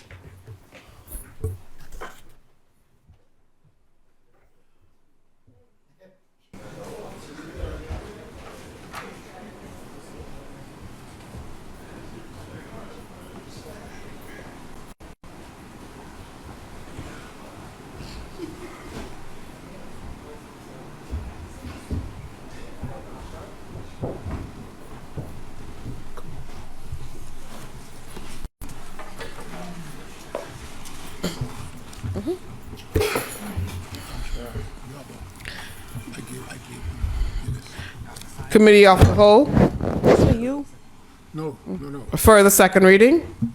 Oh, we did that. Yes, Madam President. Madam President, I move for second reading and committal of a bill for an act for the appropriation of the sum of $364,600,000 for and towards defraying the expenses of the government of the Commonwealth of the Bahamas for capital development for the financial year ending 30th of June 2024. Second.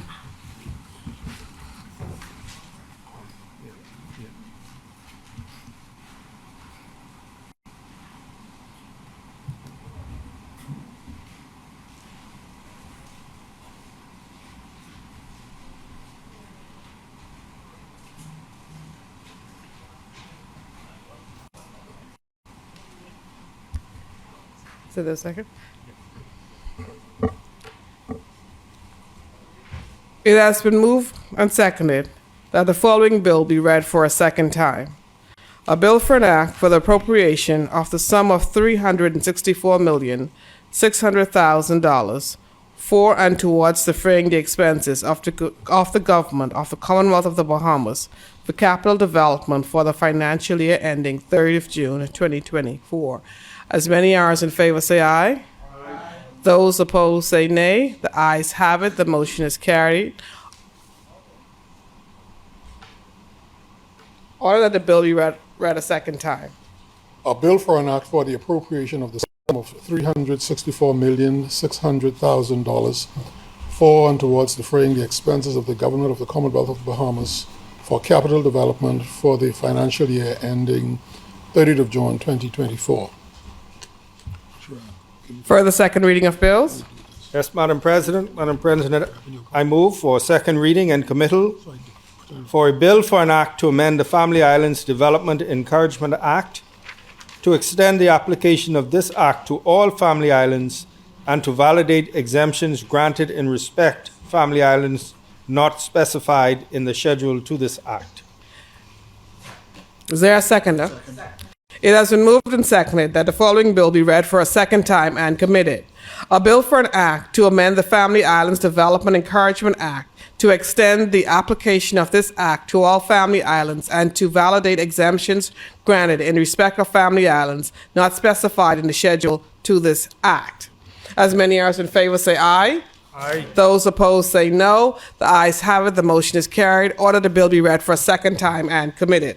A bill for an act to amend the Family Islands Development Encouragement Act to extend the application of this act to all family islands and to validate exemptions granted in respect of family islands not specified in the schedule to this act. For the second reading of bills. Yes, Madam President. Madam President, I move for second reading and committal of a bill for an act to require businesses to hold a business license, to repeal the Business License Act 2010, and for connected matters. Second. It has been moved and seconded that the following bill be read for a second time and committed. A bill to require businesses to hold a business license, to repeal the Business License Act 2010, and for connected matters. As many as in favor say aye. Aye. Those opposed say nay. The motion is carried. Order the bill be read for a second time and committed. A bill for an act to require businesses to hold a business license, to repeal the Business License Act 2010, and for connected matters. For the second reading of bills. Yes, Madam President, I move for second reading and committal of a bill for an act to amend the Real Property Tax Act. Is there a second? It has been moved and seconded that the following bill be read for a second time and committed. A bill for an act to amend the Real Property Tax Act. As many as in favor say aye. Aye. Those opposed say nay. The ayes have it. The motion is carried. Order the bill be read for a second time and committed. A bill for an act to amend the Real Property Tax Act. For the second reading of bills. Yes, Madam President, I move for second reading and committal of a bill for an act to amend the Public Finance Management Act 2023. Second. It has been moved and seconded that the following bill be read for a second time and committed. A bill for an act to amend the Public Finance Management Act 2023.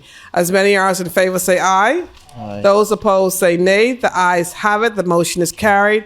Order that the bill be read for a second time and committed. A bill for an act to amend the Public Finance Management Act 2023. For the second reading of bills. Yes, Madam President. Madam President, I move for second reading and committal of a bill for an act to establish a fund for the deposit of revenue derived from immigration fees, levies, and for connected purposes. Second. It has been moved and seconded that the following bill be read for a second time and committed. A bill for an act to establish fund for the deposit of revenue derived from immigration fees, levies, and for connected purposes. As many as in favor say aye. Aye. Those opposed say nay. The ayes have it. The motion is carried. Order that the bill be read for a second time and committed. A bill for an act to establish a fund for the deposit of revenue derived from immigration fees, levies, and for connected purposes. For the second reading of bills, Yes, Madam President. Madam President, I move for second reading and committal of a bill for an act to amend the Stamp Act. Second. it has been moved and seconded that the following bill be read for a second time and committed. A bill for an act to amend the Stamp Act. As many as in favor say aye. Those opposed say nay. The ayes have it. The motion is carried. Order that the bill be read for a second time and committed. A bill for an act to amend the Stamp Act. For the second reading of bills, Yes, Madam President. Madam President, I move for second reading and committal of a bill for an act to amend the Customs Management Act. Second. it has been moved and seconded that the following bill be read for a second time and committed. A bill for an act to amend the Customs Management Act. As many as in favor say aye. Those opposed say nay. The ayes have it. The motion is carried. Order that the bill be read for a second time and committed. A bill for an act to amend the Customs Management Act. For the second reading of bills, Yes, Madam President, I move for second reading and committal of a bill for an act to amend the Value Added Tax Act. Second. it has been moved and seconded that the following bill be read for a second time and committed. A bill for an act to amend the Value Added Tax Act. As many as in favor say aye. Those opposed say nay. The ayes have it. The motion is carried. Order the bill be read for a second time and committed.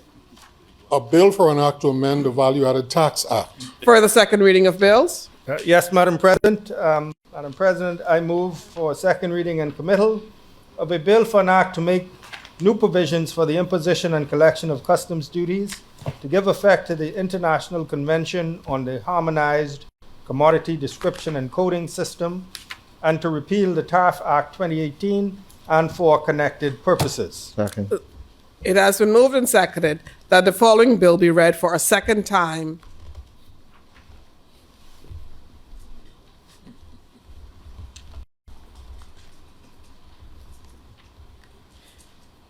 It has been moved and seconded that the following bill be read for a second time and committed. A bill to make new provisions for the imposition and collection of customs duties to give effect to the International Convention on Harmonized Commodity Description and Coding System and to repeal the Tariff Act 2018 and for connected purposes. As many as in favor say aye.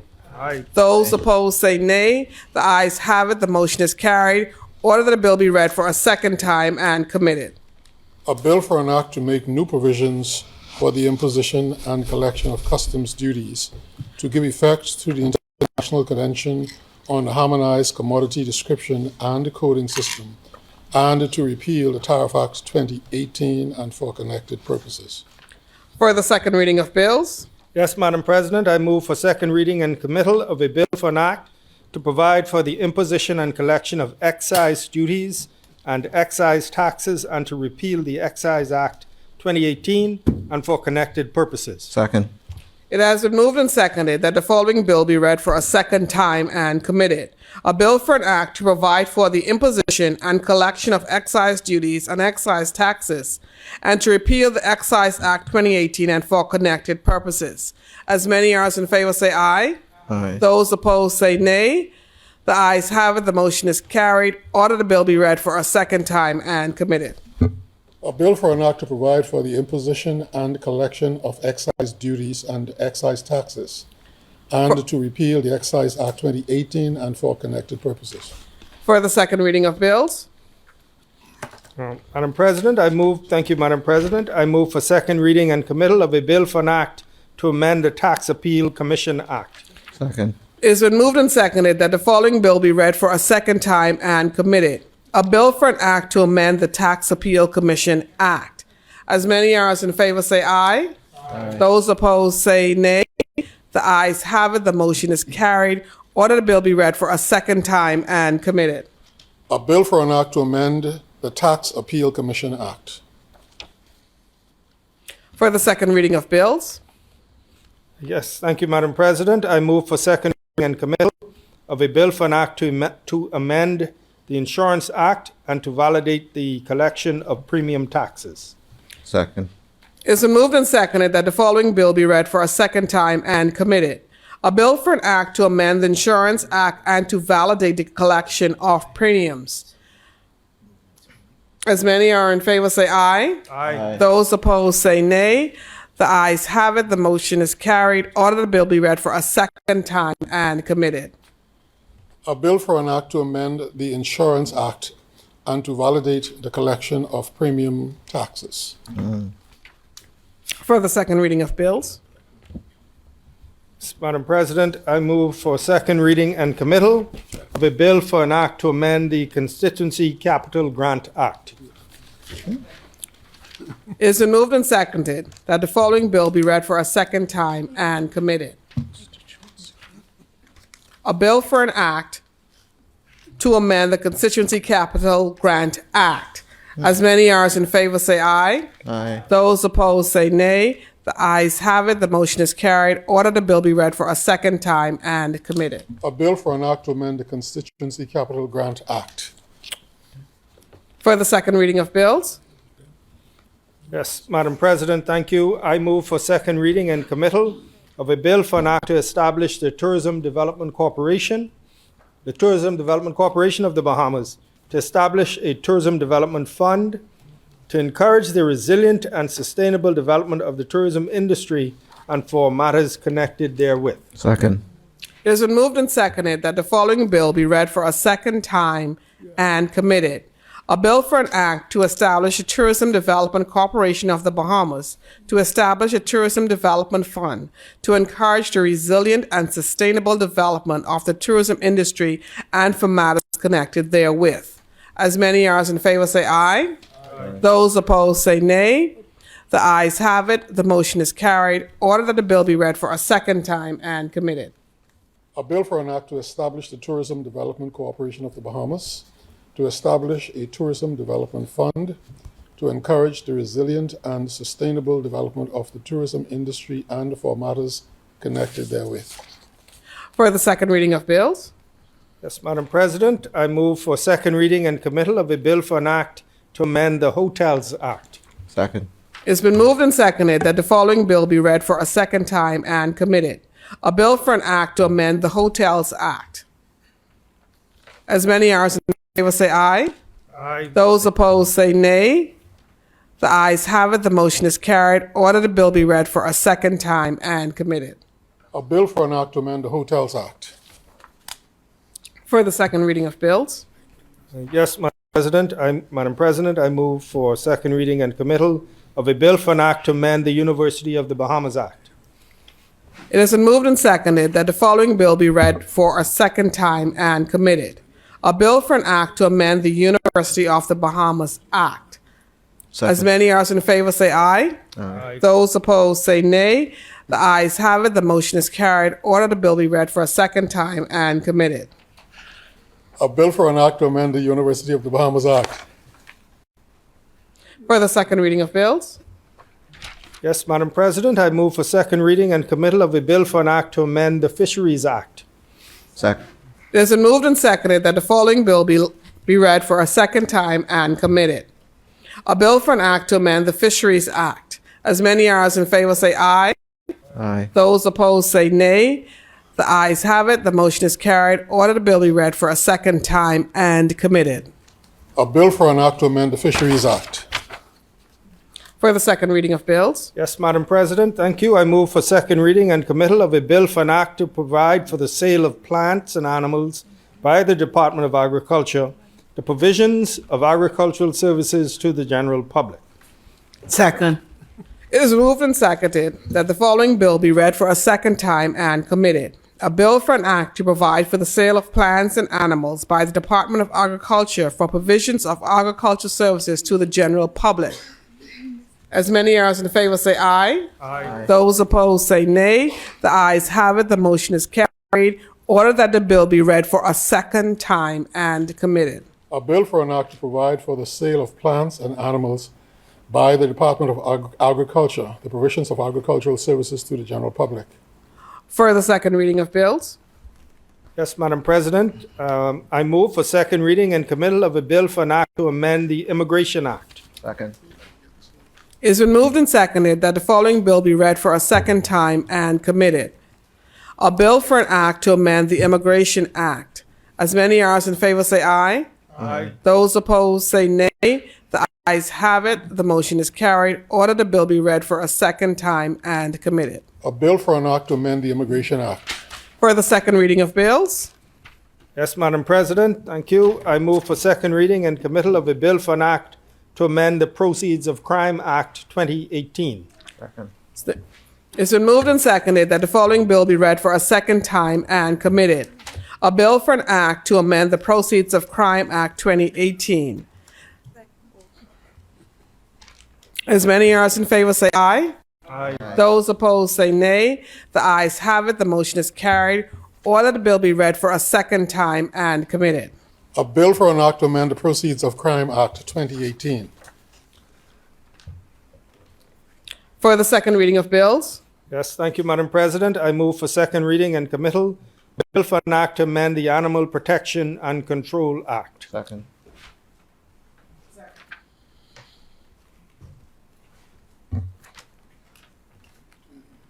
it has been moved and seconded that following bill be read for a second time and committed. A bill for an act to amend the Animal Protection and Control Act. As many as in favor say aye. Aye. Those opposed say nay. The ayes have it. The motion is carried. Order the bill be read for a second time and committed. A bill for an act to amend the Animal Protection and Control Act.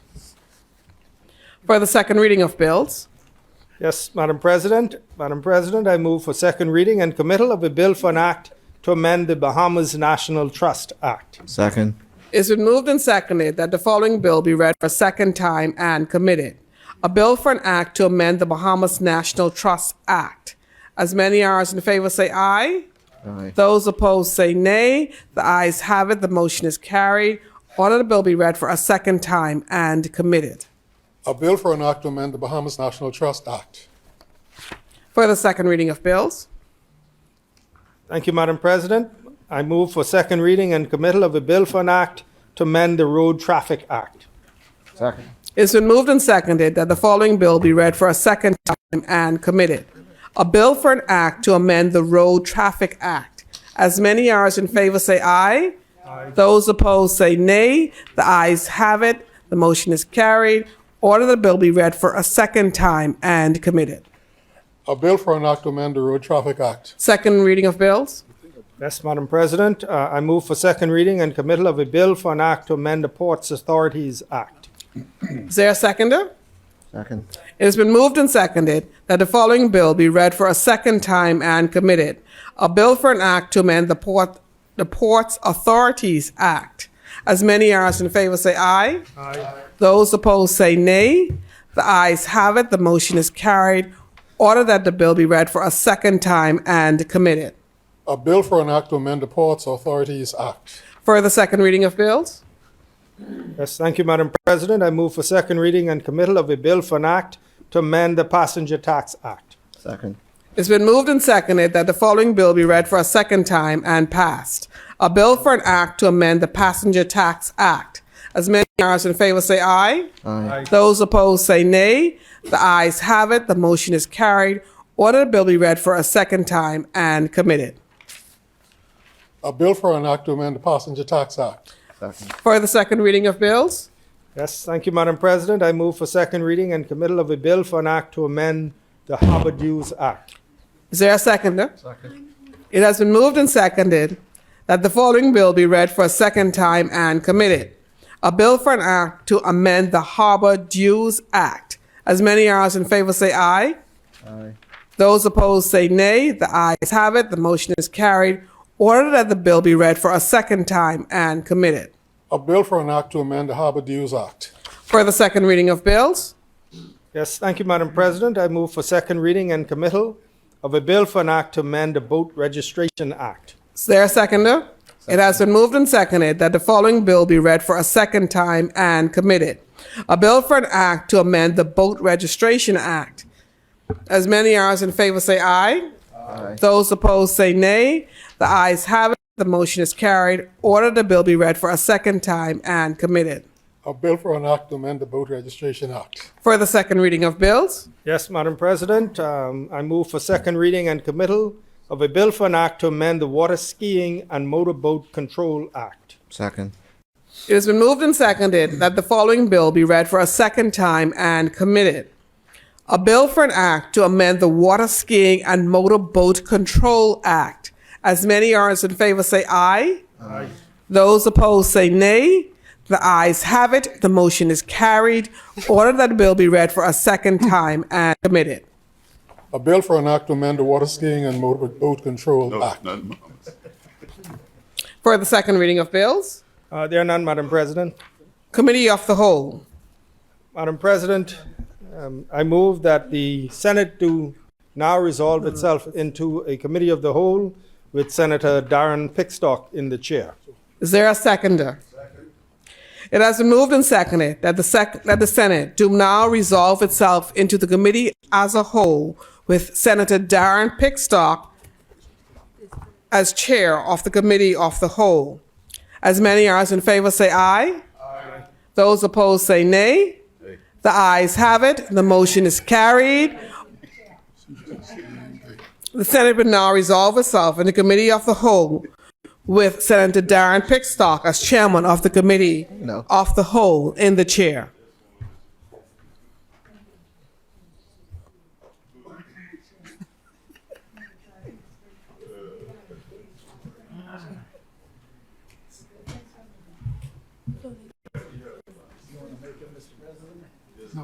Yes.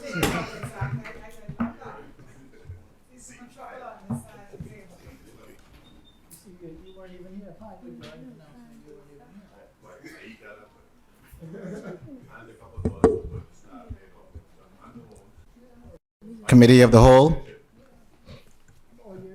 Thank you, Mr. Chairman. Mr. Chairman, with respect to a bill for an act for the appropriation of diverse sums of money for and towards defraying the expenses of the government of the Commonwealth of the Bahamas on revenue account for the financial year commencing 1st July 2023 and ending 30th of June 2024, I move that the long title be agreed. Is there a seconder? It has been moved and seconded that the long title of the bill be agreed. As many as are in favor, say aye. Aye. Those who oppose, say nay. The motion is agreed. Thank you, Mr. Chairman. I move that the short title be agreed. Second. It has been moved and seconded that the short title of the bill be agreed. As many as are in favor, say aye. Aye. Those who oppose, say nay. The motion is agreed. The short title is agreed. Thank you, Mr. Chairman. Mr. Chairman, as regards to Section 2 of the bill, I move that heads 1, 2, and 3 of the schedule be agreed. That's Governor General and staff, the Senate, and the House of Assembly. Second. It has been moved and seconded that clauses 1, 2, and 3 of the bill be agreed. As many as are in favor, say, as many. The chair recognizes Senator the Honorable Michaela Barnett Ellis. Thank you, Mr. Chairman. My apologies. Thank you, Mr. Chairman. With relation to the head, head 1, there is an increase in the salary of permanent and pensionable staff in the Governor General's office. Yes. Can you explain why the increase? Page 43 of 286. Thank you very much. They've added. There is an increase. Yes, Senator, there is an increase of approximately $100,000 from $752,000 to $858,000, and this provides for the salaries and the increments for all of the permanent and pensionable officers and posts. So that would account for salary increases, increments, and as well the anyone who would have been affected by the adjustment to the minimum wage. So the increments would account for for the increase for the most part and promotions. With relation to head 2, which is page 45, which is the Senate, there's an increase in our members' travel allowance. If you can give some guidance as to whether there are some conferences for us to attend. There is for the members, the amount, yes, increased from 6,440 to a budgeted amount of 10,000 for this year. As you know, we have at least 2 senators from who reside in the Family Islands. That will assist them with their travel to the Senate, and as well, there are from time to time parliamentary conferences and workshops, etc., that we are invited to. So it's a modest increase. Thank you. With relation to item number 2241205. Same head? Line item. It's head 2, sorry, head 2 in the Senate, line item food, ice, and drinking water. Yes. For the first 9 months of the financial year, we spent $53, and we've now budgeted $9,000 for the next year. Yes. The as you know, I think for the first 9 months, we've been meeting regularly, doing some very important business. So I know we've spent more than we've consumed more than $53 worth of stuff. The explanation is that those things were previously largely provided for by the Cabinet Office. And so now we have our own line so that we can provide that for the senators while we sit. Moving towards the Thank- parliamentary services. Slowly but surely. Thank you. As relation to head number 3, line item, the electronic Hansard. Yes. I noticed that we spent $90,000 for the first 9 months, which was the total amount allotted for the last financial year. And going forward, it is 0. Are we losing the electronic Hansard? No, we're not losing that. When we come to head 21, that amount was transferred to the Ministry of Finance for their, and so it's accounted for in the under head 21, and so it's there under the Ministry of Finance. As you know, within the Ministry of Finance and Economic Affairs is responsibility for the Department of Digitization and Transformation, and so it is felt that that would mesh nicely with the work that they do. Chair recognizes Senator the Honorable Darren Thank you, Henfield. Mr. Chair. Head 3, line item 2821261, Fiscal Responsibility Council. Yes. We spent $45,000 the first 9 months. Yes. We budgeted 0. Tell me what we're going to do here. Yes. The provision for the Fiscal Responsibility Council has been moved $150,000 to head number 21, Ministry of Finance. And so we will find it when we go there. If I can just maybe sort of just skip ahead, just to point it out, that would be in line number 2, under head 21, line 2821261. As you know, we recently amended the Fiscal Responsibility Act, and so the responsibility to resource them and appoint them is within the purview of the Minister of Finance. So the funds are there for that. Yes.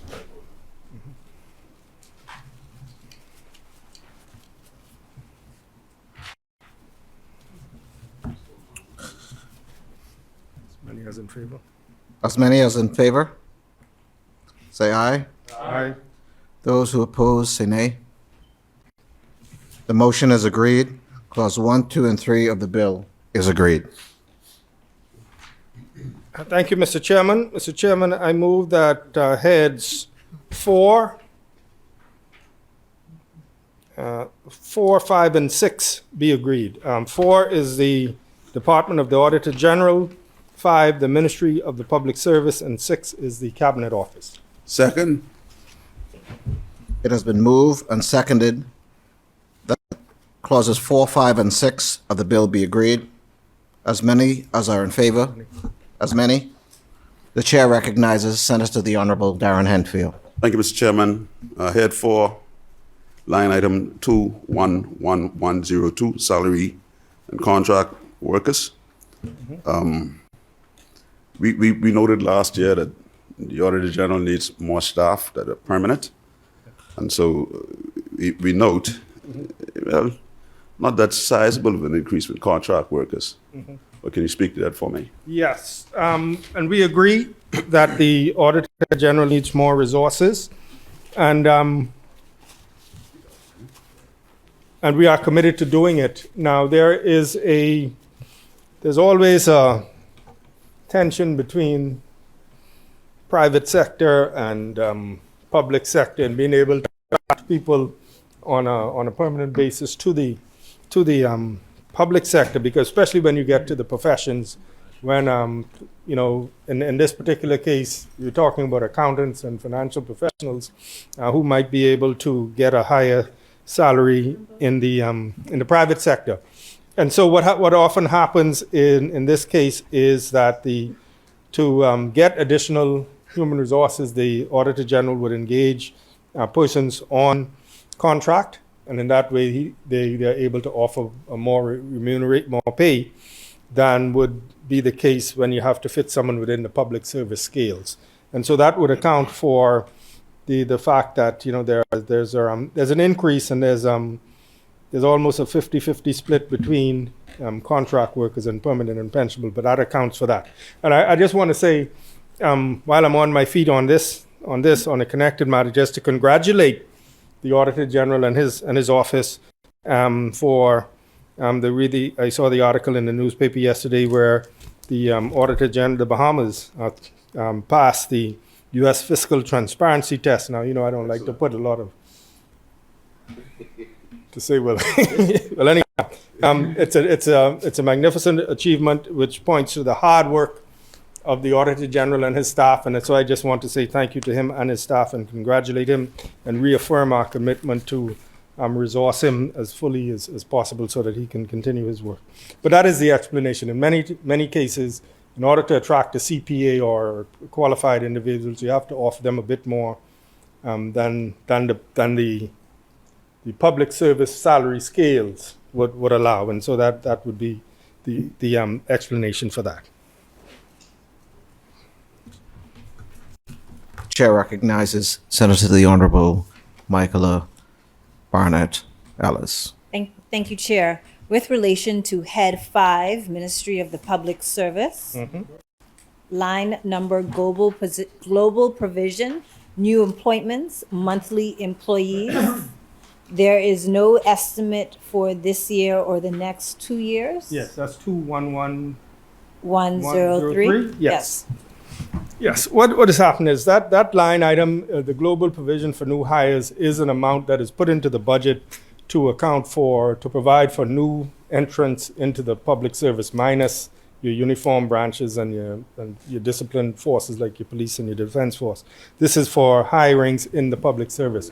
And what we have done is centralize that amount of global provisioning within the Ministry of Finance, because what happens is, practically, what happens is if you put it in all of the various ministries, the first month of the new budget year, it's all exhausted.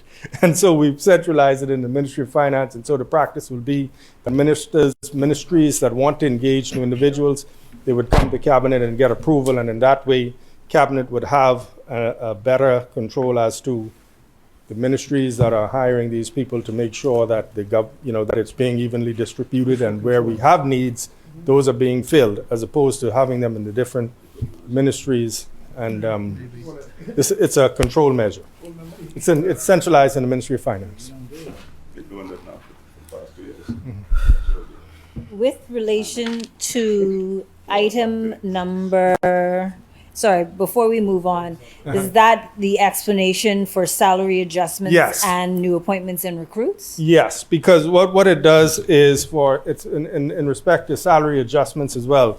It ensures that that there is consistency when we talk about the whole adjustments related to promotions and back pay and other things to ensure consistency, because you don't want, for example, someone promoted in one ministry and have access for, I'm just hypothetically, let's say they get back pay for X amount of years, and in another ministry they get it for X amount of years.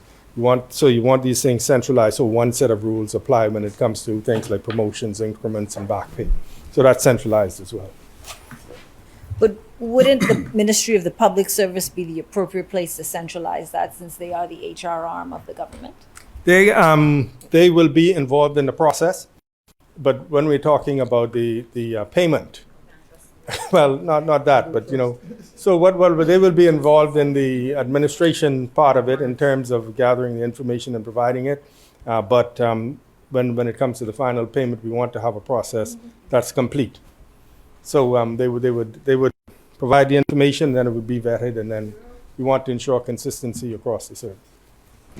With relation to also under head 5, the line item, other supplies and materials. So in the preceding 9 months, you spent $9,428, and the estimate for last financial year was $26,000. But the estimate for this year is $108,000, $108,700. Members, when you... This is 2241299. And as you go through the line items, just please mention the item number. So, yeah, thank you. 2241299. Other supplies and materials. So that creates budgetary allocation now for costs associated for Public Services Week for the upcoming fiscal year. The outline of the spending is in the annex. Sorry, I have one more. 2 more in this head. Building maintenance, item number 2251302. $3 million, and in previous years there was no allocation. Yes. As you might be aware, the Public Service, Ministry of Public Service is responsible for government accommodations for government ministries. And so that item, that amount in particular, is set aside for mold remediation for various government buildings. And so, we've been having this issue of mold.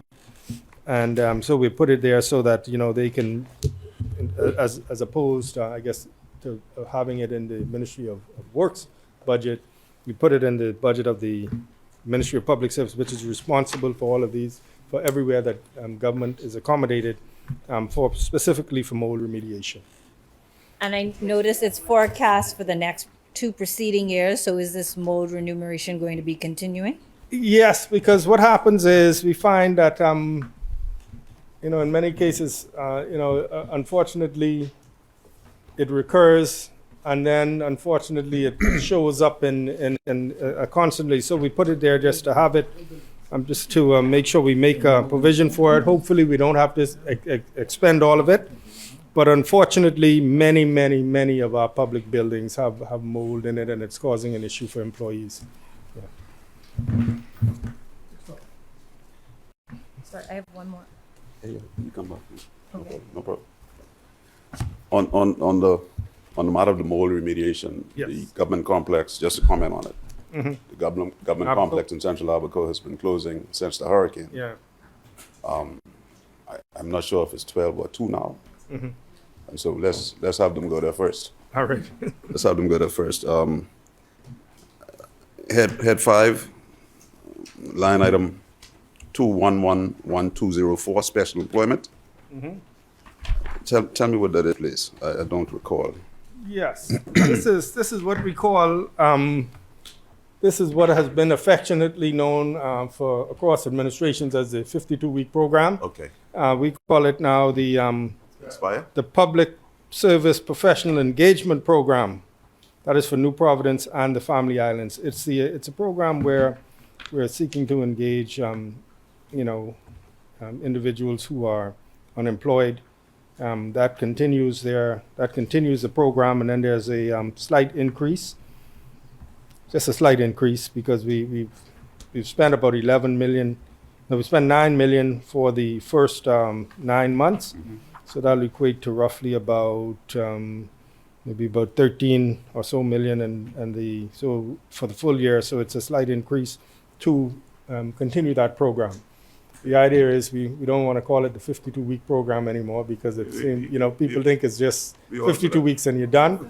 But it's of course, always, and so that is the special program for the employment program. Yes. We encourage that program. We just ask for equity. Yes, of course. Equity across the board. I also know head 5, line item 2221102, rents of office spaces, is a goodly increase. Yes. A goodly increase there.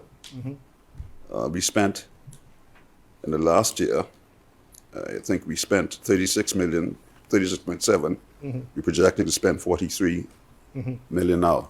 Yeah. Well, what it is if you look at what we spent in the first 9 months is 32 million for this year. So that's the first 9 months. That's up to the end of March. So that's roughly about $10 million a quarter, roughly. And so if you just add another 10 onto that for this last quarter, it'll bring us up to about 42, 43. So it will be about the same for next year, for this upcoming budget. And what is happening with that as well is within that is a process whereby, we've had some spaces that we have had on the lease that we haven't been able to occupy. And as the AG said from his seat, there's, we'll be coming up for some renegotiations. We want to hold the line. But it will be roughly in line to what we've spent. And so that would be, for example, coming out of buildings that we did not get an opportunity to occupy, offsetting like any new increases or any new leases that we go in. So if you, the short of it is, if we spend 32 for the first 9 months, and we budget, that's roughly 10 million a quarter. It is a lot, 10 million a quarter. If we add the 10 million for the final quarter, we'll get up to about 43. Yeah, it is a lot. But unfortunately, what is happening is a lot of the buildings are old, they have mold, falling apart, and so for the safety and comfort of employees, we have to be leasing. Hopefully, we can get to the point where we can, begin to see that coming down.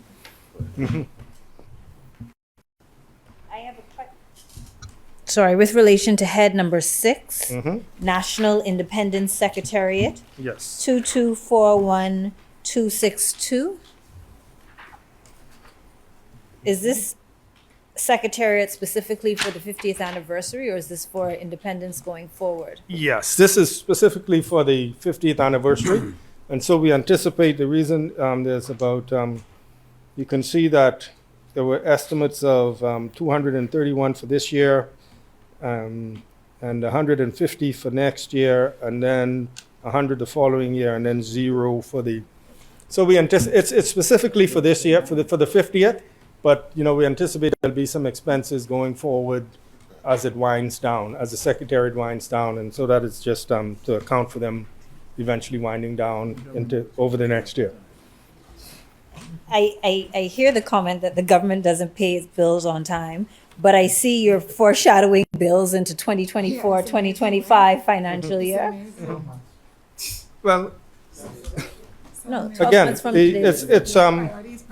it's the secretariat, and as you see, the number is going down, and so we have, for example, we expect to have activities all through this year, straight until December, and we anticipate an eventual, winding down over those years. Yeah. Right. Yeah. But this 100,000 Yeah. is for I know. the period July 1st next year Members? to July 1st, 2025. Yes. So another 24 months, Yes. 18 months of 50th? Well, what So it we're is going to be is no. Well, celebrating the now, 50th and the 51st? yes. Well, Okay. the secretariat is the organizing body, and so this is our 50th year, which ends this year. Or if you say it might Going be into our it might be July 10th, 2024 is the end of the year. But the fact of the matter is we want to allocate, so at the end of the year, they need time to unwind and tie up all of the loose ends and then go. And then we have a provision, like you said correctly, 100,000 for 2024, 25. The provision is there just in case. We make the provision because we can't go back, and if it's not there, then there's a problem. So it's there. If we don't need it, it won't be expended. But the idea is at the conclusion of the festivities, there'll need to be a winding down period. Yeah. Oh boy, Michael, you okay? Yes. Can I take you back to head 5, line item 2831105, insurance premium? Yes. That's an appreciable amount decreased over 2022. First 9 months you spent 41 million, and you're projecting 70 million. What accounts for? I believe I know, but I need to hear it from you. What accounts for the appreciable decrease? Well, it's actually it's a decrease back from from 2021, 2022 when it was 128 million. Yeah. And then for the first 9 months of this year, Spent 74. we spent 41. 41, right. Got it. Okay, that's for the first 9 months. And so again, that's roughly $13 million per quarter. And so if you add 13 onto this, you get up to about 54 that we expect to spend this year.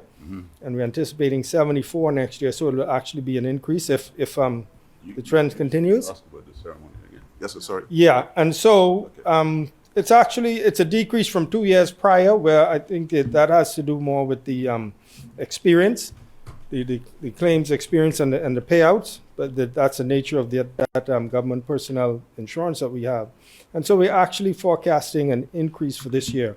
But having said that, we are in the process of just continually reviewing the program to make sure that we get value for money. You know, Minister, I trust you with my life, right? Yes.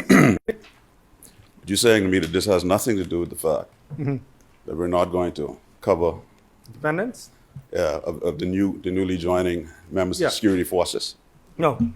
I'll tell you why. No, that doesn't have anything to do with it, because I'll tell you why. If we go, like I said, if we go back to what we did this year, see, if you look for the provision, the expenditures for this year, for the first 9 months, it's 41 million. Yeah. So that's 9 months.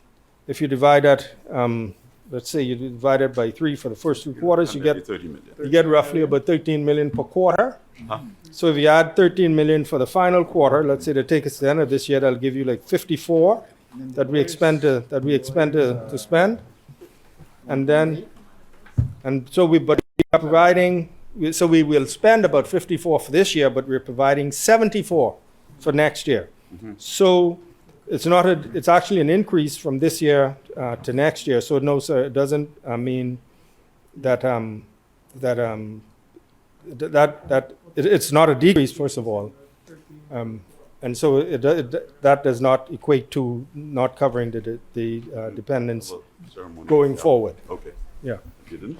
Yeah, I'd like to know on the topic of insurance, what is the current state of insurance? I do recall that when we did come in, that I believe the state of the insurance is mainly for the public service, or government generally was in a state of distress in terms of payments.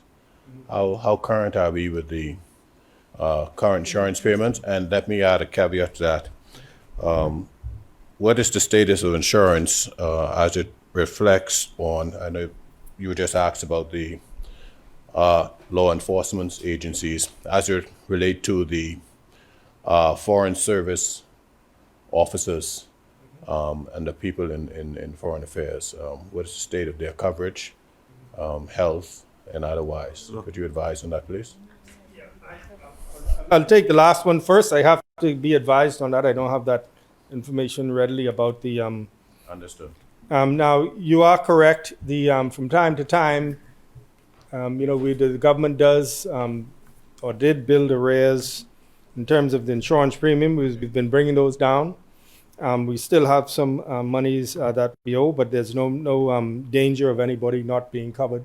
So, from that, it fluctuates. I mean, we had quite a large amount owing, and we've been systematically paying it down. But it's at the point, it's not zero where there's nothing owing, but I just want to make the point that, we have an understanding with the provider where we're making periodic payments, and then everybody who is covered will have access to service should they need it. Yeah, just out the abundance of caution and clarifications, because we all in this for governance, and peaceful buying is very, very important. I wasn't saying it to the fact that it will be to take an extreme for government insurance policies to be considered invalid. But there were times that it really got real bad, but you emphasized itself. So that question was just to soothe the mind that we came from the brink that is unlikely to happen. Right. And we would at least be within moderately good standing with the insurance company. Yes. That's the real driving point I was getting at. And the provider has been very, very understanding. We've been working together with them over many years, over successive administrations. Yes.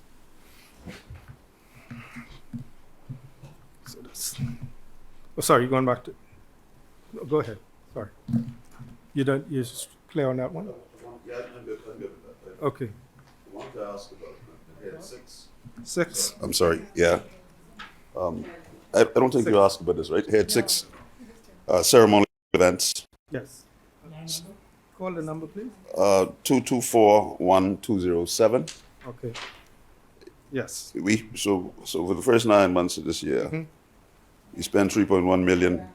Yes. And ceremonial. Let's do it independence. Yes, that's correct. Yes, that's correct. For the first 9 months, this line item is specifically for official events and expenses related to the independence celebrations. Yes. Okay. No problem. Let me take you to stay in head 6. If you go down to line item 2821208 and the other 3 that follows. I know the Attorney General didn't just stay in the cabinet and allow you all to take all the money from the Humane Society. Did you all move these Bahamas ASC Rescue, Humane Society? Yeah. Grand Bahama Humane Society and the Bahamas National Trust. Yes. They're showing 0 budgeted. No, they weren't moved to 0. I'll find the exact spot, but I know Humane Society, Grand Bahama Humane Society has gone over to agriculture, I think. I'll find where. As of last year, they were in agriculture. Where, Humane Society. Yeah. Those were moved. So I guess they put them here because they had the. Because they were there historically. The Yeah. 50,000 from 2 years ago. 2022. Yes. I'll find the exact spot as we go on. All right, AG. No, Mary 7 yet? No. Oh, okay. Okay, so let me make a quick dash. Yeah, deal with that. I just want to know what the contract workers. As many as are in favor, say aye. Aye. Those who oppose, say nay. The motion is agreed.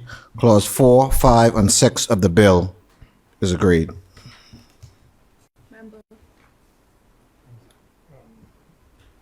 Chairman, I move that clauses 7, 8, and 9, 7, 8, 9, and 10 be agreed.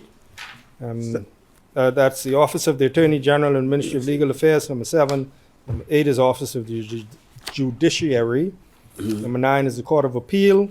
And 10 is the Registrar General's Department. I move that clauses head 7, 8, 9, and 10 be agreed. Second. It has been moved and seconded that clauses 7, 8, 9, and 10 of the bill be agreed. As many, the chair recognizes Senator the Honorable Michaela Barnett Ellis. Thank you, Chair. Mr. Attorney General, with relation to head number 7, Office of the Attorney General and Ministry of Legal Affairs, I have several questions. Wait, let me get there. Salary and contract workers, line number 211102. You actually have a decrease in your contract workers. If you could explain. They became permanent. Well, we're also looking at, and we have been transferring attorneys who come on contract to PNP. And so the adjustment will be, we forecast more contract workers actually coming on permanent.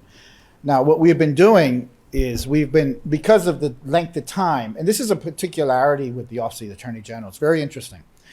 When we bring legal officers on staff, generally in the civil service, you have to go to the Public Service Commission.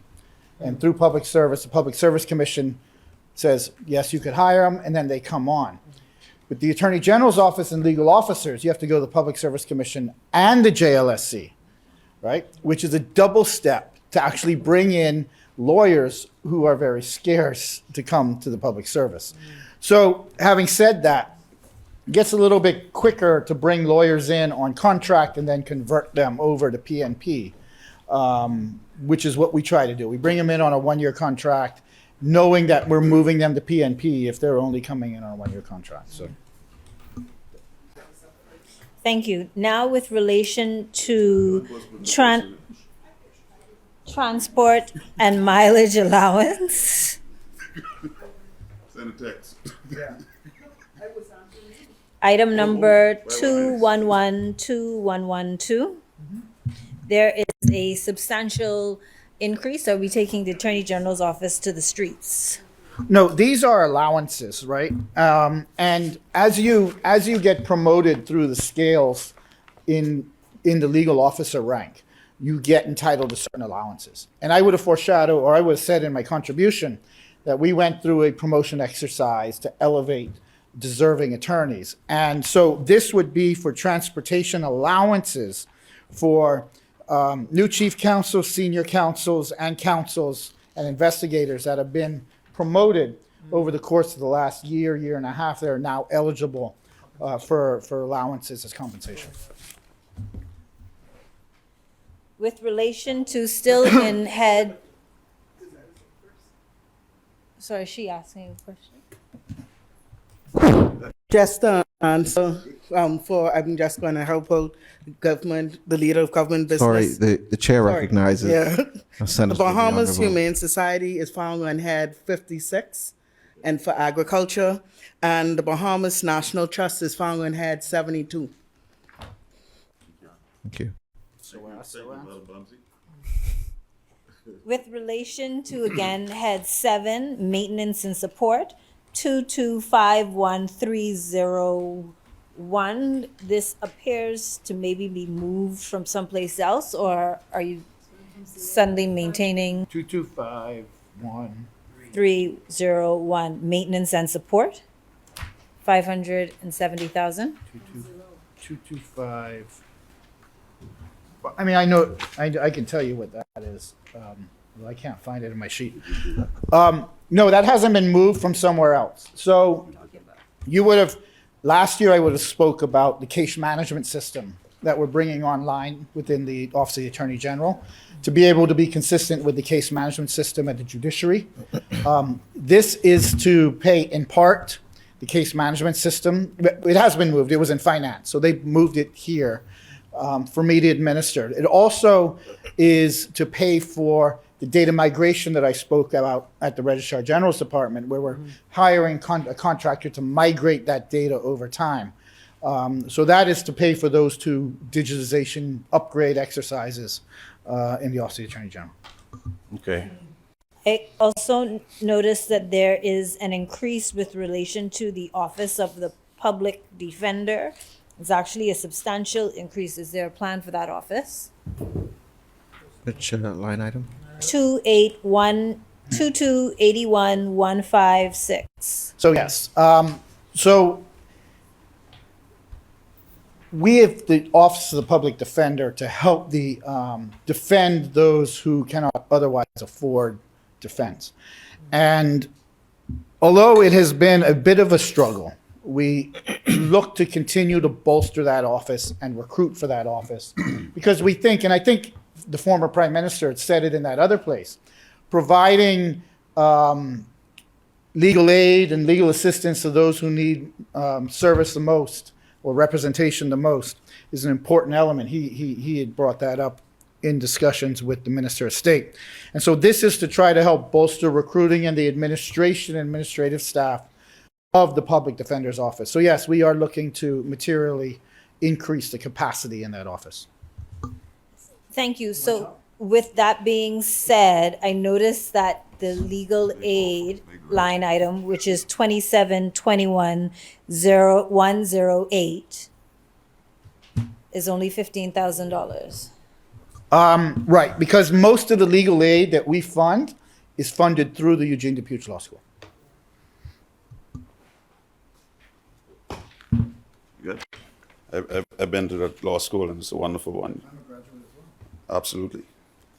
My alma mater.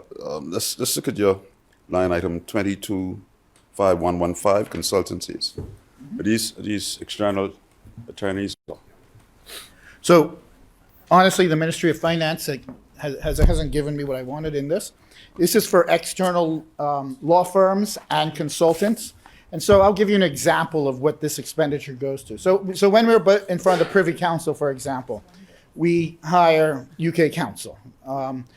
And you have to pay UK counsel to assist in representation in front of the Privy Council.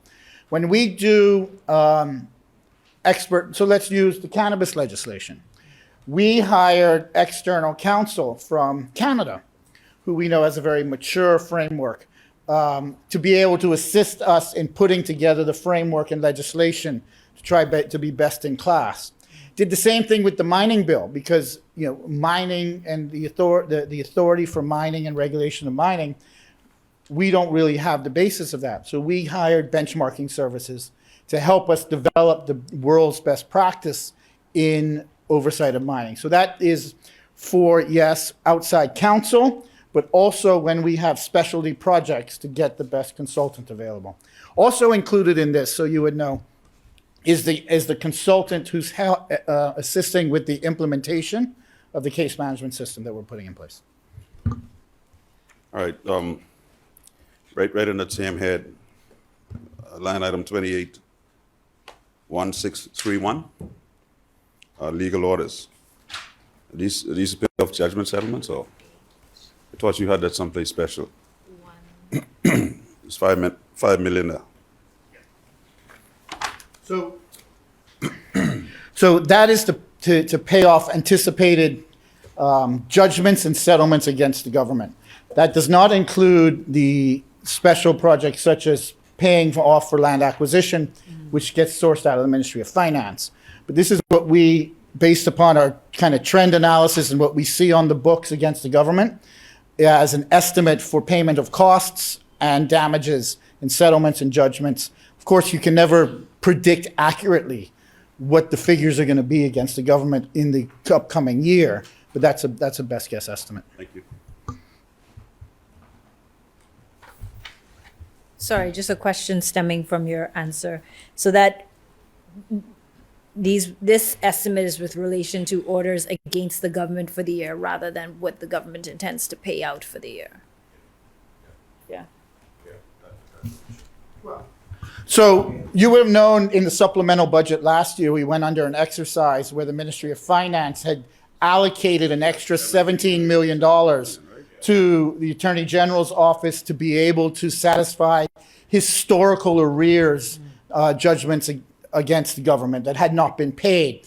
So that was able to effectively pay down almost all Now, we get judgments every day, right? But almost all of the judgments historically against the government. So that is an estimate of a going forward basis because we've effectively materially cleaned the slate.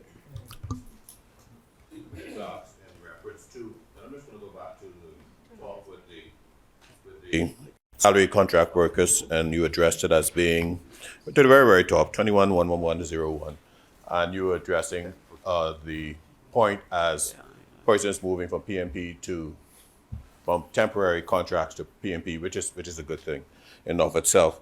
But it also caused me to presuppose then that there will be limited new contractual hires because of the allocation there. And I wanted to see for myself, because it should probably be maybe under the public service, the financing for the increase and incentive for those who are in the AG office, which I agree on totally, and also the additional funds for new hires, which probably would be in the permanent pensionable range or going towards that, of a higher salary scale to make it more attractive. Would that be in the public service or in here? So you raise a couple of different issues, and so I'll speak to a few of them. The attrition, I spoke to this, the attrition in the Attorney General's office happens almost daily. If you know, we have lawyers that move on into the private sector. Once they move on, that budgetary allocation becomes available, right? So if I can tell you I hope to have 25% more lawyers next year than this year, I would be dreaming. I'm basically trying to keep the status quo. So that's why you don't see a material adjustment necessarily in the numbers. But as attorneys leave, we recruit new ones, and it takes up the budgetary allocation. Now, with respect to if we do get our 20 or 25% growth in number of lawyers we have, that would come out of the global provisioning allocation that is now in the Ministry of Finance. So that's how that would work. Okay. Was there one more other question I didn't answer? Okay, no, I think you talked about salary scales, because I had spoken that we are increasing salary scales for legal officers.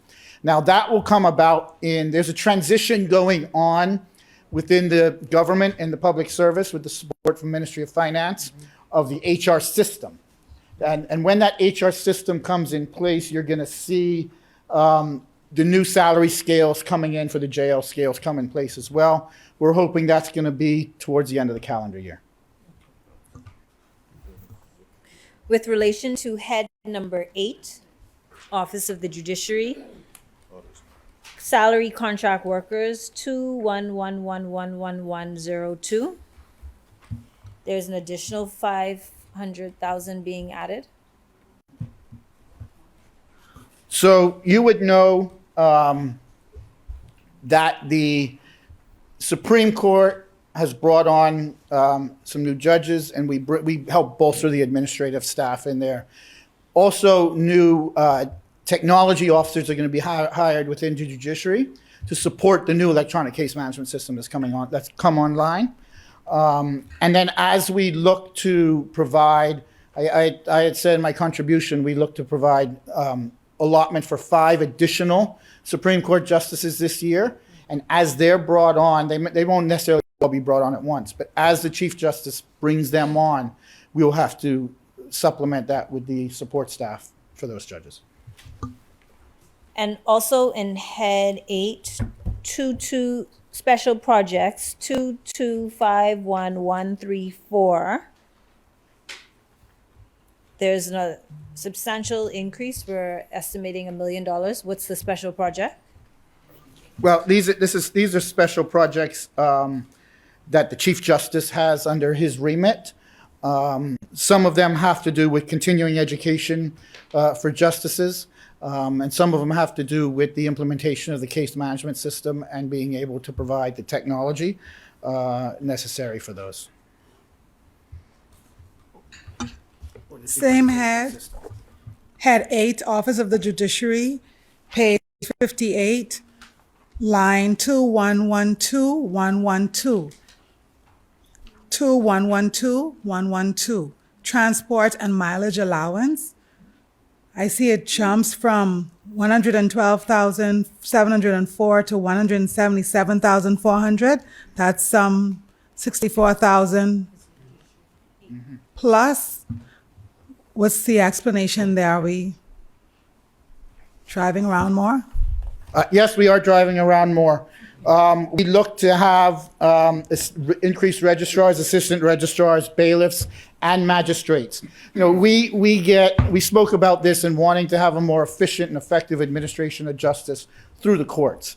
And so this is to help increase that. But when you hire these legal officers at that level, they come with different transportation allowances to support the post. And so that's what that's for. One question with relation to head number 9, Court of Appeal, Oh, you're building clear your interest. maintenance. Clear interest. Declare my interest. Well, I know he's not maintaining anything, so building maintenance, 2251302.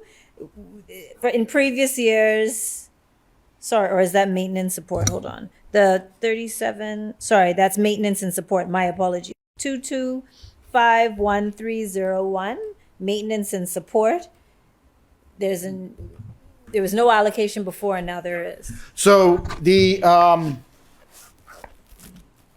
Court of Appeal also put in place a technological solution within their remit. As you would know, certainly, but as many may not know, the Court of Appeal actually functions almost entirely on a online remote basis, and without criticism from the bar. I mean, it's actually one of the more efficient and effective remote systems in the judicial practice. And so this is for annual advanced user license fees and maintenance and license fees to that technology system.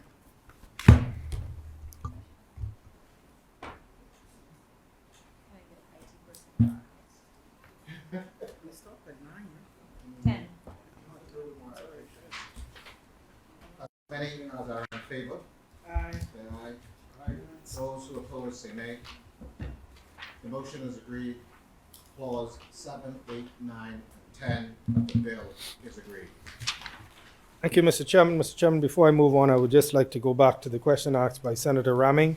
Yes, the Foreign Service officers, their insurance is paid by the Ministry of Public Service. And Basra, Senator Henfield, the amount is moved to national security, $50,000, at 29. Mr. Chairman, I move now that clauses, heads 11 and 12 be agreed. That's the 11 is Department of Correctional Services, 12 is Parliamentary Registration Department. It has been moved and seconded that clauses 11 and 12 of the bill be agreed.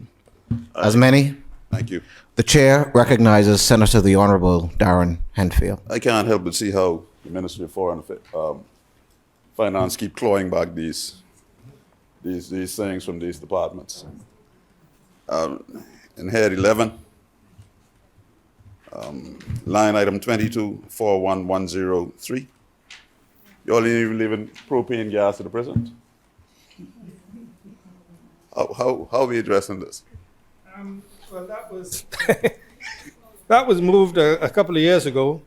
The last time there was an expenditure for it was 21-22, and the idea there is that for those common things that you purchase, we want, as part of our central purchasing initiative, where we want to make sure that we have uniformity, we're paying the same thing, and we're getting better price for something like propane gas that we buy for various ministries. Okay. Mm-hmm. May I ask, and again, same head 11, drugs, vaccine 2241-203. There is a jump, and I wanted to inquire: is there a story behind that that represented? We know the prison is a closed environment, and it is very easy for pathogens to be spread throughout that. And also 2241-21-3, the clothing allowance. to the prison. Am I safe to presume that last year was a consideration with the recruits? We see the jump here to $100,000. First of all, it's not a complaint. It's about understanding. They certainly would appreciate the allowance. And actually, while I'm on it, without even saying ahead, so also the police officers. Yes. Because many of them believe that the line of duty that they're in, that there should be greater flexibility and more frequency of uniform available and clothing. So if an officer only, for example, this is not a correct number, get 2 changes of uniform and expect to tackle somebody in the mud, he have to make a critical decision whether I'll be prepared aside from his formals. So let's sum this up so it could be one general question by including uniform supplies generally, which is 22, 41, 21, 9. Yes. And let's sum that up as just one general question in the whole. Yes. Well, I'll deal with it. The uniform, the last point you made, 22, 41, 21, 9 uniform supplies.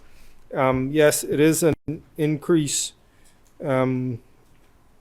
We would expect to spend, the amount spent so far this year is $226,000, and the amount, there's an increase next year. It's to provide for new recruits.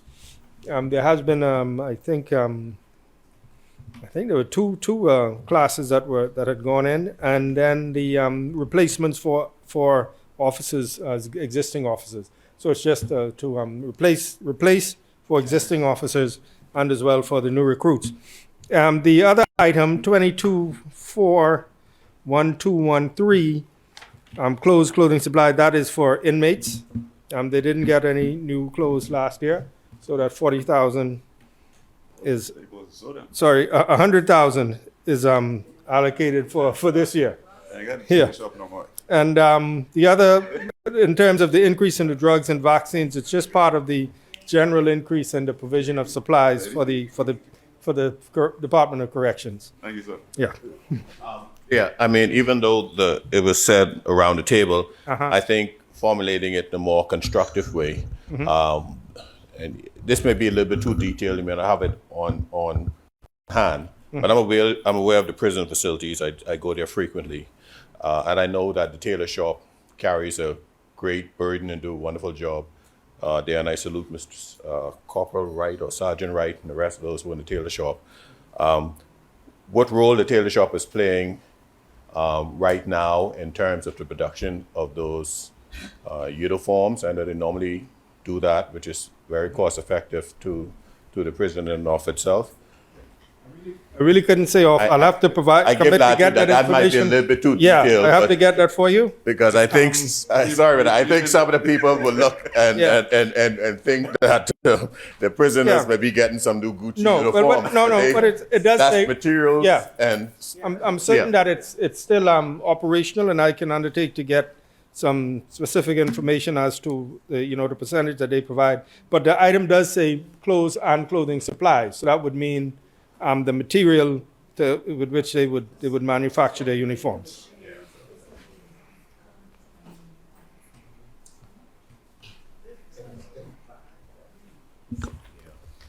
Same head 11, head 11, page 65, you may be in a different book.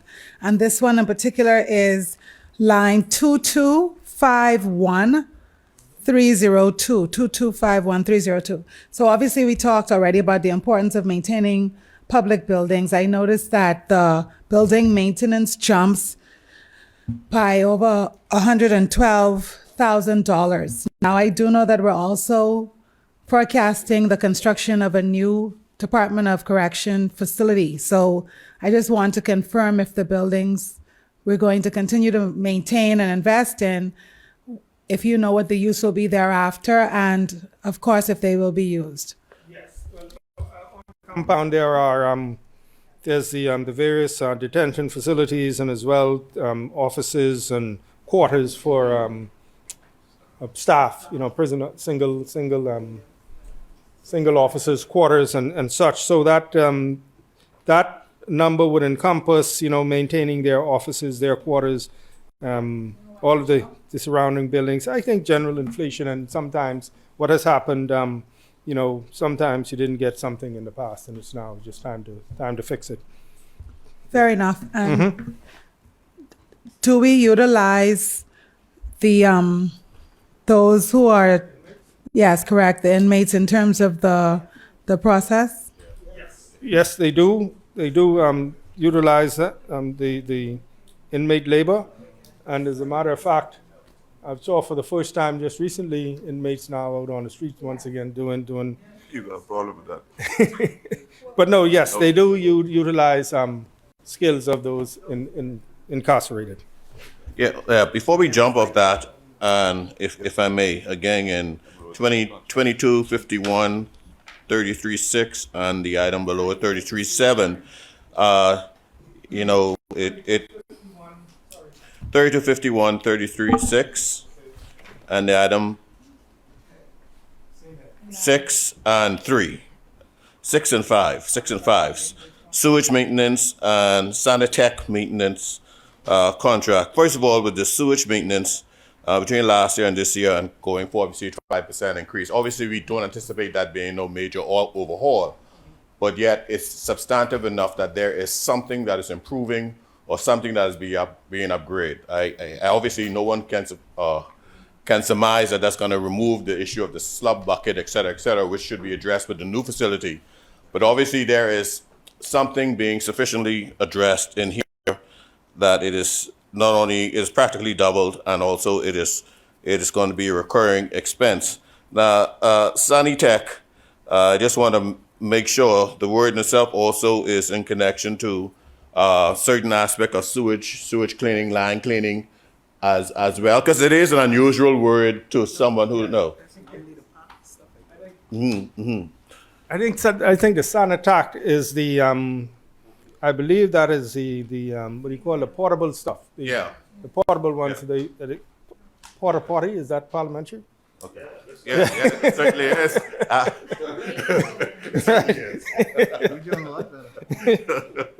And the sewage maintenance, I think, is just it's an increase so they can improve the service and more regularly service. Yeah. Okay. Thank you. Thank you. Yeah, because you can't just dispose of that in which way. The motion is carried. The motion is agreed. Okay. Clauses 11 and 12 of the bill is agreed. Okay. Thank you, Mr. Chairman. Mr. Chairman, I move that head 13 be agreed. It has been moved and seconded that clause 13 of the bill be agreed. Any? Thank you. The chair recognizes Senator the Honorable Darren Henfield. Mr. Chair, I draw your attention to line item 211102. In 2022, we spent 1.4 million. In the ensuing 9 months, last 9 months, we spent, looks like 2.9 million. And it's projected that we're going to spend a 6.6 million. We estimate that we will spend during this period. Does this account for diplomats appointed overseas or contractual workers? Can you explain this one for me, please?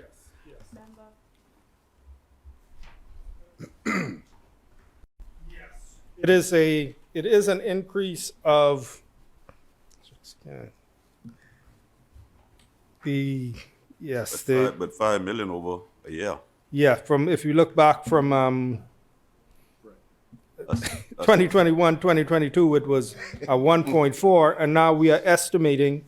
We spent a little context. We spent 2.9 million for the first, just under 3 million for the first 3 quarters of this year, and if we extrapolate that to the end of the year, we would spend about 4 million for this year, and we're estimating 6.6 this year, and so that's an additional $1.5 million. As you know, we have had some additional ambassadors appointed. We've also had a new office opened in Canada, and Toronto. And There's something one in else. Toronto. I think there might be one in Houston. I'm not sure that's this year, but That's that upgraded in Houston. yes, that accounts for the for all of the offices in the post and the engagement of new contract officers to facilitate, the new offices. I would say, just as a final point, that last year we budgeted, for this year we budgeted 5.1, and it looks like we're going to spend about just over 4 million of that. Keep my And fingers so, crossed. yes, so next year we're budgeting 6.6, and so it's not an absolute, but we're making provisions, as you know, and we also have, ambassadors to places like Kuwait and They want to. Yeah. You'll have and ambassador. Los Angeles, and so You'll have that is ambassador to the Bahamas and all the yes. progressive world. So that is for all of the offices in post and anticipated new offices and staffing those offices. Yes. I want you to know I support an aggressive foreign agenda. Politics should stop at the border in Bahamas, right? You want to take it, Michael? Go ahead. I'll come back to mine. Okay. Lucky number 13, Ministry of Foreign Affairs and Public Service. number. That's my number as well. Consultancy services, that explains a lot. 2251115. Last year, for the preceding 9 months, we spent 9,000. We budgeted 1.06 million. And this year, the estimate is 135. We seem to be jumping around a bit. I'll have to. Yes, it appears if we had provision for an extensive, for a very large increase from 9,000 to 1 million. We didn't spend it. As a matter of fact, we've only spent 9,000 this year out of a budget of 1 million. And so let me just undertake to find out what was anticipated that did not come to fruition. But it looks as if some sort of a project that was anticipated that did not happen. I can undertake to get the details of that for you. All right, Minister, if you look at, thank you, Mr. Chair. If you look at line item 2112108, a special allowance, I guess there's added qualifications. It's right on page 69. Add qual 2112108. Yes. Special allowance, additional qualifications. Okay, so you came in on that. It's probably new. Is it new? I'm not sure if it's new, but we didn't spend anything on it in 22. You came in with 30,000. You actually spent, I think, 320,000. I had 340 estimate. Who gets this? It's in reverse, Senator. So we actually budgeted the 320 Okay. and we spent 30 so far this year. That's right, yeah. And then we're budgeting 340,000 for this year.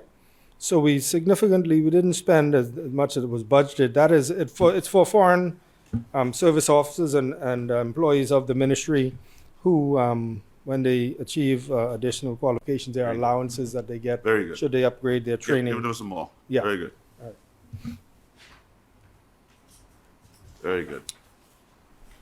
As many as are in favor, say aye. There's just one more I want to ask about. In head 13, 262101. We have operations for IMO, International Maritime Organization. Yes. This seems to be a new line item. Yes. 200. It's minuscule when you look at what we pay generally to these organizations. But why has this come about? I think this has been moved. I am pretty certain that this was an item that had been, either transport or the cabinet office. Yes. And so that when you see it, Probably came from the BMA. yes, Yeah. so that was just a move from, I'll undertake to see exactly where it came from, but normally that would have come That would from. make sense. if Yeah. it came from the BMA. You do have an ambassador now. You have the commissioner, As ex-commissioner, many- former commissioner. Yeah. Before we move on, 262114.2, and that's grant and international organizations. Addressing mainly the endowment fund for the Commonwealth Scholarship. We no longer participating in that scholarship program. And if you do have available, and it is so that we're not participating anymore, could you cite why? And the Office of the Trade Negotiator. I know we did step up our foreign policy and foreign policy approach, which could create needs for such an engagement. But I'll leave it up to you to give us an explanation why we have a doubling in those areas. So we're looking at the participation in the Caribbean scholarship funds and what's the intent behind the trade negotiator. Actually, the Office of the Trade Negotiator is a CARICOM office. Yes. And we make a contribution. Yes. Yeah, we make a contribution. Yes. And what they tell me is that we were owing some money. We had some back dues. And so we are making up what we owed. So we're paying that this year. And for the Commonwealth Scholarship, I see it's as you rightly said, it appears as if we had an ongoing $28,000 contribution, and now that has gone away. I would have to undertake to get that for you for Foreign Affairs, that endowment. But I just want to note generally, it is actually almost surprising because I know as of all the other CARICOM participants, the Bahamas have a stellar track record of being the one to always pay. So that is unusual because that has never been the case in any matter relating to our obligation to CARICOM. I just want to interject that. Yes, I agree. And let me just make a clarification there. The note says it was underfunded. So I know that was my word. Okay. Yeah. So it could very well be stepped up. Exactly. Okay. Exactly. So you're quite right. You have a stellar record of paying, and many times we pay and then don't even take advantage of what's offered. But you are correct. The note said it was an underfunding, so we had to step up the level of our contribution, as everybody else did. Okay. Yeah. Just for clarification, the public who hearing it, and I guess this is a good example of your credibility causing us to show the correction. We're able to stand on our credibility with the CARICOM, and that contribution, as I think indicated by Senator Alcides, is one that would have been agreed regionally among all the heads, and thus we start doing our part. And it's good to know that we still have a stellar record within our community. As many as are in favor, say aye. Those who oppose, say nay. The motion is agreed. Clause 13 of the bill is agreed. Thank you, Mr. Chairman. Mr. Chairman, I move that heads 14, 16, and 17 be agreed. It has been moved and seconded that clauses 14, 16, and 17 of the bill be agreed. As many, the chair recognizes Senator the Honorable Darren Henfield. Okay, head 14, salary and contract workers. We spending 3.1 million. What's the number item? Head 14, I'm sorry, 2111102. That's a lot of contract workers. If we hire a bunch of people at OPM, what we do, or they somewhere else. We estimated we're spending that. Yes. We're estimating 3.1 million for the upcoming year, and this would the estimate for last year was 2.6 million. And it looks as if all goes according to what has been happening, we'll spend about maybe 2.2 million for this year. So that'll represent an additional allocation of just over $1 million.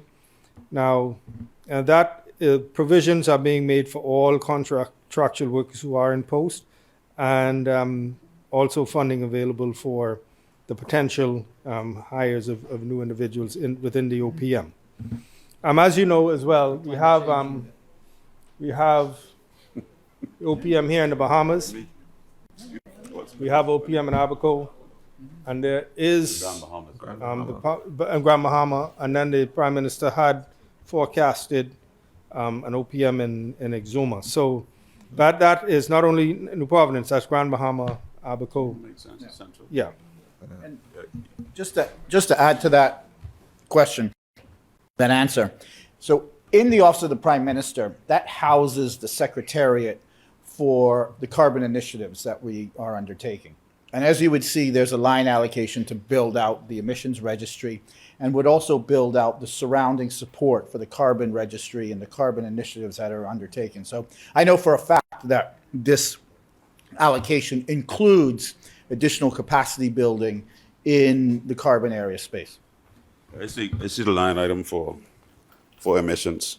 One of my concerns, though, is that I continue to see less money being spent on permanent and pensionable, and more money being spent on contractual workers. I just thought I'd put that right there, because this is not the only ministry that I've noticed that. Yeah, I know the reasons why, but I think we need to reconsider sometimes the way we go about these things. You know, political patronage and all the rest of that. Yeah.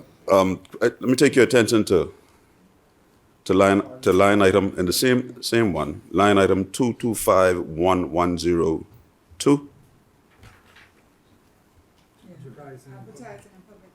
We're projecting to spend 2.2 million on that. What we advertising?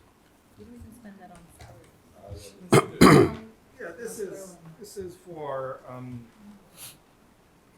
public relations to basically inform the public of the public relations spent amongst the various Bahamian media houses, and as well, when the Prime Minister needs to do a national address and other government initiatives, basically keeping the public informed.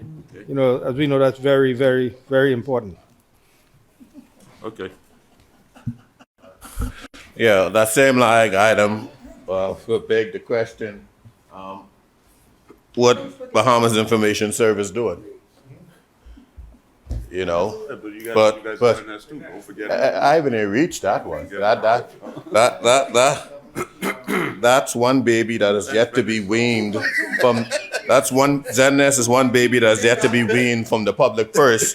And quite frankly, I pray for my brother Clint Watson and what he have to bring to bear. I sincerely do in his role, and everybody else who is associated with ZenNest. You all are in my prayer.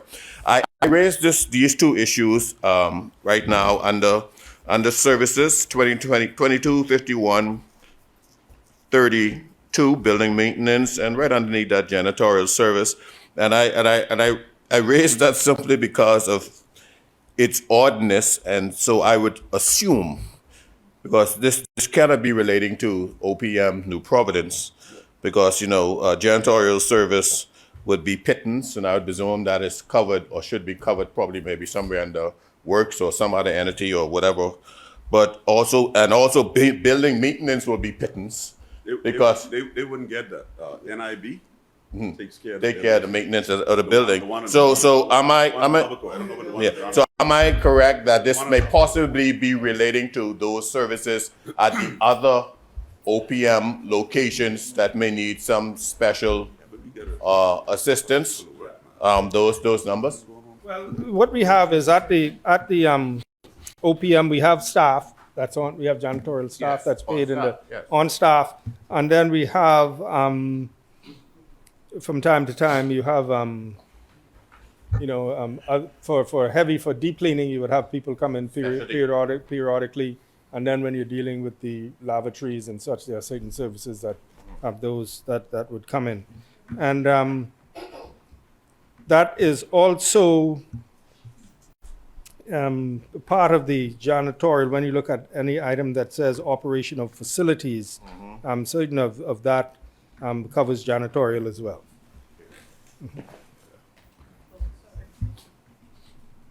Office Head 14 still. Consultancy delivery unit. You are increasing the delivery unit by over $1 million. It sounds like they weren't really delivering. As you know, the delivery unit, what these funds represent is the government, unit is funded by a loan from the Caribbean Development Bank. And what this represents is the government would make the outlay and then get reimbursed from the bank. But the idea is this is an evolution. The office was started several years ago in the previous administration, and it has gradually been beefed up. The idea of the whole delivery unit is better coordination of government ministries being able to deliver services to the public. So yes, it's being beefed up, and hopefully you can see delivery.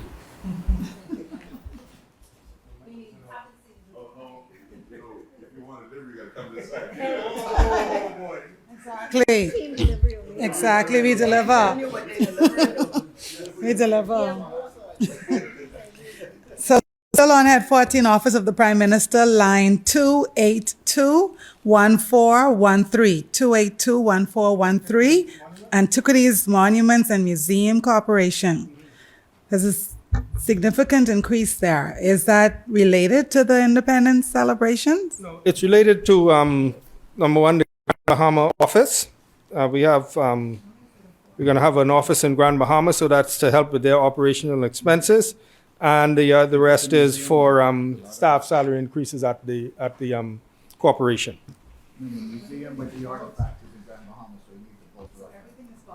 Yeah, they send a subvention to them every year. So everything is in that one.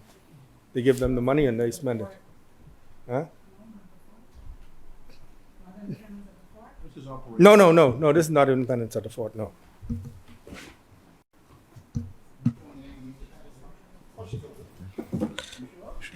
As many as are in favor, say aye. Aye. Those who oppose, say nay. The motion is agreed. Clause 14, 16, and 17 of the bill is agreed. Thank you, Mr. Chairman. Mr. Chairman, I would now like to move that heads 16, Bahamas Information Services, 17, Government Printing Department, 18, Department of Local Government. We didn't do it? No, we just did 14. 19, Department of Physical Planning, and 20, Department of Lands and Surveys. So I move that clauses 16, heads 16, 17, 18, 19, and 20 be agreed.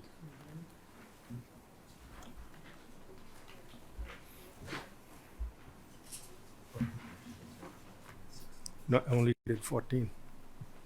Yeah.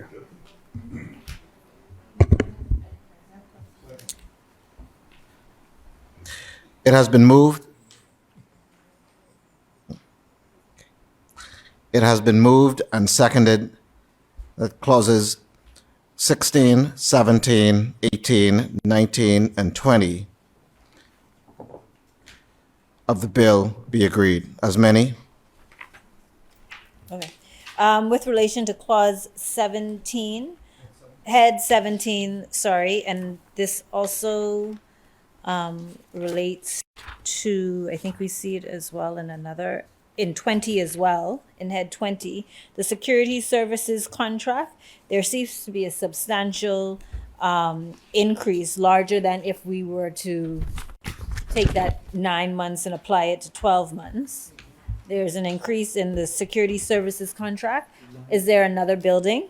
2251111.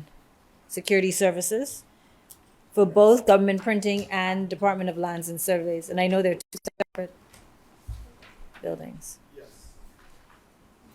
Yes, as we can see back, if we just step back a bit to the year 2021, 2022, where the amount spent was 160,528.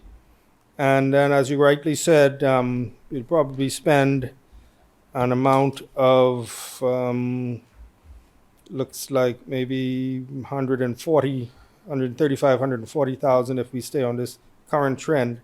And so this 160 that we're now budgeting we'll just go back to what it originally was. I can't say why we underspent this year by a few dollars. Yeah, and so, but the 160 is consistent with what the contract was 2 years ago. If you see, the number is identical. So, yes, and as my colleague said, if we look at the estimate for this year is 160,704. The estimate for next year is 160,704. We've only spent so far 99,000 for the first 9 months, and as I said, I think that would take us to about 135 if it stays the same. But I'll have to completely verify it. But it looks as if the contract just remains the same. It might be just a delayed invoice coming in. We didn't pay it in the first 9 months as yet. But it appears as if it's the same contract. Yes. Sorry, Senator Seymour and I have a question with relation to Head 18, Department of Local Government. We're specifically looking at, well, we'll do them one at a time. Office supplies and stationery, 224121. We spent $185 in office supplies. The previous year, we spent $34,000, but we're estimating this year to spend $58,000. Yes, 2241,201, right? Yes, office supplies and stationery. And then is that one in particular? Well, no, then well, let's answer that because it's a different question for food, Yes. ice, and drinking water. Well, what has happened is we are working out the kinks on our central purchasing, and so the bottom line is what we did here was put some funds back within the local government department so that they can more quickly have access to funds to buy supplies, particularly like if they're in family islands. So that's a movement back. That's a Senator Hensley said we're clawing back power. That's sending back some power to local government in order for them to be able to purchase locally. Okay, so does that mean we're trusting them again to buy their ice and drinking water, and that's why we see that. We've always And the cleaning and toilet supplies? Yeah, we've always trusted them. They've demonstrated responsibility. I understand. Yeah, we've always trusted them, and this is an effort to make sure, particularly when you're in the family islands, that we have funds available in their budget that they can spend in their local communities. Yeah. Look at in 18, head 18, look at line item. It's not, I'm just going to make a comment about it. It isn't necessarily you have to respond. This looks like 268, contribution to Family Island Regatta. And then the one right below it is contribution to Homecoming. I just want to say that these events, I'm sure the minister, being an island boy like me, Minister of Tourism, also an island boy like me, appreciate how important these are to our local communities, because it gives us an opportunity to make some money, and that's good. And this is a new line item. Both of them are new line items. Or it came from somewhere else. Yeah. Oh, okay. Sailing is now a national sport. I recommend we treat it as such. Give them fellas some money. 1.4 is a good lick, but all right. This is just a comment I wanted to make. So, Yeah. 56. So on the sailing issue, just to give you an update. I'm a sailor. I sailed in the Bahamas Nationals as a youth. I think I came third in the Bahamas when I sailed. I sailed square rigs. I've sailed 12 meters. I sailed all kinds of boats, right? Yeah. I used to sail sunfish and lasers. But having said that, the Minister for Local Government and I have been speaking and have spoke to the Prime Minister, and collectively we will be advancing a National Sailing Academy. As a national sport, you should have a National Sailing Academy of where you can teach more and more Bahamians about sailing and to sail. Part of that is we have a significant shortage to the point where you probably count them on two hands, if not one, of Bahamian sailing instructors who you can actually hire as full-time instructors throughout the archipelago. That is a serious issue. Serious issue as we promote sailing as a national sport. So we will also look to support training, education, and exposure for those who would be sailing instructors as well. Hopefully, the minister will be able to make a meaningful and substantial announcement on the progress at the midterm budget as we work over the course of the next 6 months to put that together. I'm working with him very closely on that. Yeah.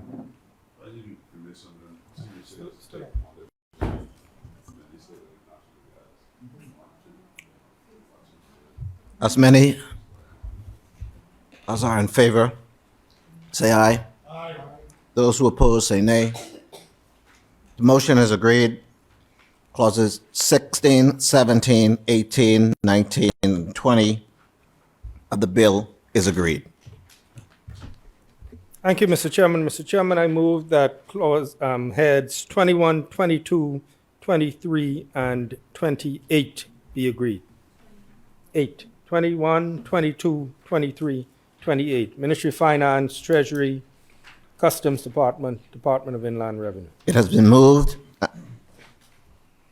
Second. It has been moved and seconded that clauses 22, 21, 22, 23, and 28 of the bill be agreed.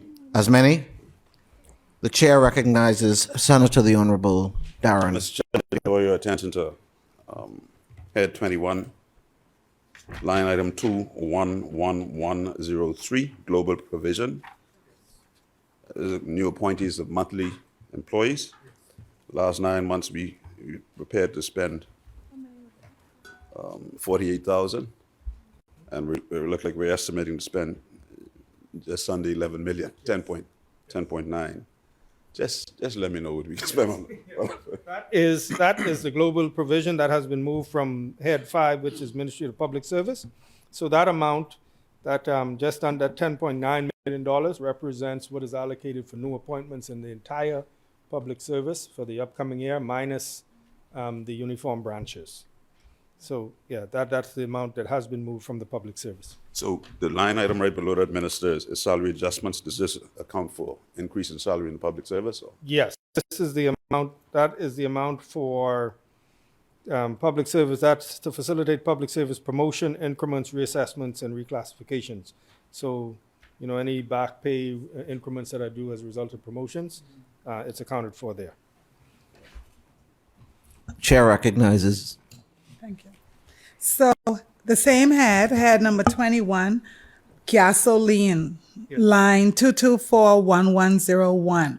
Yes. So I know, Minister, that you told the petroleum dealers no to an increase. Yes. But the budget has increased. So I'd like to understand what that's about. I do see more electrical vehicles on the road with red plates on them as well. Mm-hmm. Is there a preferred dealer? Are we driving more? Do we have more vehicles? What's happening there?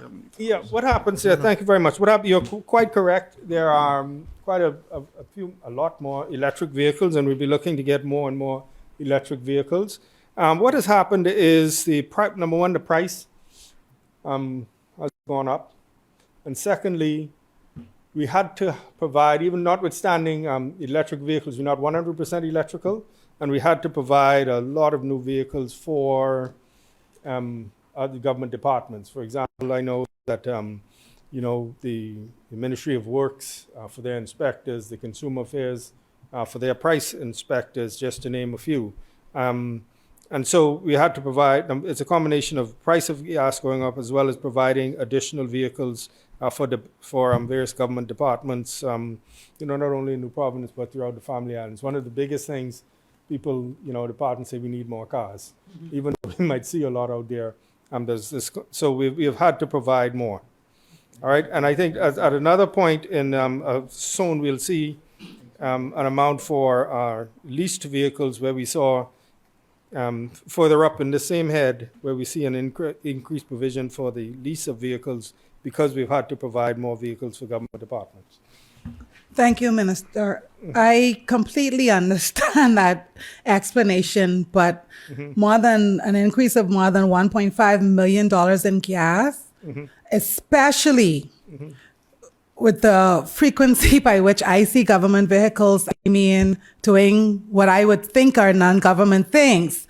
For me as a Bahamian to be spending more than an additional 1.5 million on gas in a year, bringing it up to over $5 million in gas, that explanation isn't sufficient. I would like to know whether or not we are enforcing whatever policies we may have in place as well in terms of this gas and this usage. Yes, two things.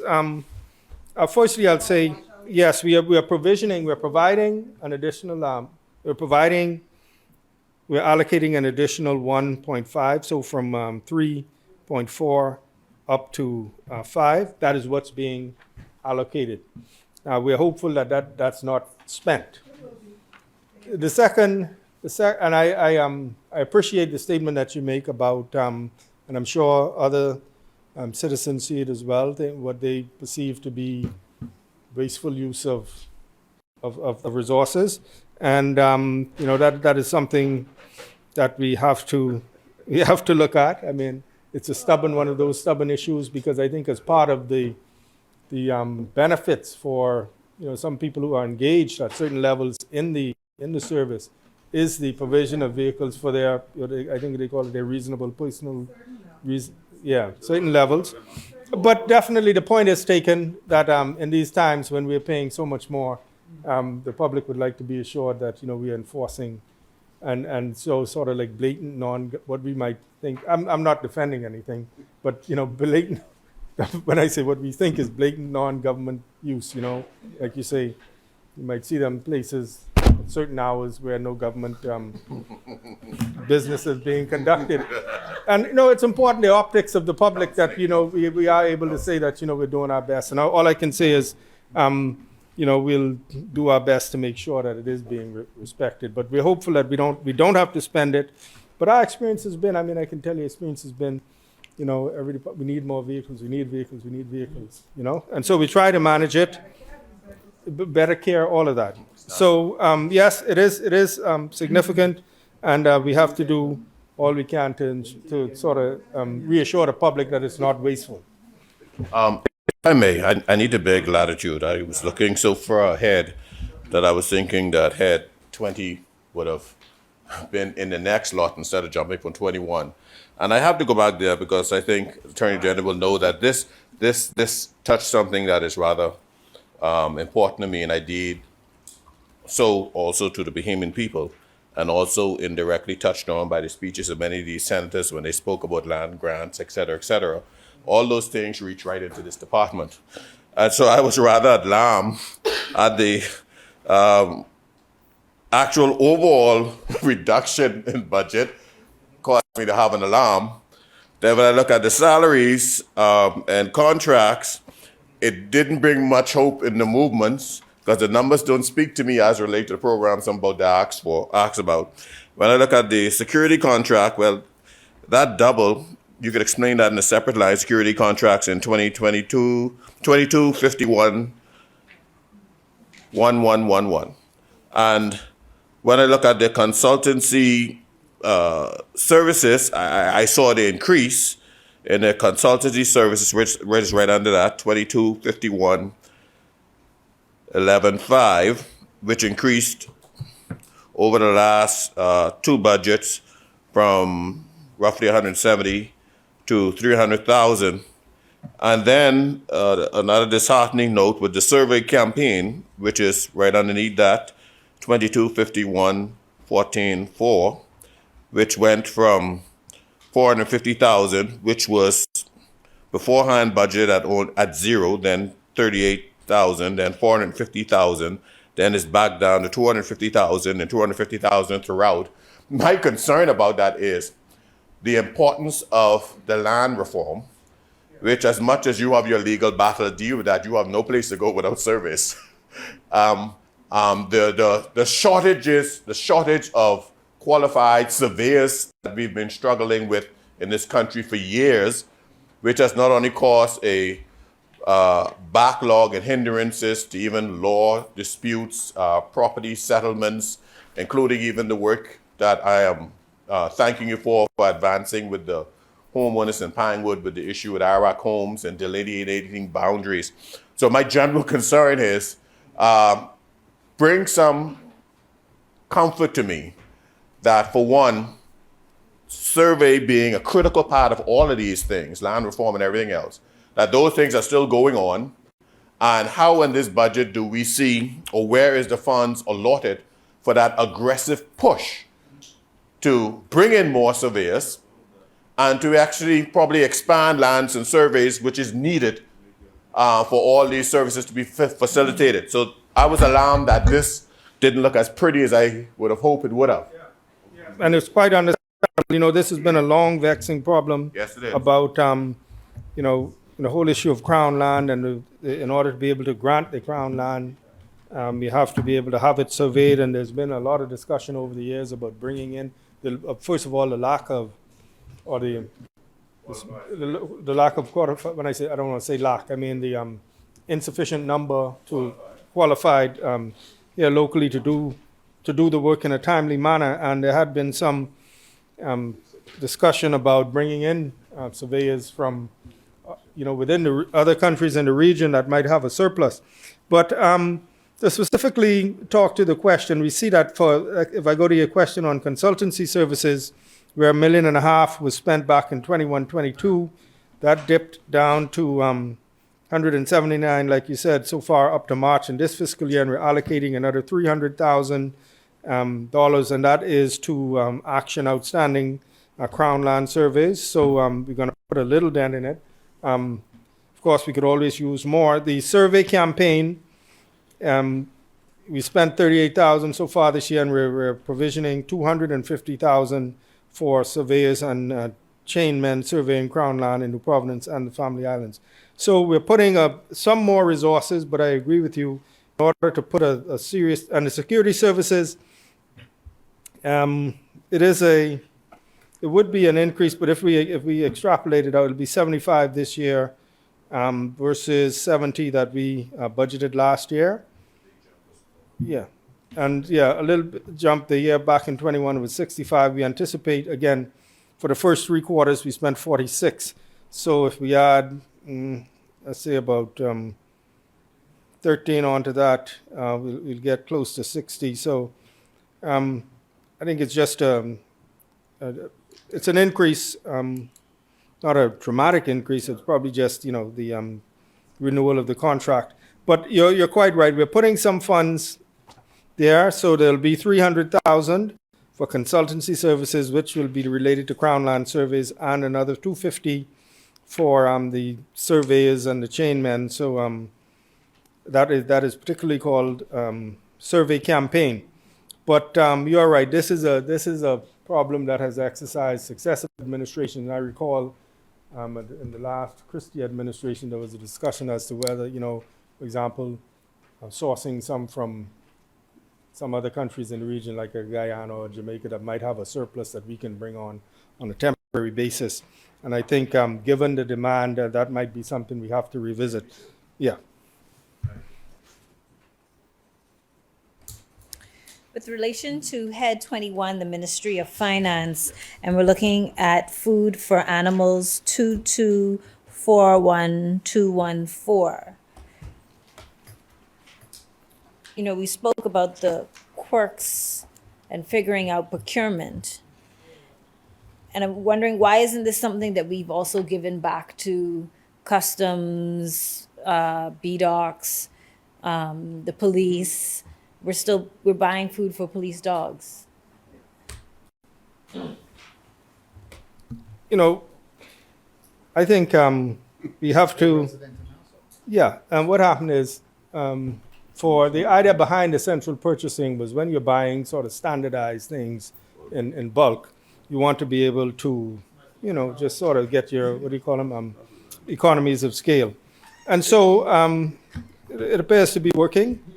And so Is it because we've only spent $35,000 in the first 9 months, and when you extrapolate Yes. that out to 12 months, it does not come to 142,000. Well, that means it looks like we budgeted 142, we spent 37. We'll definitely spend more than that by the end of the year. I think it's working. It looks like we might be realizing a savings, so we'll see how it continues to work. It's a work in progress with the centralized purchasing. Some areas, like when you spoke about the local government, when you have family islands and those things, where number one, you want to spend in the local economy, and then number two, you have the logistical considerations. But it appears to be working, so we'll just leave that for now. Okay, Minister, Head 21, line item 2231,201. The respending is $30 million. Electricity? Yeah. Did we only spend 988? Yes. But the first 6 months we spent under $1 million. The government feeling it too? Or they didn't pay their bills. I'm tempted to say they didn't hedge, right? But let me hear what the minister says. Yeah. No, that is the Ministry of Finance will be paying all of the light bill for the service. Yeah. Okay. Yeah, we'll get the bill and pays everybody's bill. Yeah. Okay, all right. Sorry, but I have to push that a little further. When you look at 2021 to 22, we spent 23 million. So we were obviously paying everybody's electricity bill. But then suddenly, the first 9 months of this financial year, maybe we didn't pay our bills? Because it dropped to 988,000 for the first 9 months, which isn't consistent with the 23 that we would have spent before. It's under $1 million. So it looks like we did not pay our BPL bill, or the government did not. From time to time, what happens is that, BPL might owe the government for certain things, and the government might owe BPL for certain things. And so from time to time, we do what we call a set-off. Okay. All right? And so... So Tell him to slow it, but the set off going now. Yeah. So just so I understand, Yeah. we paid, what was it, $110 million to BPL? So that's why we only paid No, 110. You just got them to check for. the nine, okay, Yeah. I understand. Government for more than 10 years. Right, but you paid them 23. That was the year before. And took it off the loan. Yeah, so So what happens is, it's notwithstanding the point that you made. What happens is, for example, BPL might owe business license, they might owe VAT, they might owe customs, and so they're not. The reality is they might accrue these, and government might owe BPL in terms of electricity services, and from time to time, we do an offset, which was the case here, back in that year where we only paid 988,000, and so now we're going back where we're allocating for Ministry of Finance to pay the electricity bills of all of the government agencies. All right, Minister, same head item, street lighting is 2231,202. Strikes me odd, unless the Ministry of Works will why are they not, I guess they send the contractor to the Ministry of Finance or something? Yes. So with the street lighting, and as well, you see in that same sort of 10 million. head, Yeah. 10 million, and then the water services as well, and the telephone. So those bills are being centralized, and Ministry of Finance will pay them. It's an effort to ensure that the bills are paid in a timely fashion. Unfortunately, from time to time, we might have had government agencies running arrears. This is an effort to make sure that we are paying our obligations to the public utilities in a timely fashion. Okay, thank you. Thank you, Minister. Same head, 2251,337, operation and facilities and other services. We're estimating we're going to spend 7.5 million. This is also for universal coverage, or Sorry, say the number. 2251337. So this is the same kind of arrangement, I suppose. So finance covering universally. Yes. So what this is, for example, is specifically,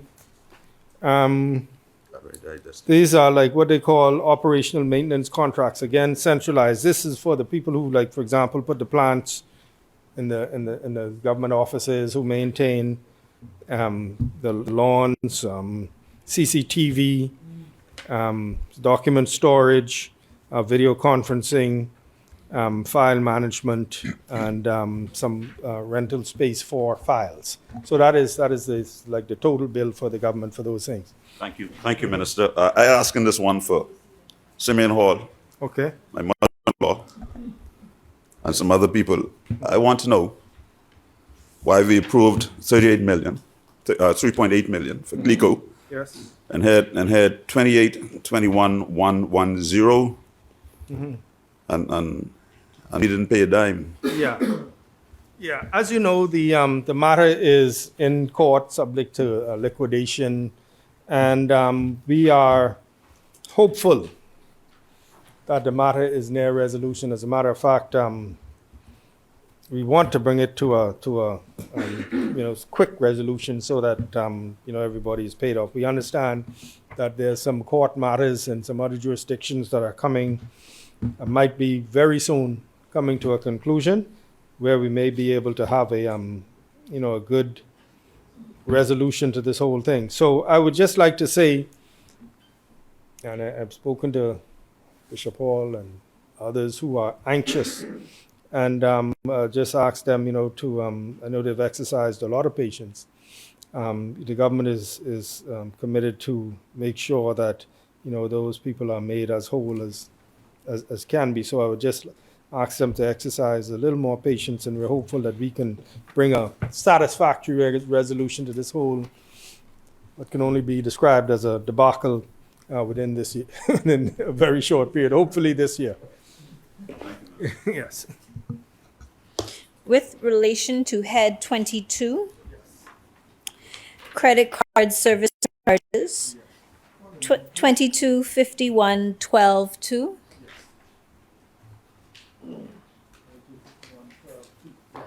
So for the preceding 9 months, we spent the 6.6 million. And when you do the math, for the 12 months, if we continue at that pace, it'll be about 8.8 million. But our estimate is 8.3 million. And I was wondering if you could give any insight as to how you plan to bring down credit card service charges. Well, what we need to do is Stop using the card. we're trying to promote as much as possible the use of the acceptance of the electronic payment by government offices. And so, Who got these cards? no, it's not. This is not cards. 5% These are not cards that are being Oh, it's used. for the service? It's a Yeah, 5% paid to the bank. Oh, to the bank. So Oh, we pay okay. something No, to the no. Right, right. I had one. fee. Then I never used paid it. Yeah, this is not for ministers or. Yeah. I had one. So- I never used it. So this is I the couldn't find it fees. when we Right. left office. And Right. so we are Found it. budgeting less than, I got it for soon. you're quite right. If we Tell them cancel it, continue right? at I never pace, used it. we might exceed 8.8. We spent 6.6 so far. Yeah, it's, I think. I have the number. Yeah, the, Oh, payment. Right, Okay. but he answered it, you're gonna do more The direct technicians. deposit. well, we can do that, but I think we might not get quite up to 8.8, and maybe we stay within 8.3. And I have 8.861. No, our question is, we might spend 8.8 this year, and we're forecasting. Right, so how are we gonna bring it chalk down? up To the negotiating skills of our team at the treasury there to. Bring down, okay. How far did you go? We went from 21 to 28. To 28, okay. To 28. I ain't got it. Now, let me see what I got here. 28, I got it. Did. Let me see if it even makes sense. Sorry, I noticed in head 23, services, 2251,115. So we spent 152,000 for the preceding 9, and now we're estimating 780,000. I was wondering if there was a particular project, because we estimated over $1 million previously. This is all IT related. The consultancy fees and maintenance fees for the IT and IT related consultants. There's a boho. The app? Yes, and others. We have the what do you call it? The single window, and then the all of the the customs related IT OAG app. That's it's all IT related. It's maintenance and consultancy fees for the installation of the IT system. Looking at the Department of Inland Revenue, we're paying line head 28 line item 211102. We're spending $5 million on contracted workers. Yes. Well, And this has it's 4.9. yes, and it's actually more contractual workers than salaries for permanent workers. And what has happened is, when we set up the department, it was in around the time that a VAT was implemented, around that time, and we had to very, very rapidly bring on people to assist with the administration. And so we've engaged, for example, a lot of former bankers, financial people, financial experts on contract. We have in process now is a process to begin to move some of those over to the permanent and pensionable. Some have been on contract with the DIR since about 2014, 2015, when we were running up to the VAT. And also, again, a similar issue as does the Department of the Auditor General have. When you want to bring on experts at a particular level, you might need to pay them at a level that does not fit into the public service scales to attract the individuals. And the second part of it is the speed with which you're able to engage people. Sometimes definitely it's quicker to engage them on contract in the first instance and then progress them over to the PNP. Mm-hmm. There we go.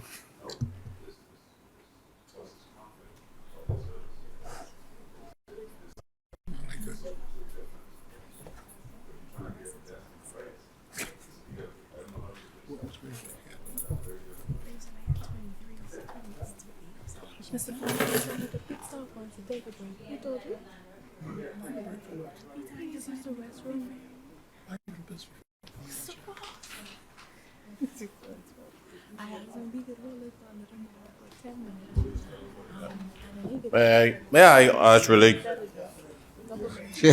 to head 26, the public debt service, interest, and other charges, et cetera, et cetera. I know this is a hodgepodge of different types of loans, structures of loans, or payments, or debt. Some of the ones that does have the interest rate outlined, I see some of the ones that the highest interest rate is 8.5%, and that is down on page 99, where we have 24/11/24, US $825 million, which will be due in October 2032.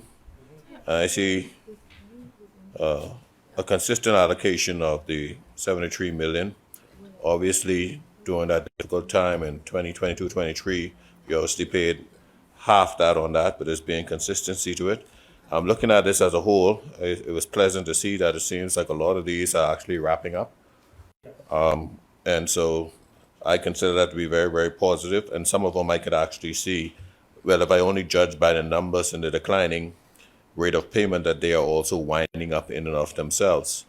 But right up under that, for example, we see in 24/11/2017, which is $140 million to the Inter-American Development Bank to boost resilience and inclusive of growth, et cetera, et cetera, et cetera. we actually see an increase in payments. That's on page 99, almost to the bottom, 24, 11, 20, 07, 27, 27.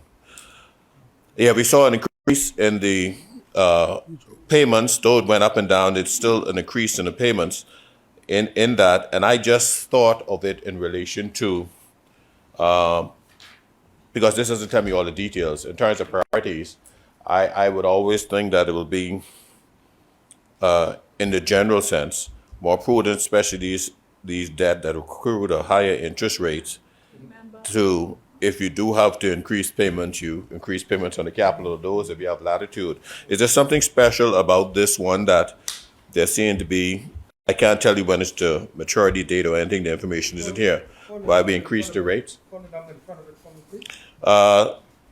Page 99, 24, 11, 20, and 7, 207.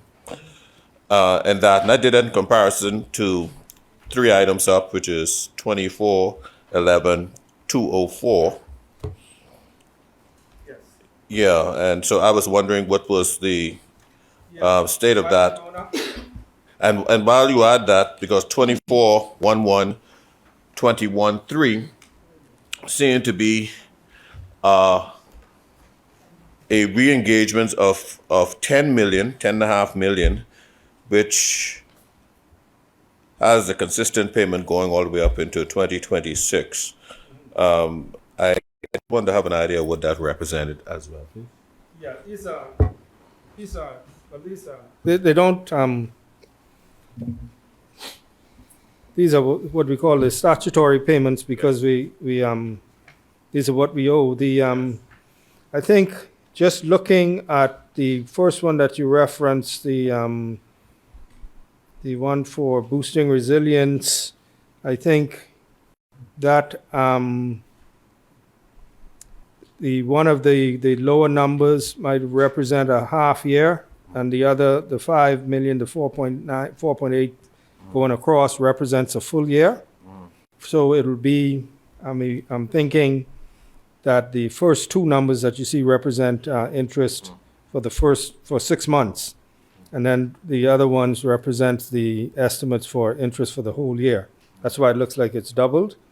And then the other one is strengthening disaster risk management governance in the Bahamas. What happens with some of these? Well, this one, it's something that is new. And so they're making provisions beginning this year to pay. All right, but all of these are, as you said, the various outstanding loans and bonds, et cetera, for the government. Mm-hmm.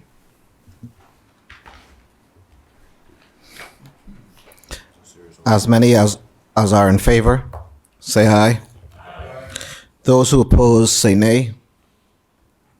The motion is agreed. Clause 21, 22, 23, and 28 of the bill is agreed.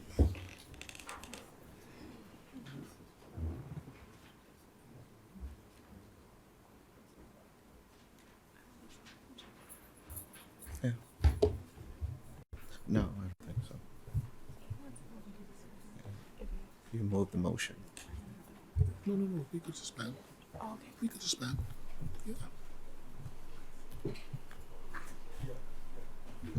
Mr. Chairman, I move that the business of the committee be suspended for 10 minutes. Second. Yep. It has been moved and seconded that the committee be suspended for 10 minutes. As many? As many as are in As favor. many? As are in favor, say aye. As many as are in favor, say aye. Those opposed will step. Motion carried. Okay.